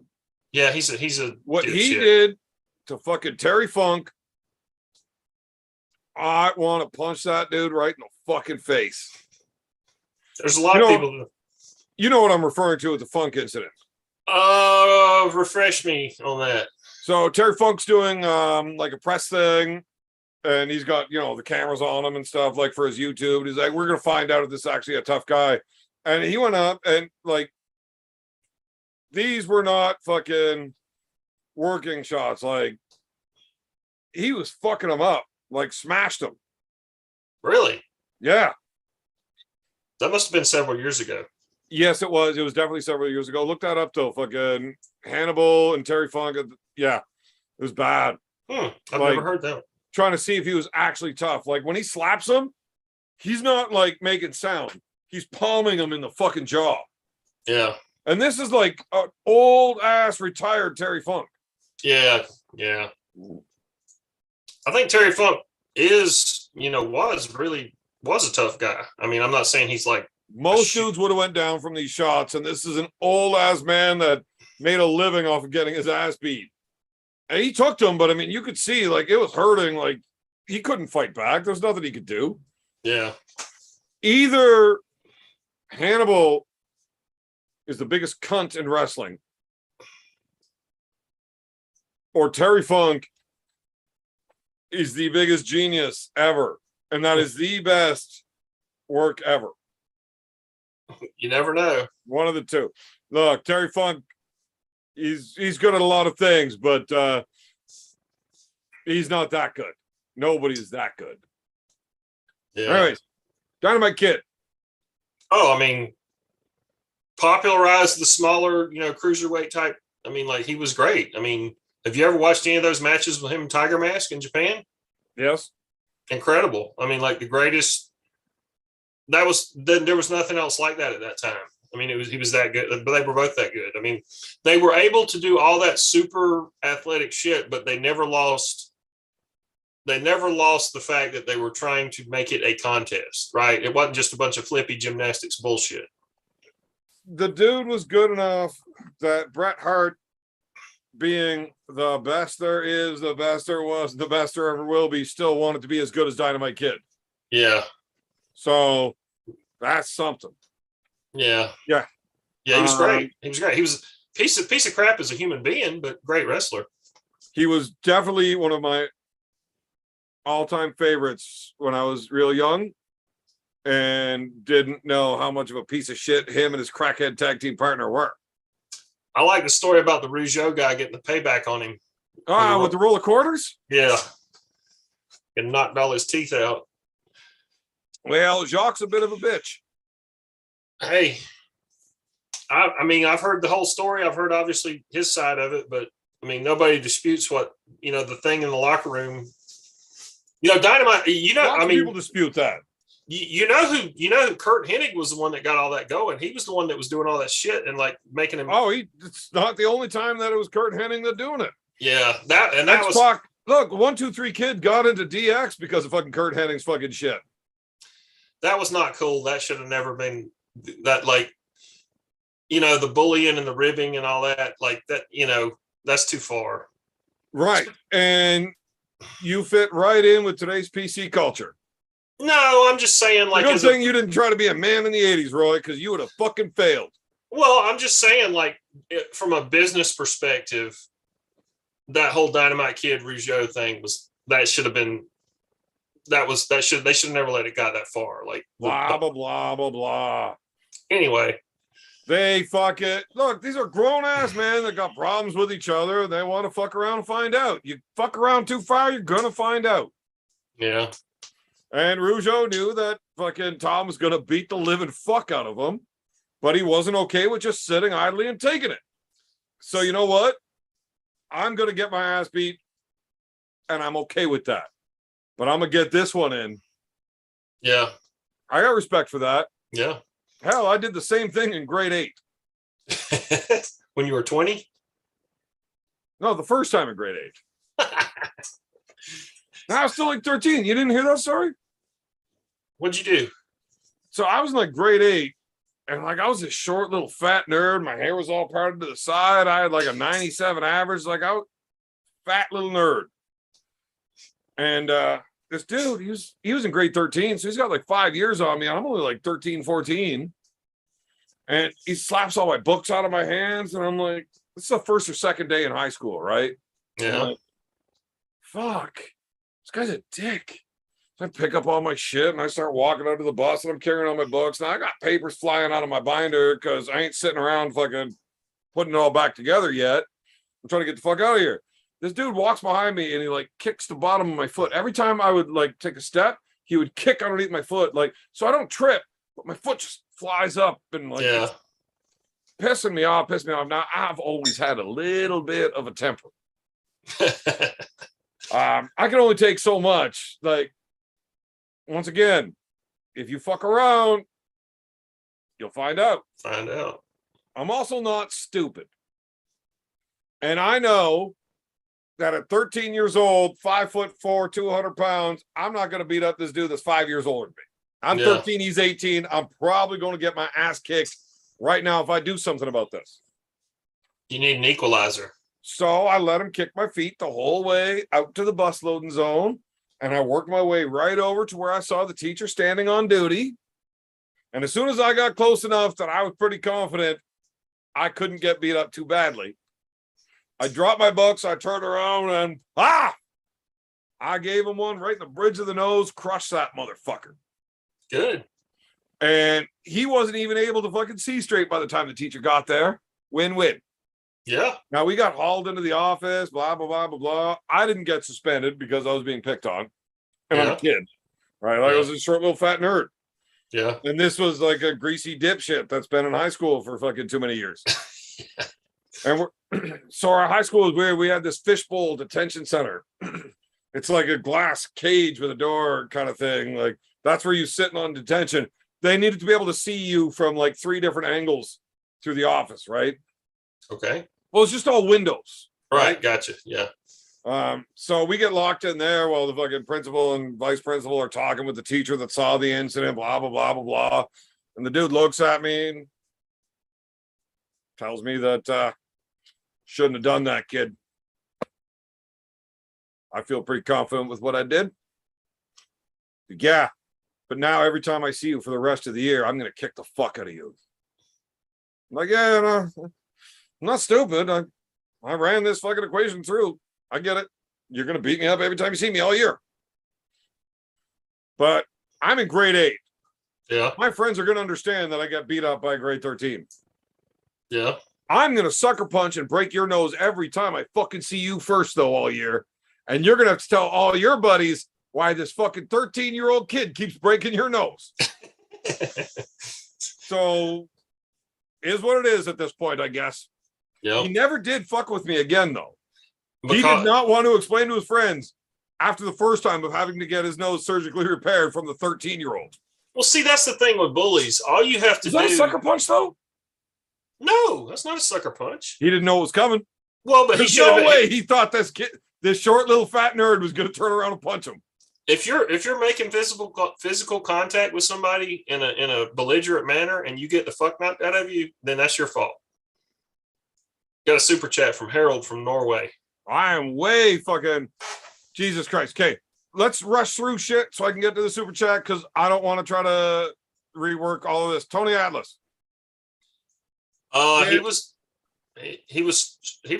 good. I mean, he was good. He was strong as shit. Booker T. Booker T was good. Really good worker. Really good. I loved him. Tony, fuck you, Cobra. You could never beat Tony Atlas. Real Monsoon, blah blah blah. Haystacks. Haystacks Calhoun. Yep. Big giant walking oil slick. Fat guy. Freak show. Superfly. Was incredible athletically when he was jacked up, especially like in the late 70s, early 80s. Like if he had been more reliable and not such a maniac, he was more popular than he could have had the Hulk Hogan spot if he'd have been a better. Yeah, not like beat up and killed women. Yeah, killed his girlfriend. Yeah. Yeah.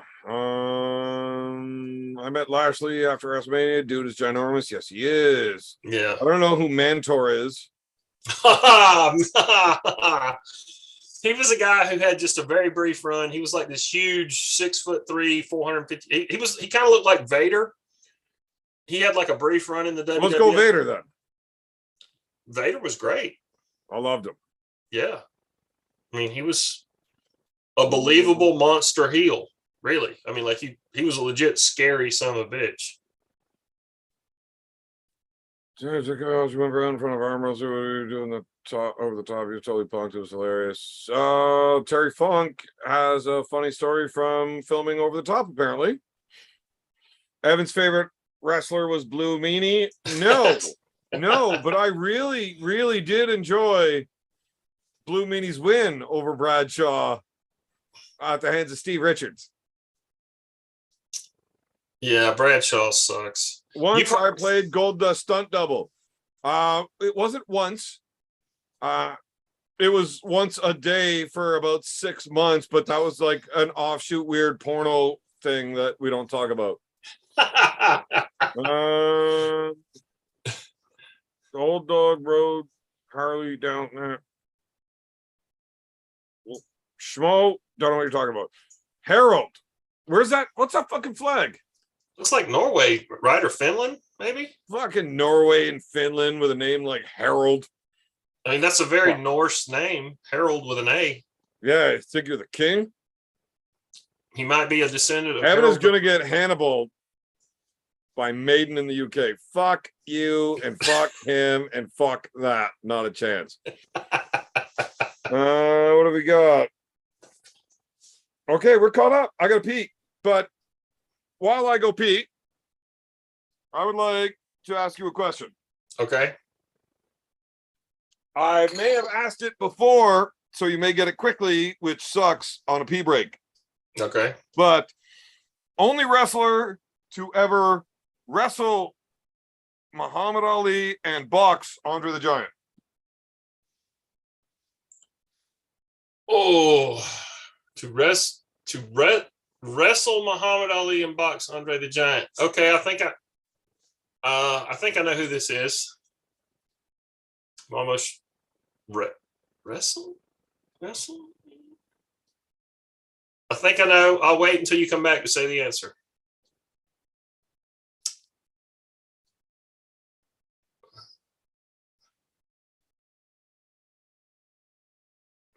Cobra says murderer.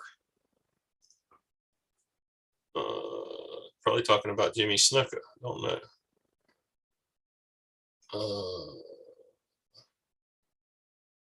Now, when you say you think you know who that is, what do you mean? I think I know. I think it's Chuck Whitner, right? Incorrect. Wait, was it a wrestler or a boxer? I didn't specify. Okay, the only guy to wrestle who? Wait, box? No, wrestle Muhammad Ali and box Andre the Giant. That is a question. No Google. I don't know. Who the fuck did Muhammad Ali wrestle? You're not talking about Inoki, are you? I don't know. You ever seen Muhammad Ali in an airplane spin? Okay, Monsoon. Yes, he also boxed Andre the Giant. Did he? He did. Gorilla Monsoon is the only man to ever box Andre the Giant and wrestle Muhammad Ali. Well, okay, so technically he didn't wrestle Muhammad Ali. He went in the ring and put Muhammad Ali in a spin. I mean, they didn't have like a match, like an advertised, this is going to be a match. It was just, he spun him, and that was all to set up the Inoki. That was all to hype up the Inoki. That was wrestling. Yeah, but it wasn't a wrestling match. I mean, it's like I could show up and, take a bump, but it's not a match, right? Well, maybe there was another incident that was not televised that you're unaware of. Yeah. I base most of what I do on the idea that the information I've received elsewhere is correct. As do you for everything. I mean, I'll try to be correct. I mean, I don't just take stuff like at face value. I mean, I try to. No. I mean, that's just kind of how the world works. Like, fuck, I'm not a scientist. I got to take people's words for it. Yeah. So it was in a WWF magazine. Okay. And it was, you probably had a subscription back then. No, I was never really a WWF fan, to be honest with you. Right, because everybody did their best work before they went there. It just wasn't. I mean, we got it on TV here, but so I didn't have access to watching all the other channels. I grew up out in the fucking bush. I had 3 channels. We did too. 2 of them, I had to stand on the roof and hold the antenna in the proper angle so Dad could watch the other ones. Right? I'm not kidding. Dad, during the playoff season for hockey, Dad would sit in his fucking chair watching the fucking floor model TV or the big base spinny thing. Yeah. Right? Adam would stand from like straight through the living room to the kitchen, out the patio door, onto the deck, where I'm up on the roof holding the fucking antenna. I'm talking like I'm 7 years old, 8 years old, and I'm holding the antenna, and the old man would yell whether or not I have to adjust it. And if it was good, motherfucker, I had to stand there and hold that fucking shit straight for the entire fucking game. And you never could figure out why he wanted you to be wrapped in tinfoil while there was a lightning storm out there. Motherfucker, this is hockey we're talking about. There's no fucking lightning storms during hockey season. What are you, fucked? It's fucking winter. Okay, yeah, you don't get 3 feet of snow on the fucking roof. Well, that's true. I didn't think about that. Which made it real comfy when I got to get down because I could just jump off. Yeah, I just landed in the snow. Oh man, it was so bad. there was once, so we're talking 1993. So I was 9 for this one. I was in college. Opening season or opening series of the playoffs, Toronto Maple Leafs, Detroit Red Wings. All I wanted to do was see Wendell Clark and Bobby Probert fucking square off on game 1. And they did. And Yeah. I'm on the roof holding the fucking antenna. And Dad's yelling to Adam updates of the fight. And he's yelling them up to me on the roof. And I got so excited, I let go of the antenna. And Dad missed the fight, so I never found out what happened. And I was more upset about not knowing what happened in the fight than it was about the ass kicking I got for Dad not knowing what happened in the fight. Now, I tell stories like that, and it paints my dad as a monster. He did give me the belt for that, though. No, that's not true. My dad never hit me. He never gave me no whoopings. Wait. It happened one time I got a whooping. And it's my fault. It's my fault. Mom was the disciplinarian. It was Mom. She did everything. Right? Yeah. Okay. This one particular day, Dad wasn't home. And I was getting out of hand. I was stepping out of line. I had to get checked. So Mom gave me the warning. Look, I'm coming back with the belt next time. Sort your shit out. So Mom went back out to do whatever she was doing. She had company over. They were doing crafts. I snuck into Mom's room. I took all of the belts out of the closet and I hit them. Good luck giving me the belt now, Mom. She came back to give me the belt, realized that there was no belts. So she had to go by hand. She finished doing what she was doing, and I fucking kind of grinned at her. I was like, well, that didn't even really hurt. Should probably get Dad to do it next time, maybe. Oh, Well, Dad got home that night. Mom told Dad, Evan asked for a spanking from you because mine don't hurt, and he's not going to listen to me anymore. oh, So Dad obliged me. God, son. I got 1. So this has always been a debate, whether it's women or children and how you control them. Is it better off to have a savage beating once or like daily reminders or like daily savage reminders? Like, I don't know. I've never really done the math on it, but Dad gave me 1, but I'm pretty sure he sent it. Yeah. It was good enough that I never wanted to fuck around and find out a second time. That scale. No more fucking around with Dad. Yeah, I think it varies from person to person on whether you need like a daily reminder or just one good one. Cobra has a funny chat. Well, I can't find it, so It's hold like on.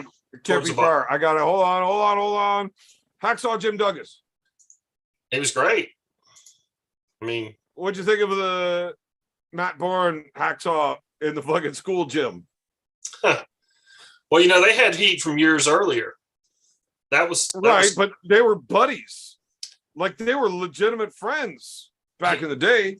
Well, Matt Bourne was crazy. Like he had a bad drug problem, and he was also just mentally. Matt Bourne was amazing.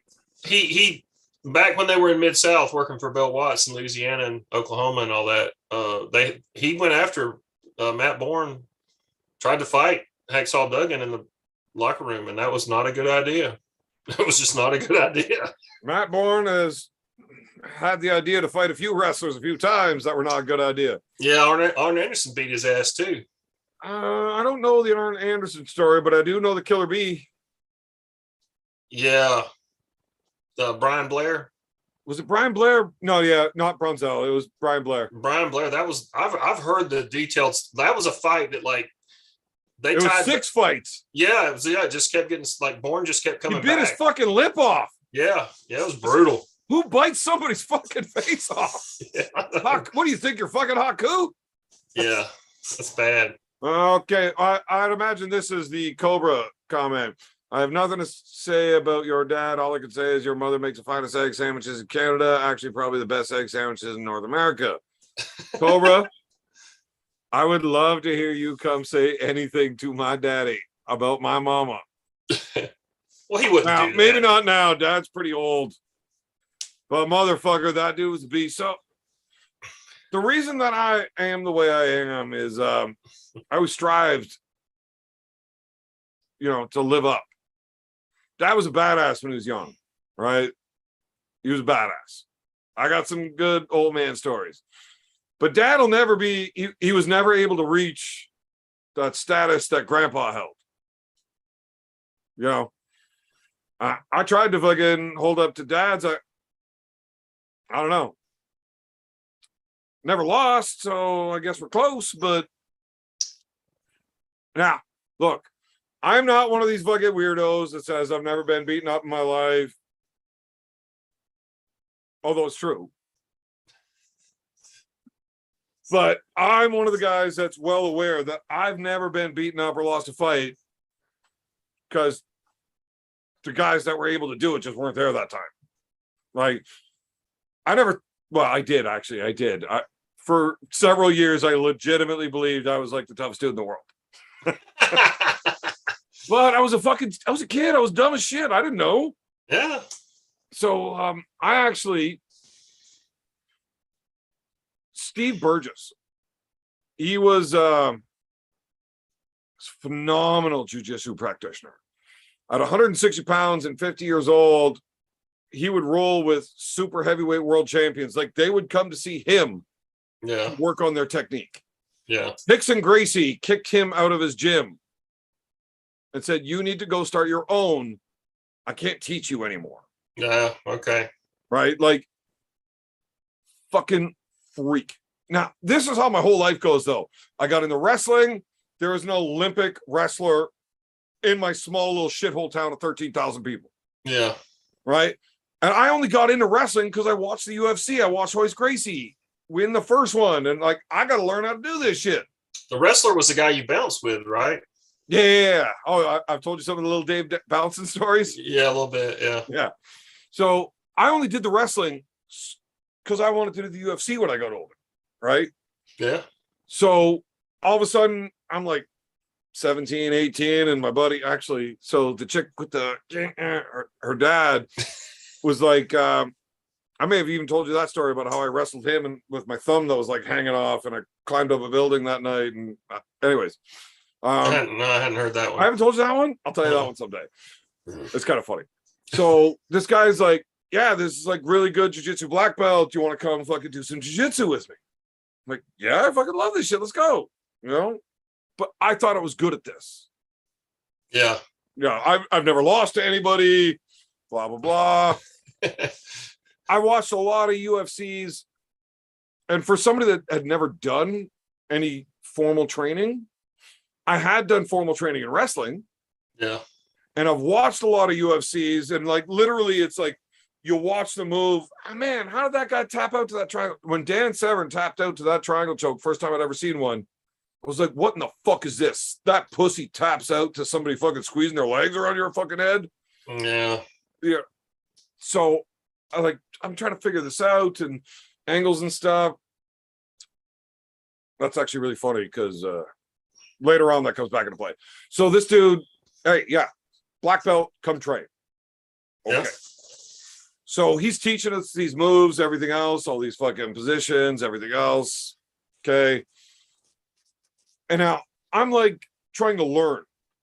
So I ask him, why would I move this way to do that instead of this? Like, this is what my natural reaction would be.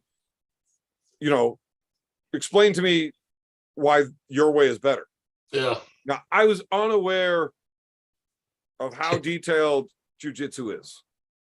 Right? Yeah. I did not know that this guy is literally one of the very best in the world. I had no idea. It just didn't. I was young and dumb. It didn't make sense. You know who the hell he was, right? So he shows me, well, this is why you do it. And I'm like, yeah, but I could do this. Oh, bad. Right. So he didn't get upset No, why would he? because I'm a cunt. You think you're the first one he ever saw? Well, if you get shown properly the first time you do that, you pull that dumb shit, you're not going to do it again. You're going to be like, oh, fuck. I got to Right. know what you know. I want to learn. Yeah. It didn't. So we started rolling, right? And we're Mhm. like going for submissions on each other. He's going for shit. I'm going for shit. Nobody's getting anything. Ends up as a draw. Right. Ends up as a draw. Me at 18, having never fucking taken a lesson in my life against a world elite. He was just practicing with you. Right. So at the end of it, he kind of laughs. He's like, wait, are you actually trying to roll with me? Like, is that what's. I was like, well, fucking, you couldn't get me. So, Oh. but I believed that was real. Like, nobody had ever shown me that I could be beaten at that time. Like, it's Yeah. looking back, I realized how fucking stupid I was, Yeah. but I didn't know, right? Like, I just thought that seeing as I've tried this with so many people and I always win, clearly I'm the best. Yeah. So many, many years later, I showed up to an actual practice whenever they started a real team now, because it became a bigger sport, right? Yeah. Well, he was in the army and he got shipped around a lot. And when he came back, he started a real team and I joined up with them. And he's like, I remember you. You showed up when we were training. So we were training in this fucking little shithole garage with pads taped to the walls and shit. He's like, I remember you. You were there then. I was like, yeah, that was me. He's like, yeah, you tried really hard. It's like, I almost won. And now I'm like 24 or 25, not 18 now. And he explains to me, he's like, you didn't almost win. I didn't know you were trying.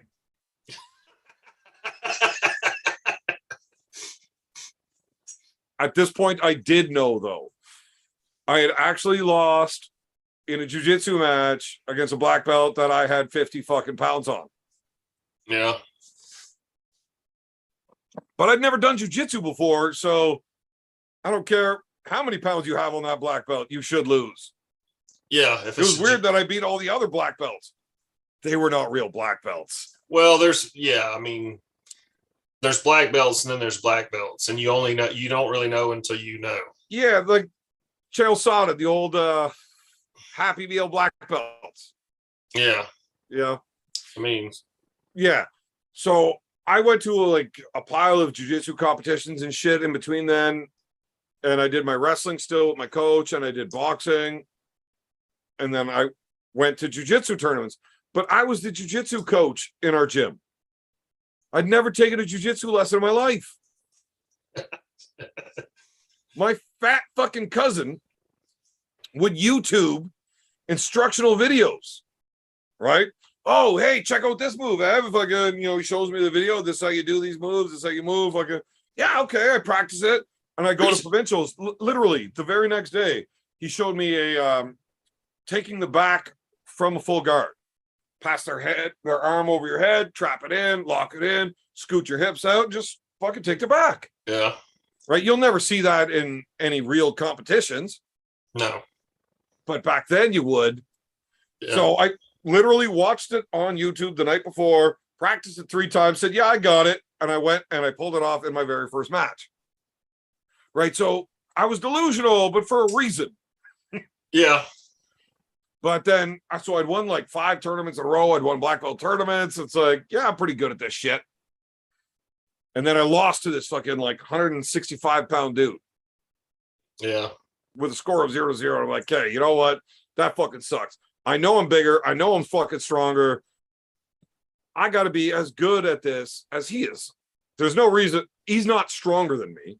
He's better than me. That's the only way you can make sense of him beating me. Yeah. Right?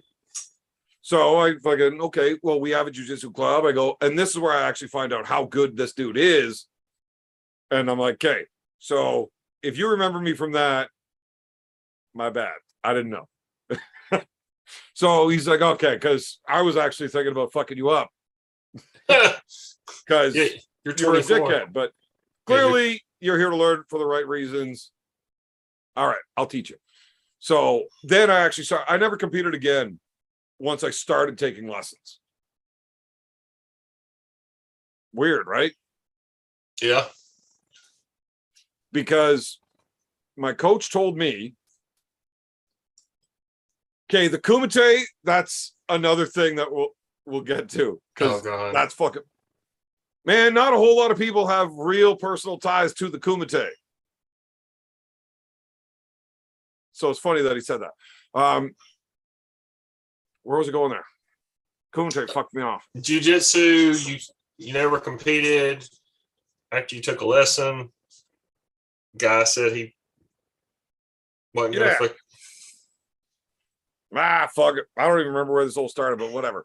So I started learning actual jujitsu from a legitimate fucking dude. Like this guy was training with super heavyweight world champions in both Brazilian jiu-jitsu and no-gi, right? What's that fucking giant American dude? Matt. He's like 6'5", 270. I don't know. Gi or no gi? Gi. BJJ. Current now or older? Oh, this is way back, 13 years ago. Not Matt Lindland. No, like huge fucking dude. Jiu-jitsu guy, not MMA guy. Anyways, so my coach, I found out that he's actually like he was the first Westerner to ever win the judo world champions in Japan. Oh. Okay. I think I don't know. He was a world champion in karate and judo. Not a world champion in jiu-jitsu because he did not like fighting under the current rule sets. He wanted to do everything under the old rule set where there is no time. Yeah. So by the time I started rolling with this dude, now I've seen him rolling with like world champs. He hadn't been submitted in like 12 years, and he hadn't had his guard passed in 9 years. Mm. And that's rolling with super heavyweight world champions, like he's just fucking phenomenal. But he wanted to compete under the old rule set where there's no time limit, right? Like Somebody's gonna win or lose. I'm not talking about Steven Seagal, I'm talking about Stephen Burgess.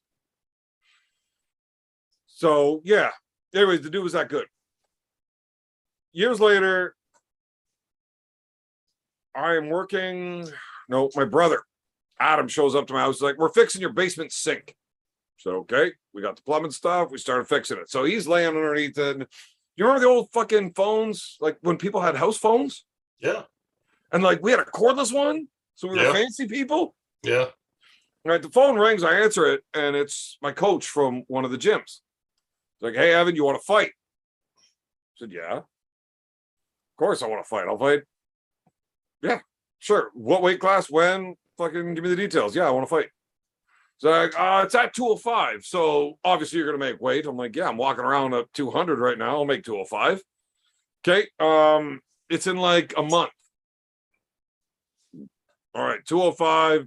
Where is it? Toronto or some bull. No, it wasn't in Toronto. I had to have been in Quebec because it wasn't legal in Ontario yet. It's like whatever this event. I'm like, I will fight anybody in Canada at 205 that is not named Misha Serkinov. Oh, I know that name. All right, now, Misha I think he's been stopped like 3 times in a row this year in the UFC. But back then, he had just ragdolled Babalu at Abu Dhabi, Yeah. right? Nobody ragdolls Babalu. That's craziness. But he's from Toronto, fighting out of Extreme Couture. He's their grappling coach. I know who the guy is. I have competed against his students. I know exactly who the guy is, and I've watched the guy fight. Everything I do, he does, but better. I don't want to do that. That's not somebody I'm interested in fighting. My brother's laying underneath the sink, fucking putting together the P trap. He's like, 205, I'll fight him. Uh-oh. Like, Adam, you don't want to fight Misha Sergenov, but so the coach is like, yeah, just let me check the name here. Yeah, it sounds right though. Yeah, Misha Sergenov. Yeah, that's him. Like, no thanks, I'll pass. I'll do it. Like, you're out of your fucking mind, Adam. Like, so he was delusional because now I'd learned, but the only training he'd ever done was against me. Okay. But when you train against one person all the time, you get Yeah. really good at being deal- against that. Yes, against that one person. Right.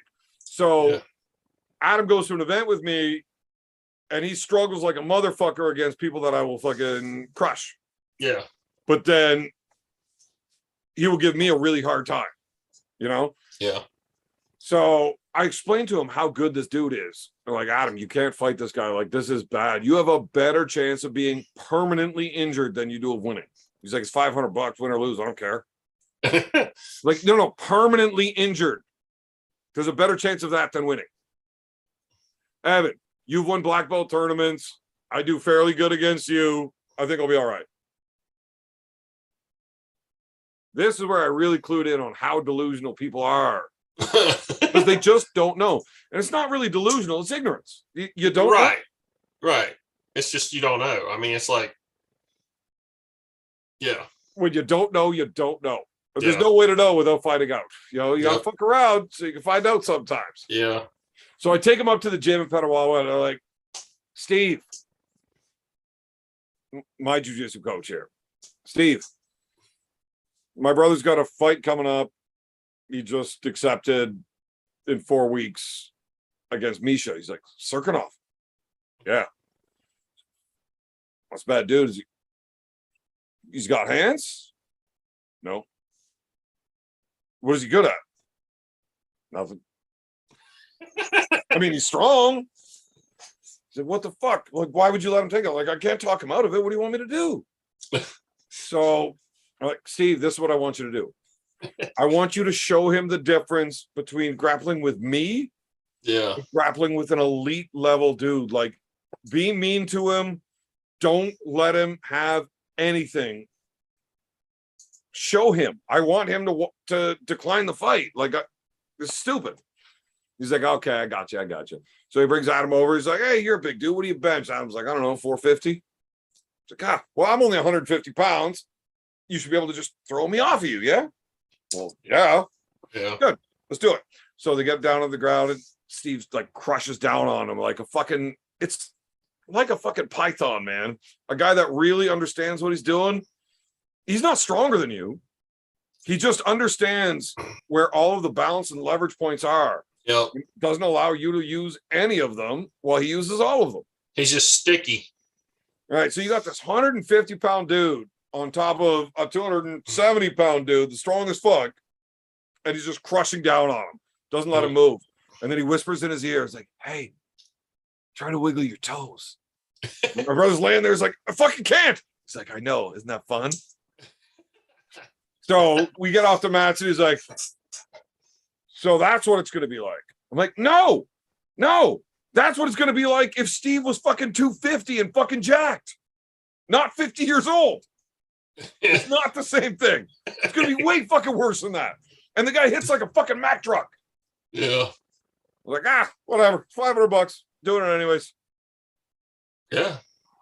All right. Well, if I can't talk you out of it, the only thing I can do is like do my best to try to not get you fucking hurt, like get you as best ready as I can, I guess. Right? Yeah. Yeah. What other options do you have there? Right. I mean, he's bound and determined to try to run through a razor blade factory. I have put in all of my input, begged and pleaded my case, duly noted, overruled. We're doing it anyways. All I can do is try to help. I don't want him to literally die. So I call up another buddy of mine who had an MMA gym in Ottawa because we didn't have anywhere with a cage, and the fight was happening in a cage. Like, That's different. You've never been in a cage. Yeah. You're gonna have to learn what it's like to have your back up against a cage, how to move with this. So I call my buddy up. He's got a cage. Hey, farmer, You mind if I come down with my brother and get some work in the cage? He's got a fight coming up. He's never been in a cage before, though. He's like, oh, yeah, no problem, bud. Like, let me know when you're coming. So I'm like, well, we're gonna come down this afternoon. Like, if you're good. He's like, yeah, we're free. Who's your brother fighting? I said, Misha. Your brother's fighting Misha. Is he a better wrestler than you? But no, he's never wrestled before. Is he like a really good boxer or something? And I'm like, fuck, I've heard this conversation before. Like, no, he's never done anything. I beat him at everything. I can't talk him out of it, so I'm trying to help him. He's like, Evan, you are not using my cage. I want no part of this. In fact, plan on that fight being canceled. When we hang up, I am calling the athletic commission and I'm going to make sure that this fight does not happen. What the fuck is wrong with you? Well, it's not you. You tried to talk him out of it. Right. Apparently, I didn't even think that I could call the athletic commission and be like, what the fuck? Who's sanctioning this shit? Yeah, that's true. Yeah. So I just noticed that Misha Serkinov was born in Coach Ray's hometown. Yep. That name rung a bell when you said it. That I was kind of still like when he first he started fighting the UFC in 2015, so he's been there a little while. That doesn't sound right. That's what his record shows. Like his first fight was August of 2015 against Daniel Jolly. Don't know who that is, but he had a bunch of fights. By Peruvian necktie. Let's see.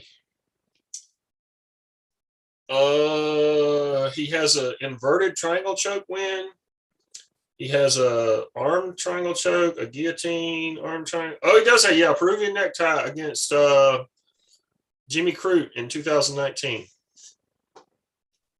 Man, that sounds so late. I thought he had another run in the UFC before, and then he was gone for a while, then came back. No, he's every fight he's had since August 2015 has been in the UFC. Unless they're lying on the Wikipedia page of his record, they have his record on there. Go to Sherdog.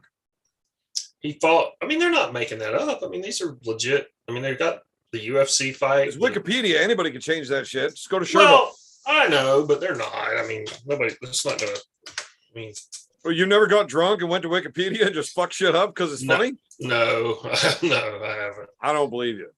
I don't even know how to do that. So, man, I know how to do that. How the fuck do you not? I say Misha Serkinov. Let's see here.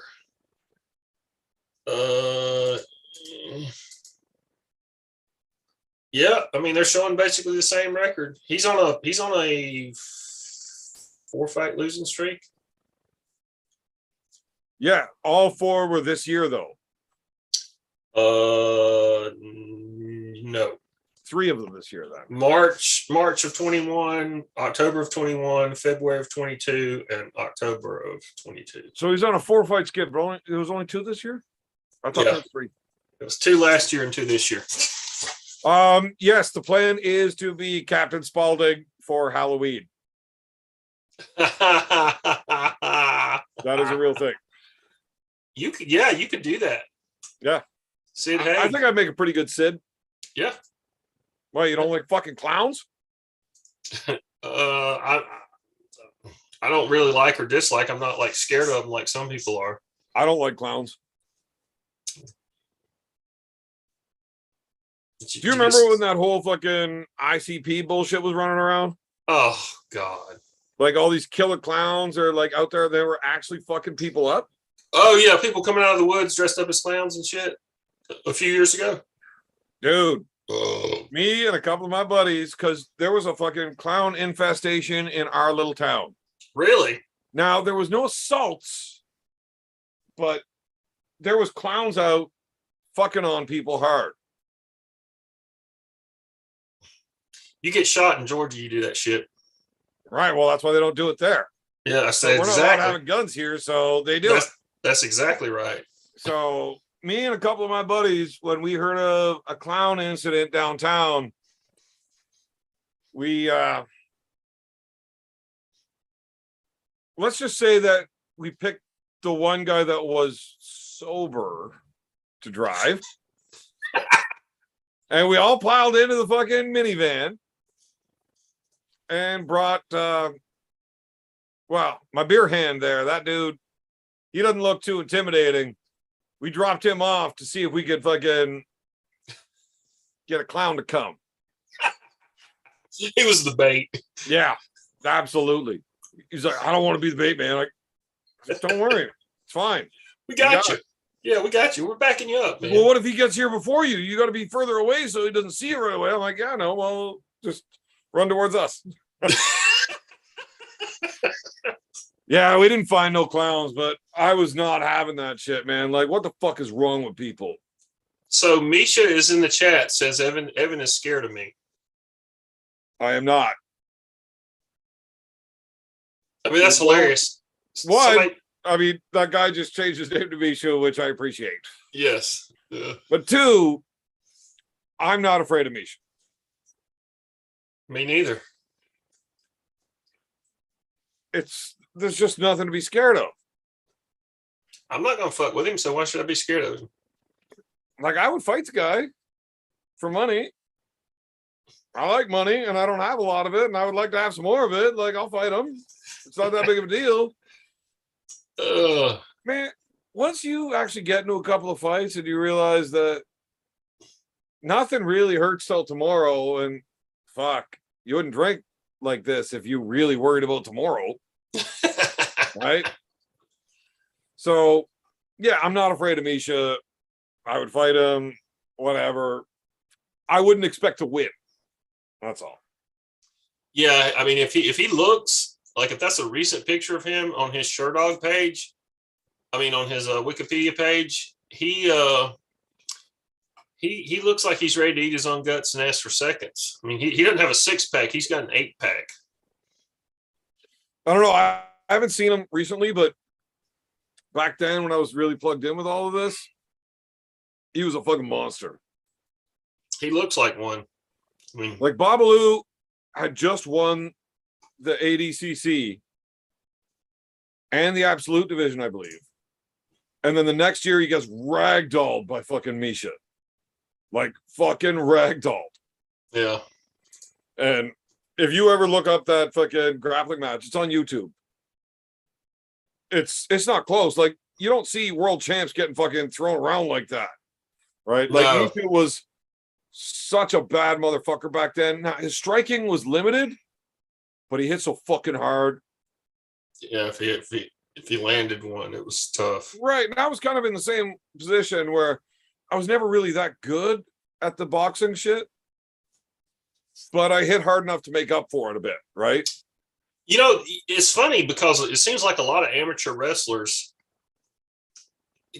they develop a level of strength where they can actually throw good. Like, they may not be technically crisp and good boxers, but they can throw a haymaker, right?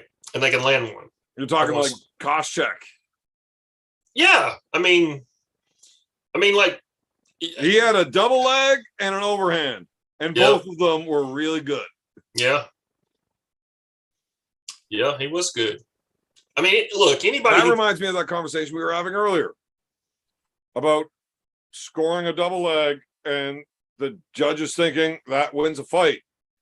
Yeah, Anybody that knows anything about grappling watches that fight between him and Diego. Yeah, he got the takedowns and then he got beat up for it. How's that winning the fight? yeah. I know everything's like judging and scoring is difficult, but I've always really had a big problem with. So if you get X amount of points or a point or whatever it is for a takedown, do you get the same amount of points for stopping a takedown? I mean, Well, I would say no. It's a lot easier to stop a takedown than it is to get a takedown. or But here's the you other would thing. have to fucking award the same amount of points for getting up. Well, okay, that's what I was. That was what I was fixing to go to next. What I think I probably really was thinking about when I said that first was, if somebody takes you down and you're able to just stand right back up, that's kind of a stalemate, in my opinion. Yeah, like they should cancel each other out. Right. Damage is really the key here. It's a fight. Yeah, So you're not looking to score points, you're looking to score damage. Whoever fucking does better on that should be the winner. Like Yeah. Chuck Liddell was not impossible to take down, he was impossible to hold down. Yeah. He was a good counter wrestler. He was really good at, and his right, that danger of the right hand helped his takedown defense greatly. Well, not being afraid of being taken down because I don't care about getting punched in the face. I'm just going to stand up. Whatever. Hit me 2-3 times. I'm standing up anyways. Yeah. You know, so he didn't give a shit. So he was able to unload without worry. Also, fighters weren't that good back then. It's been trained up so much. Yeah. Right? I mean, that was at that point. Yes, you had guys that could do everything, whatever, but they were like Chuck Liddell was a wrestler and a kickboxer. yeah. Right. So being good at two, that was always the theory back then. I don't have to be better than you at everything. I got to be better than you at 2 of the 3. Right. Well, So there's the wrestling, there's the jiu-jitsu or the grappling, and then there's the striking. I got to be better at 2 of the 3. It doesn't matter which 2, as long as I'm better at 2. yeah. I think it at a more base level, I think it's about being able to impose your game on them. In other words, you make them play your game.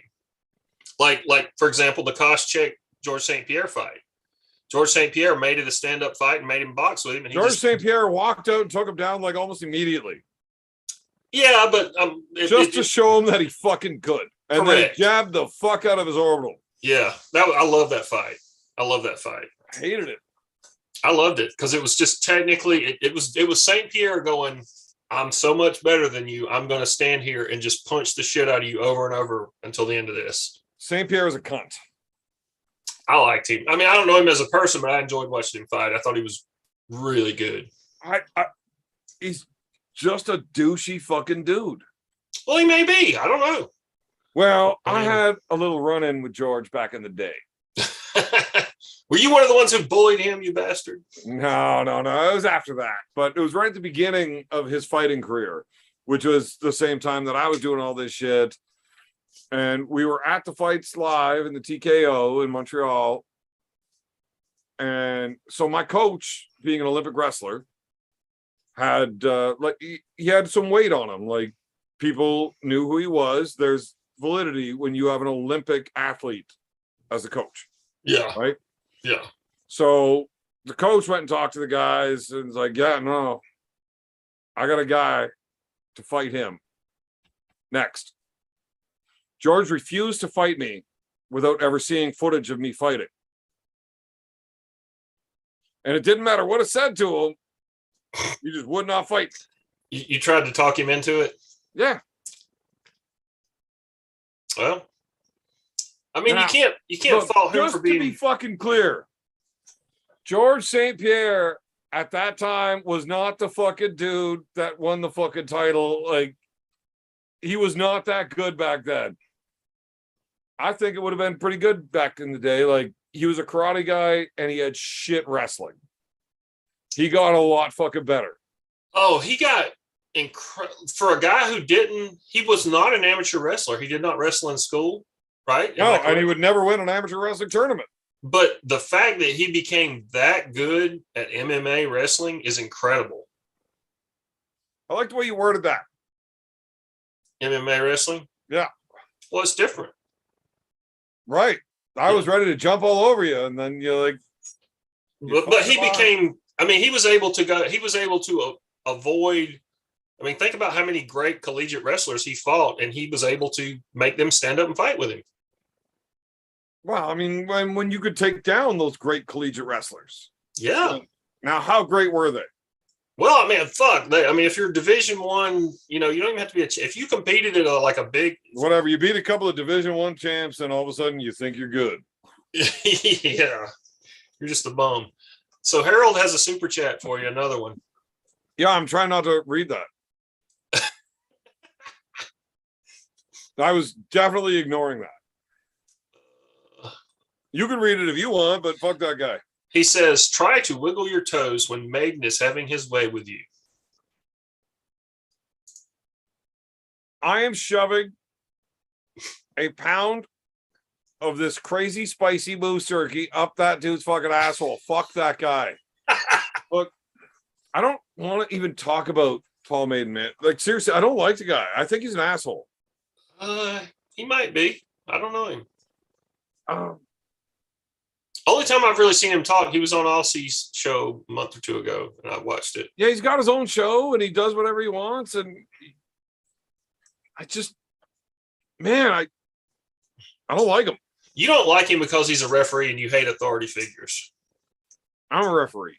I know, but you hate yourself. Is that why I drink? No, it's why I smoke. I'm a referee. Nah, I don't like that guy, man. He's just a cunty fucking person. Like, fuck. Oh, that's a good person to have a combat sport match against. Somebody you don't like. I am training. I'm showing up, ready to go. But if that motherfucker touches me outside of an arm wrestling scenario, I'm gonna punch him right in the fucking face.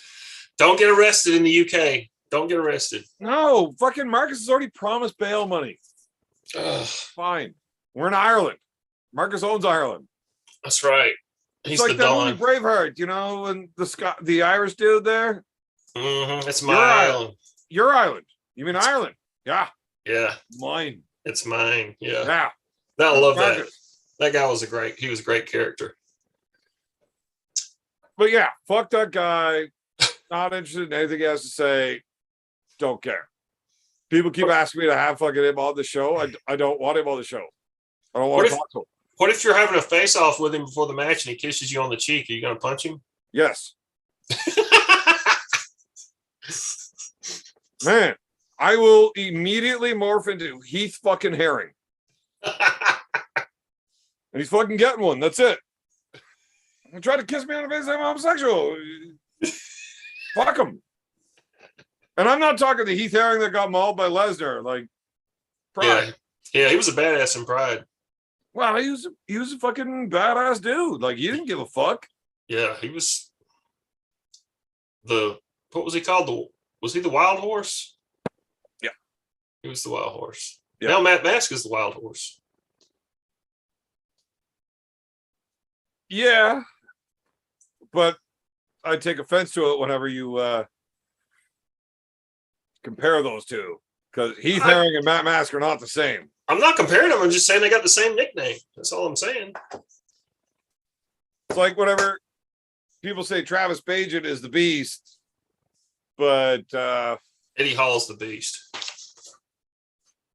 yeah, sure. I mean, Miss Patricia would say that you don't want to see the beast, but whatever.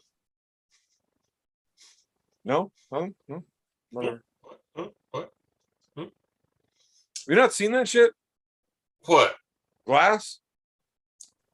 Glass? You've never seen the movie Glass? I've never even heard of it. What's it Okay, about? so the newer X-Men movies, the young guy that plays Xavier. What's his Okay. name? No, you're talking about this. Are you talking about Split, where he plays all the split personalities? Okay, so Split's the first one. Well, the first one's actually with Bruce Willis before that. Unforgiven.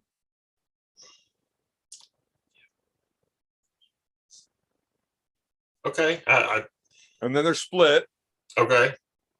and then there's Glass. Okay. I've not heard of Glass. I've heard of Split. So there's one scene in the movie Glass where is it Samuel L. Jackson and Bruce Willis? They're in that too, because like they finally put all the movies together or whatever.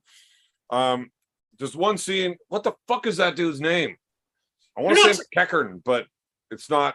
Unbreakable, not Unforgiven. My bad. Yeah, it's okay. That's what I was fixing to say. I thought you were talking about Unbreakable. Yeah, well, I'm drunk as fuck. Shut up. Don't be a dick. Correct me before I say something stupid. I asked you first. I asked you first, dumbass. This is why you lose trivia. You know, you don't have an answer. I just throw something out there. Now I got people correcting me because you're a dumbass. Yeah, Fuck. I'll Okay. do better. So in the movie Glass, there's a scene where like they got him trapped and they talk about how whoever's in the light is the one in control. Okay. So they got this light that flashes and it forces a change of who's in control. And the Okay. dude does like all fucking 14 or 27 personalities that he's got in the same continuous scene. Yeah, that's crazy. So being able to play that many characters in one movie is something. Yeah, it is. Being able to do them all in the same fucking scene and switch. It's impressive. Yeah, That's it's impressive. very impressive. Yeah, it is. I mean, think about like I mean, obviously you're not a method actor if you're doing something like that because you probably don't want to really go crazy and become a homicidal maniac. But Yeah, no. I purposely gave myself 27 split personalities so I could do the job well. yeah, I mean, it's just like, yeah, it is. I mean, like people that can really act like that and to be able, like you say, be able to do those multiple characters in succession like that, that's really amazing. Watch the scene, watch the movie. It's I don't know how you do not win fucking awards for that shit, man. Like absolutely. Class. The Schmo says Unforgiven is what I was thinking. I'm just as dumb as both of y'all, I guess. No. Schmo, Oh. good job. Good job, buddy. So James so McAvoy. That's the one that plays it. yes, James McAvoy. Yeah, I know his name. Yeah. Hold on, Glass? You're saying the name of the movie is just Glass? Glass. I'm pretty sure the chat would have corrected me if I was wrong. Okay. Okay. Whoa. Wait a minute. 2019 film. Yes. Okay. Yeah. There you go. Yeah. Yep. I didn't even. That's an M. Night Shyamalan movie. Okay. Yeah, so was it Unbreakable was the first one? Yeah. So Unbreakable and Split have nothing to do with each other. Yeah. I didn't think so. Right, but when Glass comes out, they do. It kind of ties them together. Yeah, I guess Bruce Willis is trying to beat up fucking James McAvoy or whatever. Fucking, I drink a lot, but that one scene was super impressive. Wow. So that was that movie came out in 2019. Very successful movie. Made a bunch of money. Atlantis IRO. I don't want to watch any movies involving Tobey Maguire. Fuck that guy. He's a piece of shit person. I Did don't you, know. have you watched the movie Molly's Game? No. No? I haven't. I don't watch a lot of movies anymore. Like, I don't know. I'm old and like, Waste a bunch of time on bullshit podcast bullshit. yeah. There's just not any movies that come out anymore that just like make me want to rush to the movies and go watch it. They're just not. So Molly's Game's on Netflix. It's I probably watched it 30 or 40 times. Molly's Game. Yeah, so the actress is pretty hot. That helps. And it's basically about a chick that became this poker princess running fucking high-end poker for celebrities and shit. Right? But it's based on a true story. Yeah. So the one main character about the dude being a fucking complete douche is based on Tobey Maguire. And his thing wasn't, he didn't care about winning or money. He just liked destroying people's lives. Okay. Well, if you enjoy destroying people's lives, you're kind of a piece of shit. Yeah. How is that what turns you on? What the fuck? Yeah. That's not a very nice thing to do. And you're projecting your bad issues onto other people rather than dealing with them yourself. That's what you're Well, fuck that guy, but apparently he's pretty good at poker. Mr. McPhee, how are you still going, beer man? Because I'm the beer man, and that's what I do. That's right. Cobra Roads, please, everyone watch Emancipation, released in theaters December 2nd on Apple Plus, December 9th. Thank you in advance. Cobra, nobody wants to watch that shit. They're busy watching this bullshit. Ah. Yeah, but it's coming out in the future. Ask Roy. That's He me. remembers every episode of every podcast I've ever done that I don't remember, but he doesn't watch movies. I just don't. I used to like My buddy that passed away this past December, he was in like when we were hanging out, he'd be like, "Hey, you got to watch this movie. It's good." So I'd watch movies with him, but other than with him, I haven't watched movies. I just don't. And it's sad, man. Like if they had had the technology to do the Marvel movies back in like the 80s or the 90s, early 90s, even into the mid or maybe Man, even they late, had Lou Ferrigno. They didn't need technology. I would have loved them. I would have loved all the X-Men and the Marvel movie. And I'm not saying I've watched several of them, and I like them. Some of them more than others. I have seen a lot of the Marvel movies. And But all you had to do is have sex once, and then have a kid, and then you would have to have watched the movies. yeah, then you're stuck. You got to watch. I got no choice. Every fucking Thursday, the new She-Hulk episode comes out, and I have to watch it. Is that an ongoing TV show right now? I think season 1 just ended, so it'll be a while before I have to watch that again. Who's playing She-Hulk? I don't know. Yeah. Jennifer Walters. Okay. I don't know what her real name is, but yeah. Young lad loves it. So every Thursday, new episode comes on when he gets home from school. Before supper, we watch the new She-Hulk episode. Cool. It's just how that goes. Yep. Well, how do you argue with a kid? You don't. You just kind of do what they want to do up to a certain point. No, I mean, it's not terrible. It's not what I want to be doing, but it's not terrible. You can always zone out and just think about other stuff too. It's better than watching what my daughter wants me to watch with her. Ooh, yeah. What does she want you to watch? Oh my God. Is it like awful girly stuff? Like, Well, my daughter is kind of weird.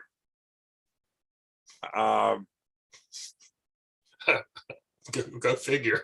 So, no, like weird. Okay. Like she makes you nervous, weird. Like you lock the door, like so she doesn't come in and kill you in your sleep. No. She doesn't have a fucking malicious bone in her body. Like she's a really good person. She must get that from her mother. But the weirdness she must also get from her mother, because I don't know. So if I tell her, let's hang out, we can go do whatever you want. You want to go to the arcade? I'll take you to the city. Whatever you want to do. Let me know what you want to do today. Today it's me and you.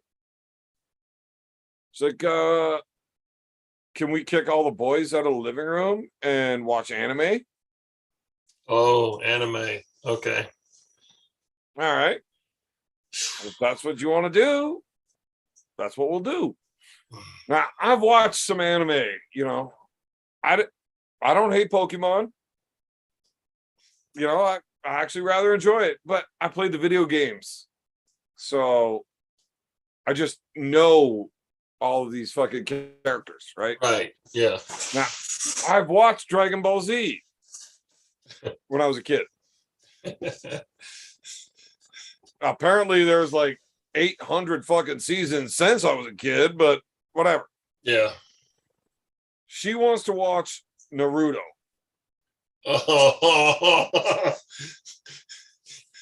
Have you ever seen that? The only thing I know is the Naruto running thing where you hold your arms out.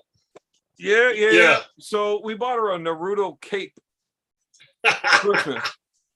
And she didn't even give a fuck about any other fucking Christmas present. None of it. $40 on the cape, $400 on the other shit.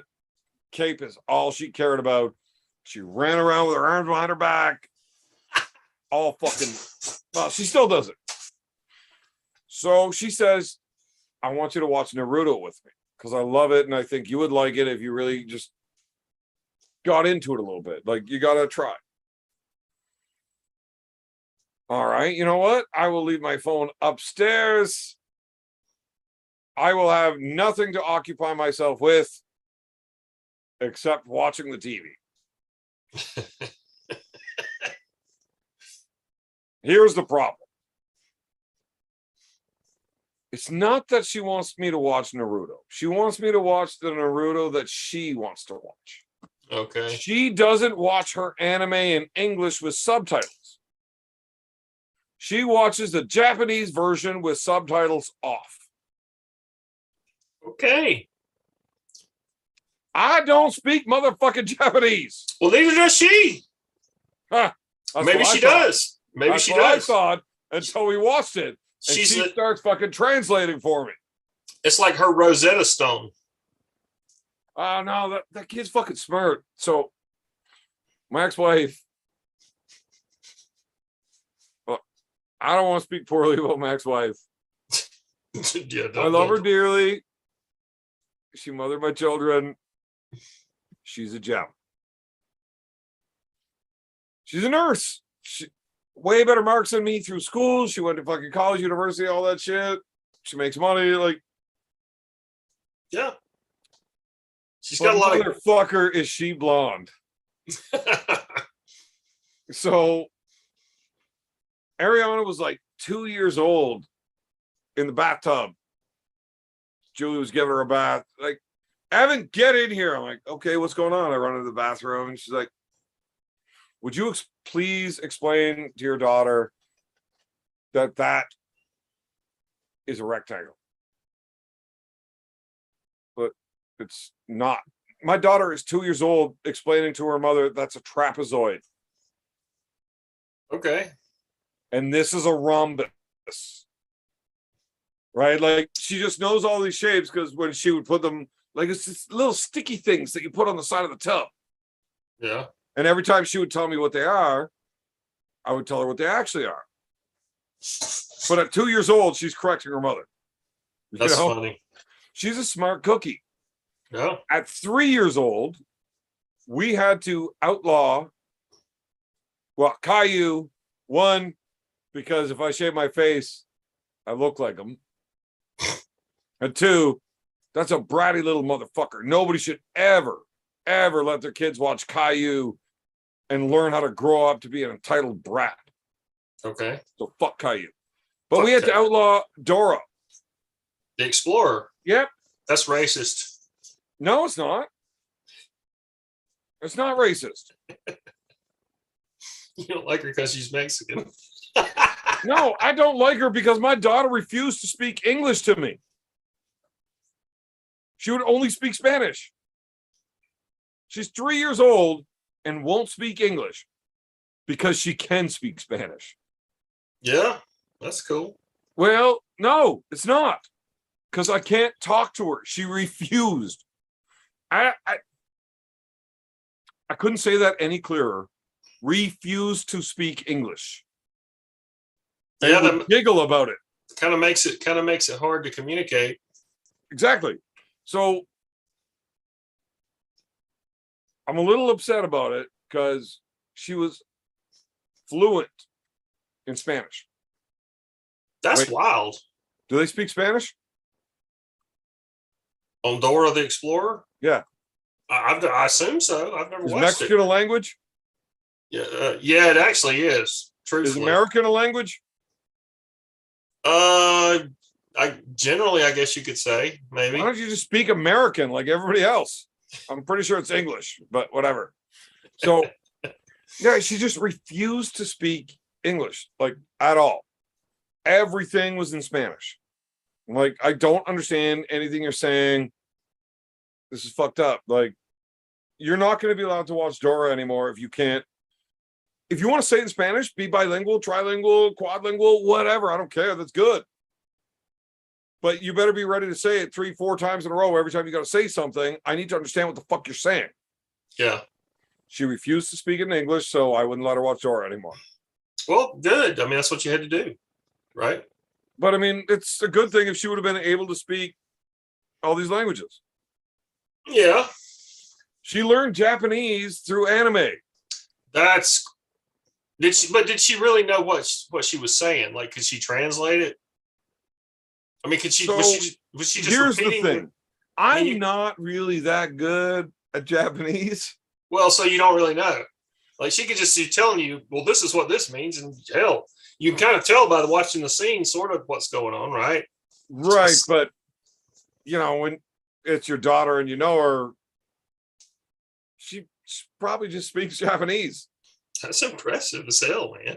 So she watched a couple of, I think Yu-Gi-Oh was the first fucking anime she started watching. But she didn't like the English version because she's seen the Japanese version and they had different animations and it was just a better show. Well, yeah, so what? I gotta read subtitles to understand it, but it's better there. Okay, do what you want to do, honey, whatever. So she continued doing that, and then she never went back to watching the English version of any anime. And now she doesn't even use subtitles.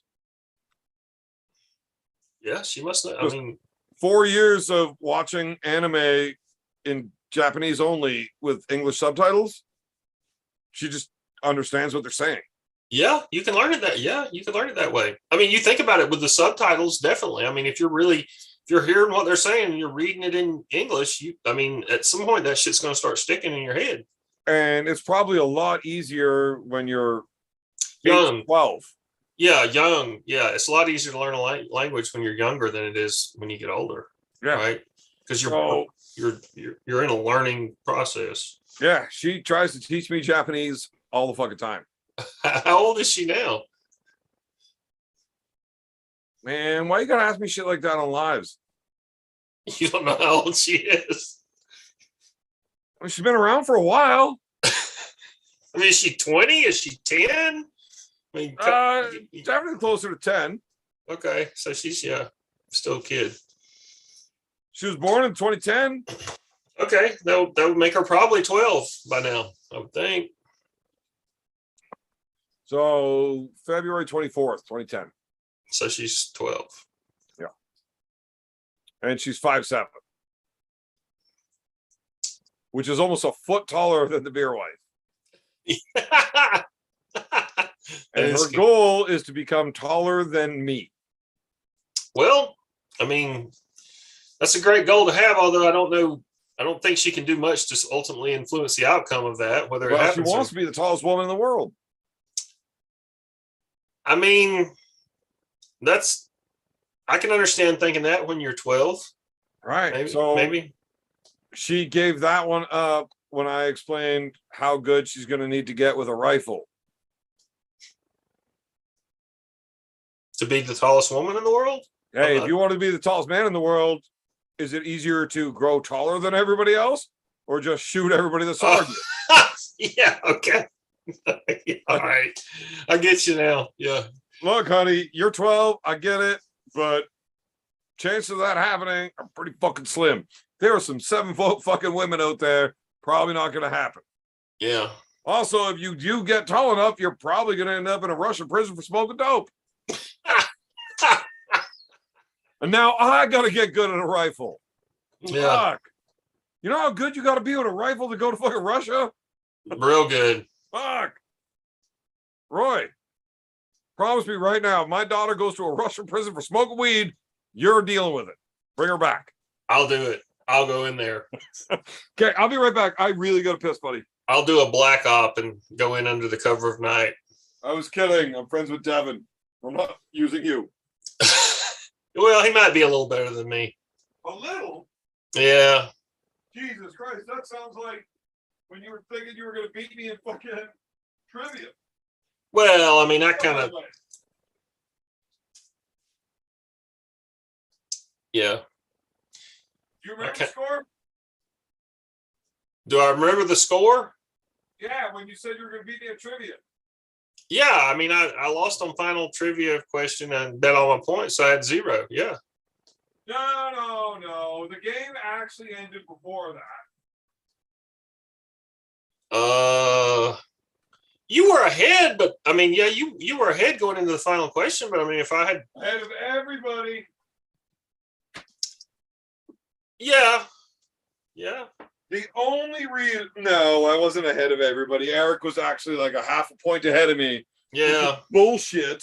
Because he only got 4 fucking questions right. They were just, Uncle John said, we'll put 3 points on this question because Eric knows it. Yeah, I mean, it was fun, but it wasn't like a by the rules Jeopardy type trivia contest. I mean, let's be honest. If it was a by the rules Jeopardy contest, I would have clearly won. I had the most right answers. You're right. Clearly. I know I'm right because I'm talking. And it's weird. It's like you're the invisible man. Like your voice sounds like you're right in front of the camera, but like you're not there. Right I can behind hear- the camera. I can hear your heavy breathing. Yeah, I'm behind the camera. What are you doing? Peeing. So I stopped using my piss bucket because it smells bad because I never empty it. Oh God. So now I go behind the camera, but I'm so close to the camera that I just mute my microphone and I piss into the jug and then I dump it out the window. I have a sink right there that I'm gonna hook up right there and tie it into the plumbing behind the washing machine. And then it's like a urinal, but it's a sink. How far would you have to walk to go to an actual toilet to piss in your house? So You gotta go upstairs or something? how far would I have to walk, or how far away from me is the toilet? How far away is how long is the trip? Well, my hand reaches there. I got a 10-foot ceiling, and then it's 2 feet. So, like, if I stand up, the toilet's like 12 feet from my hand. You can see it? No, But it's on the floor above you, is what you're saying. no. So, what above that? So, for me, I got to walk 18 feet, go up a set of stairs, Yeah. then 10 feet through the kitchen, 6 feet through the archway, So it's a long way. up another set of stairs, then 10 feet to the bathroom, 4 feet to the toilet. Gotcha. So Um, I understand why you do what you do. Yeah, so I got like a 2-story house that's got a really creepy basement. And I hang out in the basement. That makes sense. Yeah. Because we can't smoke in the house. Yeah. Okay, Mr. McShee says, Roy, show is your. I know you got something close I picked up. Oh, no, I'm not. I appreciate it, McPhee. I'm not going to wave a gun around in front of the camera. I think they demonetize him every time. I don't think it's happened yet. Well, he's asking me. He's like, wave something around. He got a SIG M18 the other day. Good for you, man. I don't even know what that is. I honestly, I'll tell you right now, probably a rifle, I would guess. if handguns were ever a topic on the trivia, Yeah. I would have been so fucked. Yeah. You know what's funny Yeah. about the trivia? I had people text messaging me answers nonstop. I didn't cheat at all. Seriously. I woke up in the morning and I had at least 35 text messages about answers. You got a lot more friends than I do. Well, yeah, probably, but no, I had nobody texting me answers. You know, it's not surprising that you don't have any friends. I didn't say I didn't have any. I just don't have Well, a lot. yeah, I'm sure you got 2 or 3, but they're probably in your freezer. No, they're not there. Well, you They're still not. have one still putting lotion on, but outside of that, Yeah. no. Okay. People are just like watching the live and they're like texting me. Yeah. I don't have time. If I was like looking at my phone every time there's a question asked, you don't think that's going to be pretty fucking obvious? Yeah. Yeah, it would. Plus, Uncle John already sent me the list of questions. Right. Yeah. So I'd already looked them all up, and then I only needed to remember most of them. So there's a couple of times like, fuck, I don't remember this answer. Whatever. I still got enough. That's kind of what I figured. No, that definitely did not happen. Okay, so The Devin's first question, yeah, the 2.8 billion miles or whatever. 2.8125. Yeah.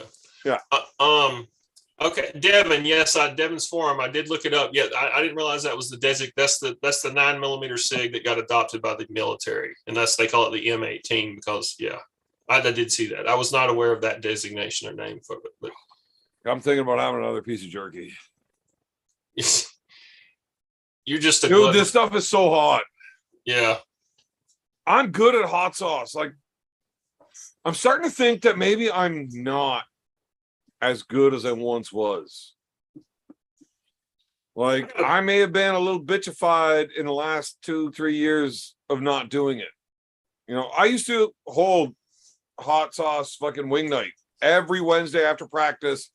Anybody that wanted to stick around, drink a few more beers, we ordered the fucking wings in from Pizza Hut because they send you this big old bowl of fucking like 18 wings for $15. Fuck yeah. Somebody's like, I got $15, let's do it. And then I was telling people, like, I had at least 100 different hot sauces. Wow. So we would line them up from like child friendly, kids got to go to bed, holy fuck, you're out of your fucking mind. Yeah. You know? And anybody that was in for the hot sauce night, we would just like, everybody would pick one sauce and we would set it up, and then I would line them up in order of what's the hottest. And look, you can fucking back out anytime you want. You don't want to go any further than that because it starts to suck. I get it. It's fine. Go eat your wings with your mild sauce while the men eat these ones and make fun of you. Yeah. Fine. You're not macho. So my older brother Adam actually brought his stepson for hot sauce night because, kid hit 14. Now, at 14, he was 6'2", right? Yeah. So he starts running his mouth a little bit. He's taking a few jujitsu classes. Uh-oh.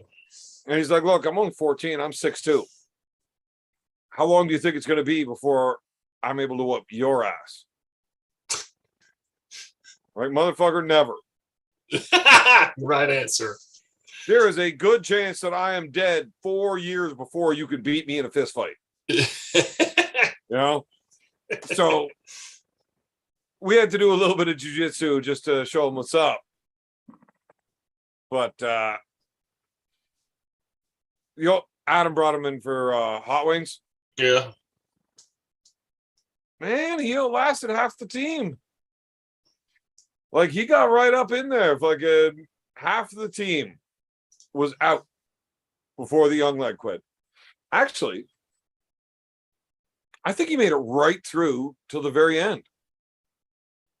I think it was only one hot sauce. Like, the very last one is the one he didn't do.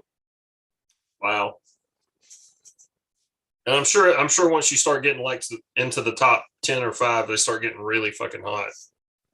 Yeah. Like inhumane. Yeah. Like weaponized pepper spray type when shit. we get to that level, I make sure that we wash everything because there's no way I'm letting my dog ever get close to it. Oh. It's savage. Yeah. But the funny thing is, that last one is not as hot as the one before. Really? Well, yeah, I use it as a cool down. So the killer is number 2. Yeah. So were you around earlier when I was talking about the last dab from Hot Ones? I think so. So the last dab is rated 2 million scolds. I would put it probably under 100,000, legitimately. Oh, really? The bomb on Hot Ones is like usually the 4th one in or 5th one in. It's rated 40,000, but that's probably closer to 800,000. And it tastes like complete fucking shit, battery acid. It's terrible. Yeah. So battery acid. I would fucking set up like something crazy as the second last one, and I would dose that motherfucker. And then everybody doesn't want to do it because, like I said, I'm not sure if what I was doing to people was entirely legal. You can get charged for assault really easy in Canada. Apparently. Obviously, this is a hypothetical story. I would never actually. Yeah, you never really did any of this. But, You're a very, very sedate, calm, good Canadian citizen. yeah. So I'm pretty sure he got to that one, and then the crying and the puking started, and then he just thought we're all big badasses because we went to the last one, which was a cool down wing. But it was the last tab, so obviously it's got to be the hottest, right? You've always got a plan. Dude, I don't make bets that I don't win. Like, if Usain Bolt challenged me to a 100-yard dash, my first question is, so the race starts as soon as I start going, right? Like, as soon as I cross the start line, the race starts. Yeah, okay, I'll put whatever fucking amount of money you want to put on that. Because I'm Tanya Harding the fuck out of your kneecap before I fucking cross that line. As long as there's a fucking angle that I can win this bet, I'm in. But I don't make fair bets. Well, if you're trying, it wouldn't be a fair bet in a race against Usain Bolt. But if I'm taking that bet, you better fucking believe that it's unfair in my favor. You like to handicap. No, I like to win. Well, which leads to winning. I don't want to handicap him, although Tanya Harding, somebody's knee is probably going to handicap him for a bit. But that's not the goal. The goal is winning. That's the easiest way to win. I meant you like to handicap the event, meaning set things up in your favor by handicapping. I've played golf before. I get it. Yeah. Fuck. Why do you talk to me like I'm stupid? I'm smarter than you, dumbass. I drink beer and I know things. Yeah, right. Well, you need to get better at drinking beer and knowing things. I do. Before you start talking to me like that, motherfucker. I guarantee you can drink beer better than me, and obviously you know more things than I do. So you're just all around a badass, dude. I appreciate that you would say something like that. So nice to me. Yeah. I mean, and Cobra was so nice to me tonight, too. I was actually a little offended with Cobra. Like, he didn't get on my case, like, at all. Like, I had to remind him about the Philadelphia corners more than he brought it up. Fuck Cobra. Maybe that's his better weed. I think that's the problem. He needs better weed. Maybe that's his passive aggressive. Fucking Arizona's just fucking him over. Yeah, he's out there in a dry heat, man. Wait, hold on. I was member number one. I've been waiting for that story for months now. Either tell us the story or bring back Tarzan and Jane. What fucking story? I don't know what story he's talking about. I'm trying to see what he's talking about. Different. He's probably just referring to something you were saying out loud. Maybe the Anyway, we'll find that Laird's Beerman keeps going over 5K, then drops below fast. He has the best subs. Yeah, fucking everybody loves fucking me on that. Yeah, I find it hilarious. Listen, here's what needs to happen. There needs to be, you need to be the guest on Aussie. You need to be on with Uncle John. You need to be on with. I've been on with Uncle John a long time. My very first episode of Beer with Bad Company was on Uncle John's. I bet you half of them were there. Right. Yeah. I'm just saying you need to go on there and have a. Yeah, I've been on with Aussie. Motherfucker, I had you on Devin a week ago. Like, what are you telling me? I got to go on Aussie's channel. Motherfucker, I got you on Devin's. You're going to tell me I got to go see Aussie? No, I'm saying you need to, they need to do like a subscription drive for you. Like, they need to have a thing where they tell people, go subscribe to Beer Man. My God. Why? Right. That's what I'm saying. Just, you need to be on channels telling people to do that. Right. No. I need to get on different channels, not those. Well, okay. We all have very, very different fucking niche audiences. That's probably very true. I mean, look, I'm still fucking hovering over 50 viewers. Holy shit, at 1:30 in the fucking morning. Frank Duke's I was supposed to go to bed by 11 tonight. Way to go. I stayed up all night last night drinking. And then woke up this morning. And by woke up, I mean rolled over and put my pants back on as soon as I climbed into bed. Yeah. Sucks, by the way. It does. I had to get up early this But morning. my youngest came knocking on the door at 7 a.m. in tears. He did not feel good. His belly hurts. He's going to be sick. Uh, I have never been so happy to have one of my children sick. so you just got to stay home with him. Yeah. So there's no way to fucking explain that whole bullshit. But I'm really, really good friends with my wife's best friend. Okay. I hang out with her more than my wife does. Right? Okay. Whatever. So she actually walked into my bedroom at like 5 minutes before that, like, hey, wake the fuck up. You got any beers? Yeah, you know where they fucking are. Why would you come here to ask me if I have a beer? Why wouldn't you just go grab a fucking beer? Like, fuck, donkey. Right? She's like, yeah, I'm kidding. I already grabbed us 4. Like, all right, well, if I gotta sit up in bed and like, so I gotta like hike the blankets up around me. Like, I don't wear pants when I sleep. That's fucking stupid. Too much information. I wear a blanket, asshole. Hey, asshole, Ugh. listen. So like I gotta hike all this shit up, and she's sitting there trying to feed me a beer in the morning. Like, whatever, it's breakfast beer, no big deal. And then I haven't slept yet though. At all. I'm hung the fuck over. I do not want a breakfast beer, but it got handed to me, so I drank it. Wow. And then the young lad, now all I want to do is sleep. That's it. Like, I'm fucked up. I want to sleep. I do not want to take the kids to school. Now, you need to understand. I am well aware of how fucking dumb I am. I know I have to drive my kids to school at 9 a.m. Yeah. I stopped drinking at 6:30 a.m. after 45 fucking pints. Oh, you were fine. No, I was not fine. I was falling over drunk. The beer wife got mad at me at 6 a.m. when I tried to climb into bed and fell out of it. I missed the fucking bed and went straight to the fucking floor. Smash! And I just stand up real quick like a fucking ninja. You saw that, right? It's like, the fuck just happened? I'm like, oh, I fell out of the bed. It's like, fell out of it or missed it trying to get into it. Yeah, to fall out, you would have had to have been in to start with. Honey, stop psychoanalyzing me. We're all people. And I climb into bed, get a little snuggle. She leaves to go to work. I'm like, oh, whatever. Put the next episode of True Blood on. I'm taking a fucking nap.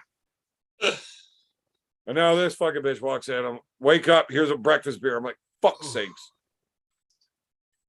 So, like I said, I'm not fucking dumb. I do understand I'm not allowed to drive. There you So go. I need to take a cab to bring my kids to school because I drank too much last night. But I don't, because I've got a sick kid who needs to cuddle with dad and watch cartoons, which I love. Just So not did- anime ones that don't have subtitles. So did the friend take your kids to school? Yeah, I made her stop after 1 beer. There you You go. drive the rest of the kids to school. I gotta snuggle. Mr. McPhee is talking about the Frank Duke story, and he says you beat Bolo and you are the Kumite champion. So that's not entirely true. I never beat Bolo. I've never met him. But technically, yes, I am the reigning Kumite champion. Okay, I am. cool. Although I don't know how legitimate that claim is. Just as legitimate as Frank Duke's. Oh, that's real. No, that's a real thing. fuck, you know how to Google shit. Fucking figure it out. That's real.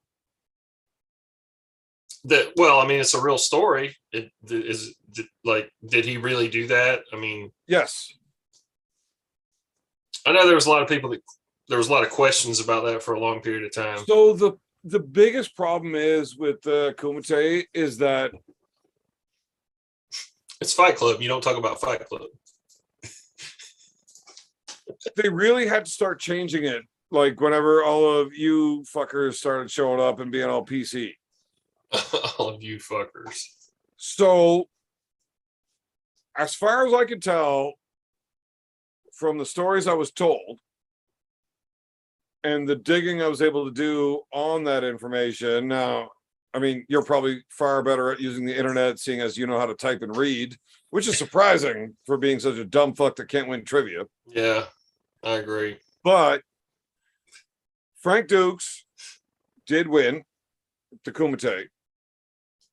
And then his student, which was, Hanchi, Sochi, I don't know, I don't speak Japanese. I need my daughter to tell me. But my coach, whatever his name was, something that ended with a chi, was the reigning champion of the Kumite whenever it got blocked out. Your Kumites were not allowed for several years. Yeah. And at that time, I haven't looked into this in a lot of years. The internet has gone a long way in a lot of years. But when I did look up that, the guy coaching here is the current Kumite world champion because the Kumite has been fucking banned for the last 4 years. Gotcha. Now, I was training with him all the time, and the Kumite was coming back. Okay. But they had to wear these weird fucking gear shit that registered fucking kill shots and blah, blah, blah, blah, blah. You hit somebody in the liver with this many pounds of pressure, it's an automatic win because you killed them. All this nonsense, right? Oh, God, really? Well, I mean, you've heard all the nonsense where if I do this, you'll die. I hit your nose this way, you die. That's not real. You only have one little bone in your nose, and it's right here. And if you hit it at any fucking angle, it just crushes. You're not shoving somebody's nose bone into their fucking brain. I know it's not a real thing. There's no fucking bone there. Right. It's one little bone right here, just the bridge. That's it. Yeah. So yeah, all of that horseshit nonsense that people talk oh, I'm a fucking black belt in karate. I'm not legally allowed to fight you. My hands are registered weapons. That is not true. Anybody that has ever signed a professional fight passport has heard the story and the runaround about how that's not true. It's actually in the paperwork when you get your fucking professional passport. The only way that it's illegal is once you become a registered professional fighter. That whole fucking black belt hands are registered weapons. Oh, yes. I didn't realize that was what you're still talking about. Yeah. Most people just assume that's nonsense, right? They didn't in the 80s, but nowadays, kayfabe's broke. Yeah. But when you get your professional fighter passport, you get shown the laws on what actually is and isn't. And it literally says karate people are fucking stupid. I'm not going to say that verbatim. Yes, maybe you're paraphrasing. I'm paraphrasing a little bit. It might say they're fucking idiots. I don't remember. It's been a long time and I drink a lot, but it says something to that effect about all these karate black belts saying their fucking hands are registered weapons are fucking idiots. This is a lie that they tell people because they're pussies. Dude, they did a movie, I know you've seen it, Con Air. Remember the movie Con Air? I love Con Air. Okay, but do you remember military training do you remember how karate is not the same thing?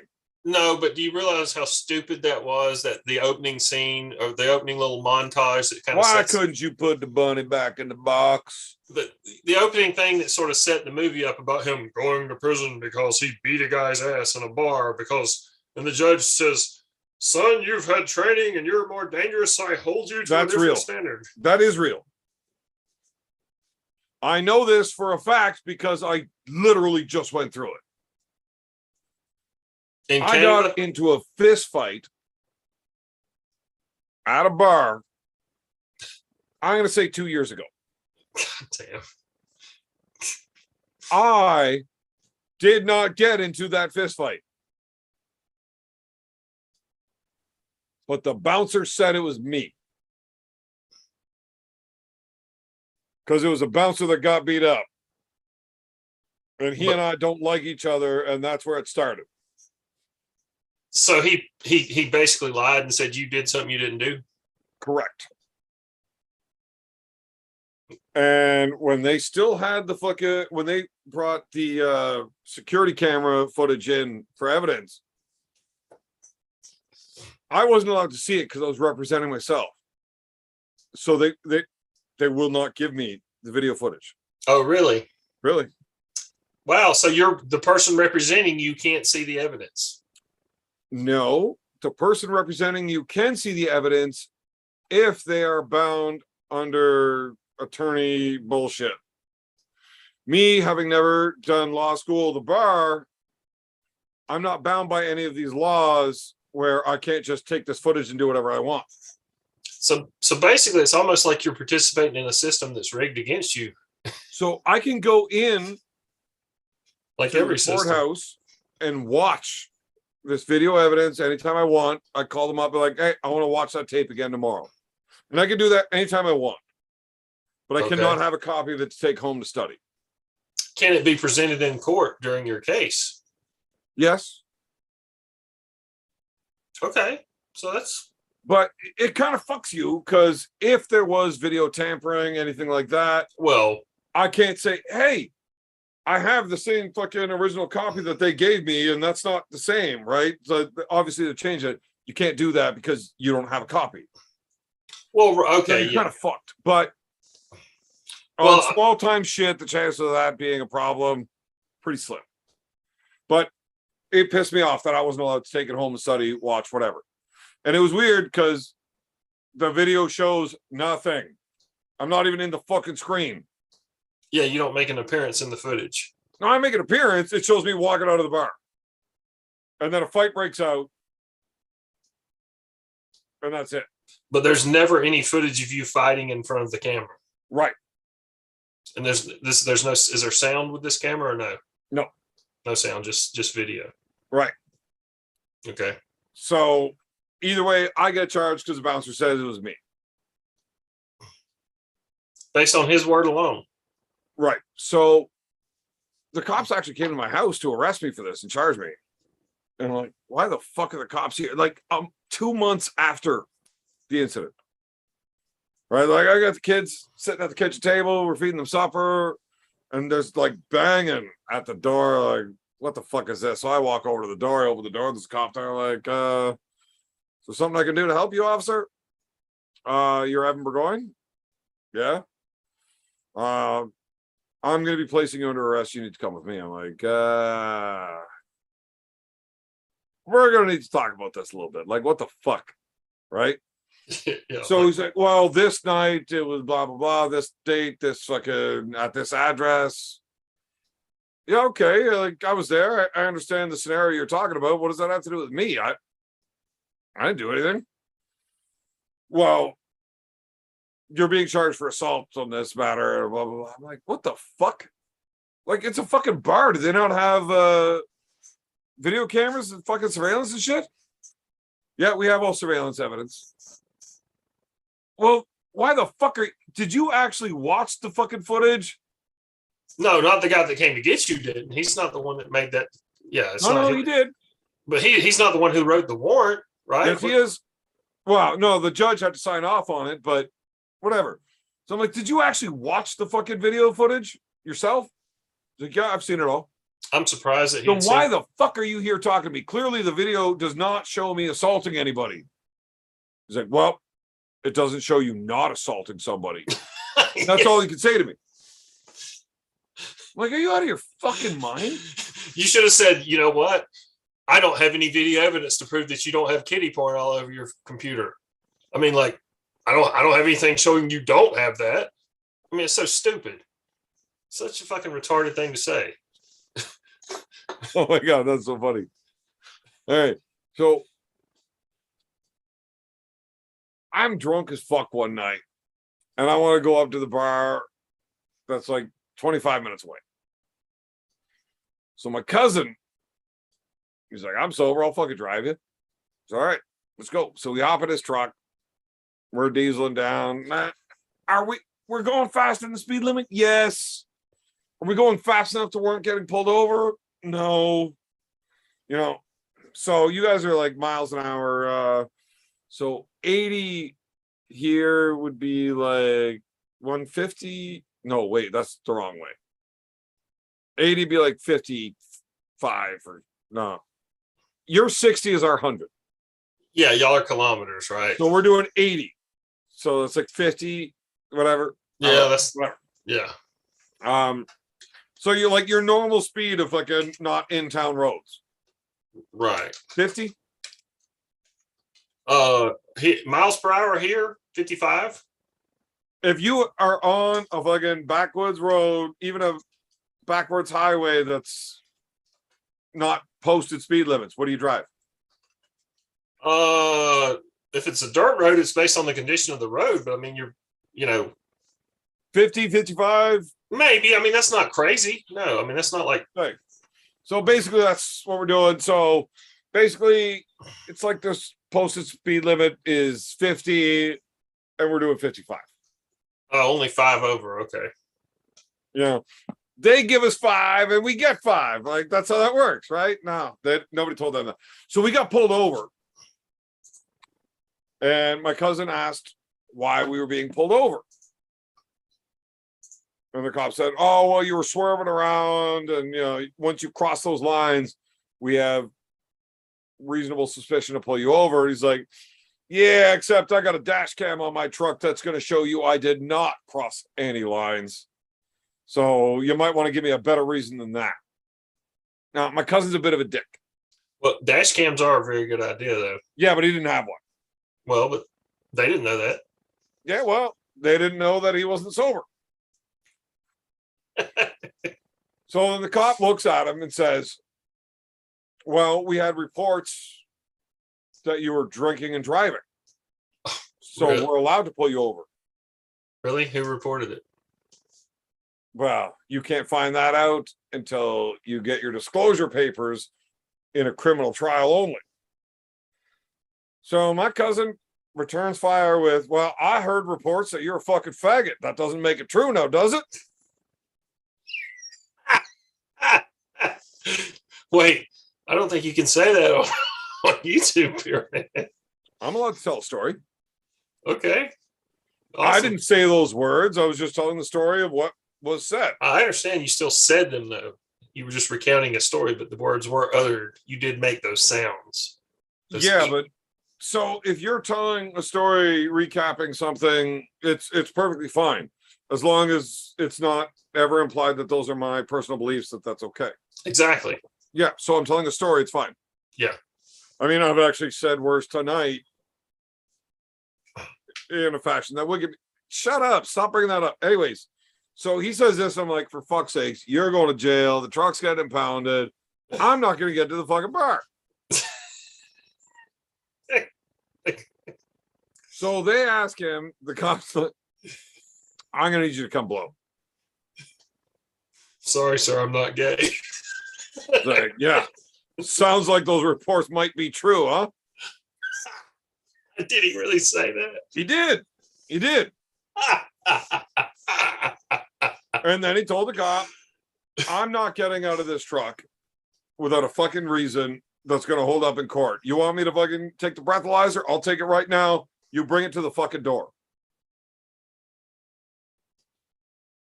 Cop had an issue. He started arguing. He's like, look, I don't give a fuck about anything you're saying. I know what my fucking rights are. You can bring me the breathalyzer and show me the paperwork that it's been calibrated in the last fucking 26 days, or you can fuck right off. He decided to fuck right off.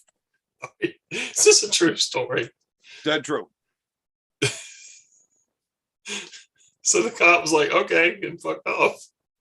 Well, when you get put in a situation where you know that whatever you're doing is not correct, and you know that somebody's willing to fight you on it? Yes. Yeah, absolutely. I understand what Did you you're ever saying. hear about my van? Well, I don't think so. It's my rape van.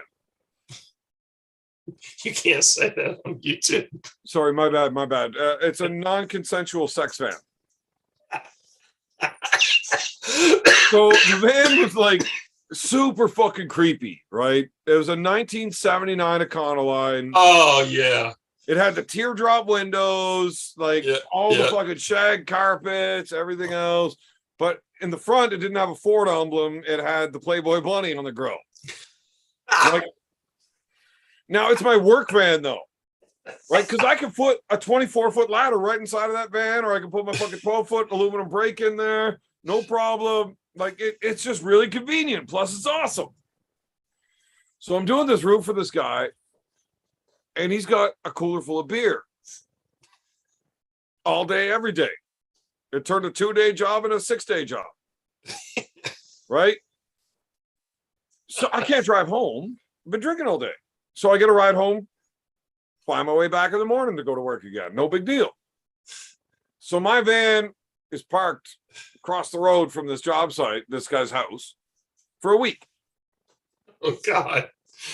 The cops Just so happens that where his house is, across the road, it's like a real wide shoulder, so I'm not on the road. I can leave the van parked. Is it there, a no school? problem. Is it a Then school? there's Or, a fence, and then there's an elementary school. of course. Yeah.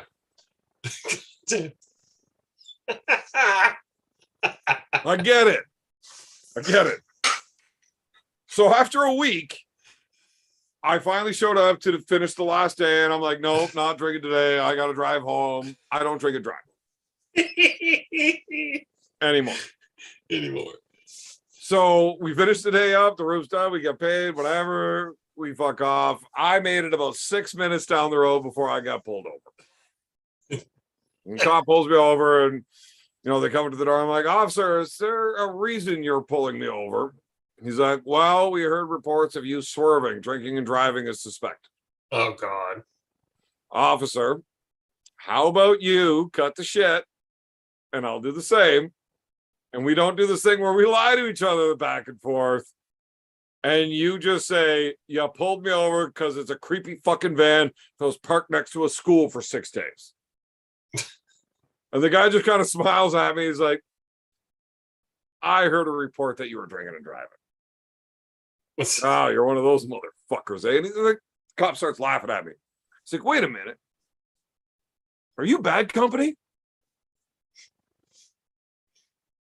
Depends. Is this a good thing or not? He's like, I see you in the newspaper all the time. You're the arm wrestling guy. You run the Pembroke team. You're awesome. I watch all your stuff. Can I get your signature? I didn't know he meant on the ticket. No, there was no ticket. He literally asked me for my signature on a copy of a newspaper that had an article about us on. See, being a celebrity has its perks. Yeah, I'm a fucking celebrity. Totally. You're an arm wrestling celebrity, there, man. I am far better known in the arm wrestling community than I deserve to be. I disagree. I think you should be the biggest star. Seriously. You still have to pay for the socks.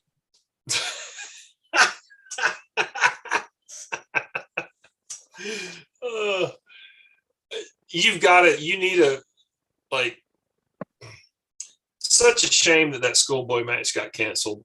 Such a shame. Well, I think it worked out for a reason, because, man, I was going to whoop that dude's ass. You think you'd beat him now? Like today? Well, I mean, if you got ready for a match in 3 months, 2 months, 3 months. Well, whatever. here's the thing. The longer we go, the lower my odds go. Genetically, he's just a bigger, stronger dude than me. At some point, we're going to hit a side that there's no coming back from. Yeah. I don't know if we've hit that yet. I thought we had gotten there. And at 21, 22, 24,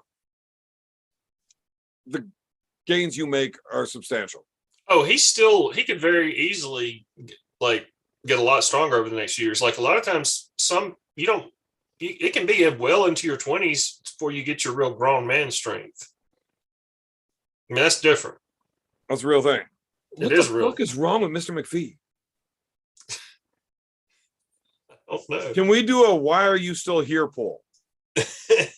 Just for fun, Number 1, drunk and passed out. 2, waiting for the Frank Duke story. 3, waiting for Tarzan and Jane. 4, waiting for the beer man to smoke DMT again. I have never smoked DMT live on the air ever. Right. Hold on. That's totally true, beer man. Shut up. I've never smoked DMT live on the air on this show tonight. Ever. That's right. Ever in my life tonight. It's totally correct. Anybody that's never fucking smoked DMT is stupid.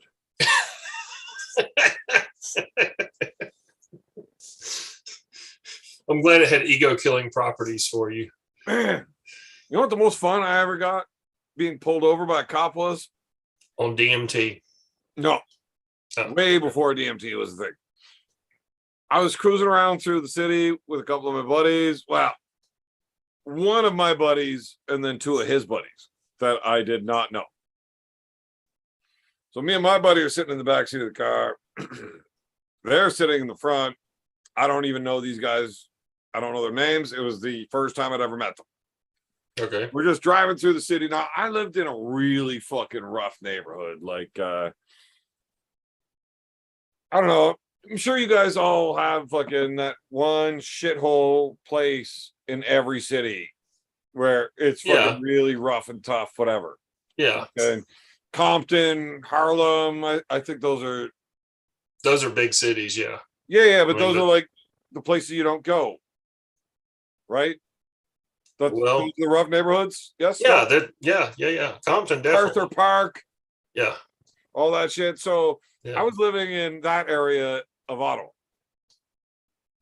So I'm driving through. We're just cruising around, smoking a joint, whatever. Now, even now, you're not allowed to smoke weed while driving. Right. It's like drinking, right? Right.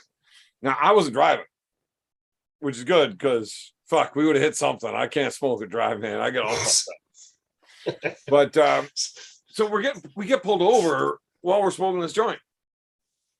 And the driver just pulls over, all the windows up, locks the doors, turns the stereo up. He's like, "Hey, anybody got anything illegal on them?" No. And nobody even has weed? No, like, that's the last joint. You got it. He's like, "Oh, okay." So the cop's sitting there banging on the fucking window and he's smoking this joint. He goes to pass it around like, "No, man, I don't want that anymore." Like, I'm high as fuck. Cop's banging on your window. Like, I don't know why he hasn't broken it. I don't want you to pass me that joint right now. No, I don't want it. I'm good. It's all good. So he puts it out, eats it, Yeah. and tells everybody, like, "Hey, light up a smoke." So everybody just lights a fucking cigarette. And he keeps the radio up. And we're just like hanging out with this cop like banging on the fucking window. Like, what in the fuck is going on? Now, look, I'm like 21.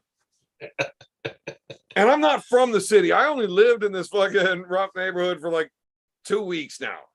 I'm a fucking country boy. It was a fucking 45-minute fucking walk to get to where somebody would call it town, Yeah. I'm a country boy, a fucking dumbass redneck, and I'm hanging out in the fucking ghetto, smoking joints with a fucking gangster with a fucking cops banging on the fucking window, whatever. So we finish our cigarettes, and he's like, "All right, if you guys are all good, I'm going to talk to this fuckhead." Puts a cigarette out. "Oh, shit." Rolls his window down. "Sorry, officer. I didn't see you there. How long you been sitting there?" Now, the cop's not too fucking happy with him, right? "Smells like you guys are smoking marijuana." He's like, No, it's just cigarettes, bro. We don't got no weed in here.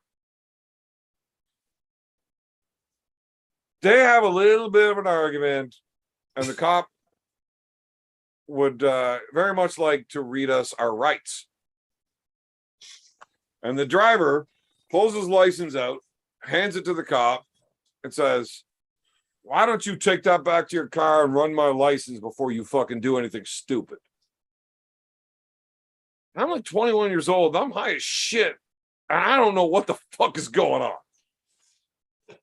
So the cop goes and runs the license, the insurance, everything else, comes back, hands him all his paperwork back, says, "You guys have a good night. Go straight home." What the fuck? Nah.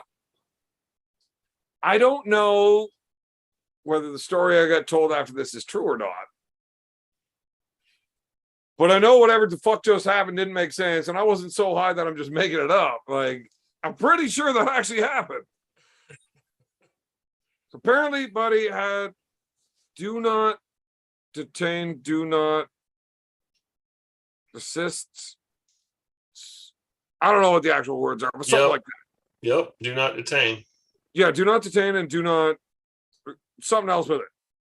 So apparently there was more important people that wanted to have him for a bigger problem. And they weren't allowed to arrest him on a fucking traffic violation or smoking weed while driving. They're like, no. We want this guy to go to jail for a long time. Don't talk to him. So the just said, nope, out of it. Either that or the driver was a undercover cop Or maybe he was a CI. or something. Yeah, he was working Or with. maybe him being under investigation for a big murder rap was real. Could have been. Now, All of those- 21-year-old me, after hanging out with these dudes for a little bit, I didn't ever want to hang out with these guys again. I think that was a good idea. I was leaning towards the murder rap, Well, but maybe not. I don't know. All I know is the cop just said, "No, you guys have a good night. Go straight home." yeah. And that's fucked up. Because those cops in that neighborhood were never nice to me any other time. I got arrested for walking through a gas station. Wow. Yeah. Not charged, just arrested. How does trouble just seem to follow you, beer man? It's On a like shit pump. you seem to find yourself in the darndest situations. Man, when I got arrested at the gas station, it was a friend of mine having an argument with her ex-boyfriend. And I was just standing there watching. I think it's Okay. funny. Female friend of yours. I got Yes. you. Yes. And the cop showed up. Now, I wasn't saying nothing. I wasn't doing nothing. I was sitting there laughing. I think this shit's funny. You know, he stole her dildo. Whoa. That's what Right. that's what she's charging him with? No, there was nobody charging anybody. She was just like, "Where the fuck's my fucking dildo?" Like, I know you like to put it in your ass, but it's not fucking yours. Why'd you take it? So I'm just like sitting here enjoying this argument. Is this a real art? Like she's not like fucking with him. She really thinks he did that. She knows he did. Oh wow, okay. I mean, I've been friends with her for a while. Like, I already knew all of this fucking nonsense. Oh, okay. And then he went into her apartment when he moved out and stole a bunch of, yeah. Anyways, so I'm sitting there, I'm just fucking enjoying this conversation. This shit's fucking hilarious. Yeah. And the cops show up because he works at the gas station. That's why she was there yelling at him about fucking she wants her dildo back. Like, look, No. it's my dildo. If it's going somebody's ass, it better be mine. Like, I get her point. Maybe not the best venue choice on her part. Sure, whatever. But there's nothing illegal going on. The cops showed up anyways, and they had a big problem with me. Standing there watching. Yeah. Apparently, it's illegal to giggle in that fucking neighborhood. Fucking welcome to the ghetto. So I explained to the officer, like, look, I've done nothing wrong. I am literally standing here. I would like to go get coffee. I don't know where the fuck I am. I have been living in this neighborhood for like 17 hours now. I don't even know where Tim Hortons is from here. What do you want me to do? He goes back to talk to her, blah, blah, blah. But they're still like doing this fucking we just broke up, yelling at each other, swearing thing. The cops start swearing at them. I still think this is funny. Now, I just got out of the car with my buddy, looked pretty stoned still. I think it's funny. I'm like, officer, did your mama never teach you not to swear in front of women? Like, that's not polite. That is enough to get you arrested at a gas station in that neighborhood. Telling a cop not to swear in front of women because it's not polite. And they don't put those cuffs on nicely. They're very mean. Yeah, I it's found almost out I was allergic to steel jewelry at that time. there. You go. My wrists were very, very sore for a while. Yeah, he was a dickhead.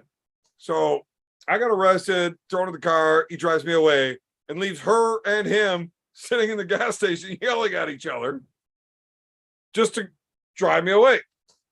Like, are you taking me to the station? Like, am I being charged for something? Like, have you read me my rights? Like, what am I being charged for? The fuck are you doing? All I did was tell you it's not polite to swear in front of women, and your mother should have done a better job raising you. I did nothing illegal. What the fuck? Right? Well, I guess he doesn't like the prospect of me kicking up a stink when we get to the station. So he pulls over 5 blocks away and lets me out of the car. Okay. Okay. Well, I don't know where the fuck I am. Like, thanks, dick. Like, I just stay away from the gas station. I'm like, dude, it's the only way I know where I'm fucking going is to go back down to the fucking main road. Like, are you fucking retarded? You're not allowed going back there or you're getting arrested again. I'm like, you fucking retarded.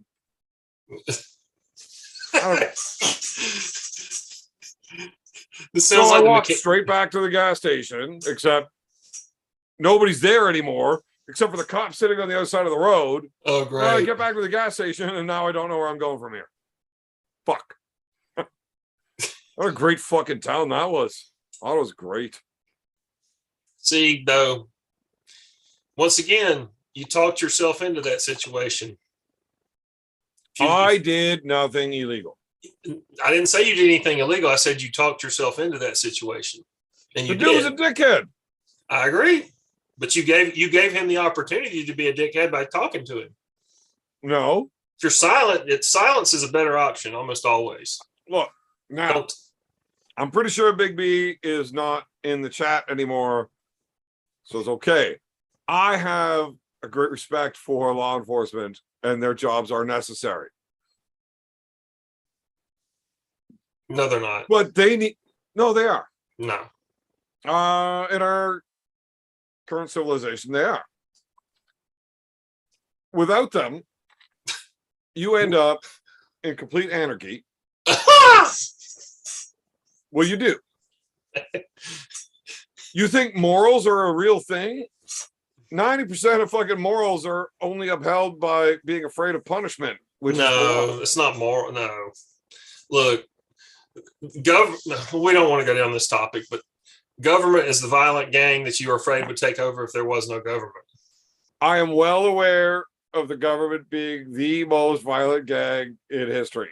But we got to have them. No. Think how crazy that sounds. They are a worse criminal element than all private criminals combined. I'm saying for the civilian side of things, I think the police just need to do their job a little bit harder on the political side. But on the civilian side of things, what's going to stop people from doing terrible things to your family members? You? Oh, yeah, you've been working out. I bet you that's going to go real good for you. Fuck. Look, yeah, you would be surprised how little violent crime of that sort of thing there is around here. There's almost none. I mean, there's shit that goes on in cities, but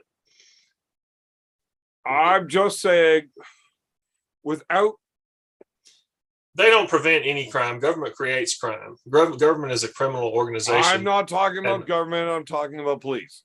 Well, yes, you're talking about government. That's what those are the boot heels of the government. I mean that is the government. Well, if you want to fucking paint with a broad stroke, you go right ahead. I appreciate the people that do their job for what it's supposed to be done. Yeah. There's a lot of shit pumps that really fuck that all up. If run properly, there's no reason that somebody ever needs to worry about being murdered or raped or whatever else, and that's what they do. Right now, they don't prevent any of that. Actually, they don't. But yes, they do. If government, listen, I can name you about 7 people that I know. Well, they don't know that this would have happened to them, but I know it would have happened to them if it wasn't for police, because I would have been the one doing it. Well, but see, the thing about it is, you say that, but actually, the truth of the matter is that people do what they really want to do. And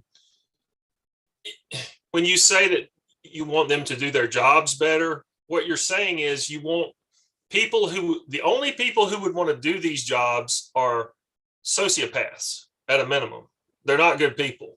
Anybody who is inclined to want to rule over and inflict violence on non-violent people is not a good person, no matter who they are or what they're. Who said anything about inflicting violence on non-violent people? Well, that's part of what their job is. That's a big part of what their job is. I'm talking about inflicting violence on the violent people that fucking shouldn't have been violent in the first place. I get what you're saying, but Right. I'm just. So let's imagine a scenario where there is no weapons. Okay. Motherfucker, you don't want to look at me cross-eyed. Right? But who's going to stop me?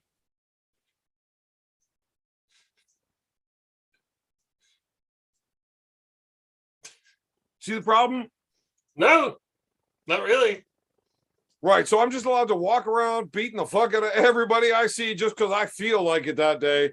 My fucking child told me they don't like Rice Krispies anymore. And if I don't have Lucky Charms, they're going to piss in my boots. So I go around beating up everybody in town because I'm angry that day. But you're not going to do that in the real world. You're not going to. Motherfucker, I would if there wasn't cops saying I can't. Listen. But Roy, I would drive to your house and punch you right in your stupid fucking face right now if it was legal. No, you wouldn't. No, I would. Oh, you wouldn't. Yes. I think all fucking 3 people watching this show would find it hilarious to watch me walk through that fucking door. And when you turn around and be like, oh, you're not my mama. Wow. Everybody's finding it hilarious. I would definitely do that. Man, thought we were buddies. Well, I can't be your buddy and punch you in the face? Oh gosh. Well, man, you don't have any real friends, do you? Well, we don't punch each other. Well, you're not real friends then. Well, we just try to get along. Well, apparently you guys aren't as fucked up as me and my friends are, because sometimes we punch each other in the face to stop cops from punching you in the face. Well, now if there's a strategic advantage, then yeah. Oh man, I've definitely had to punch friends in the fucking face as a favor for them. You've lived an adventurous life, Beer Man. Not bad for a little shithole.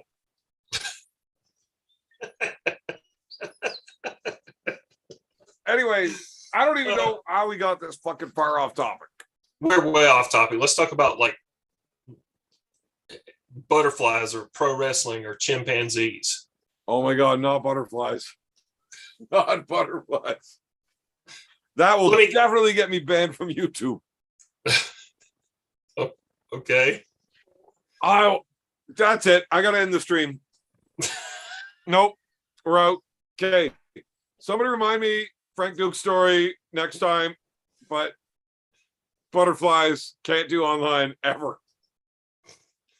Peace out, guys.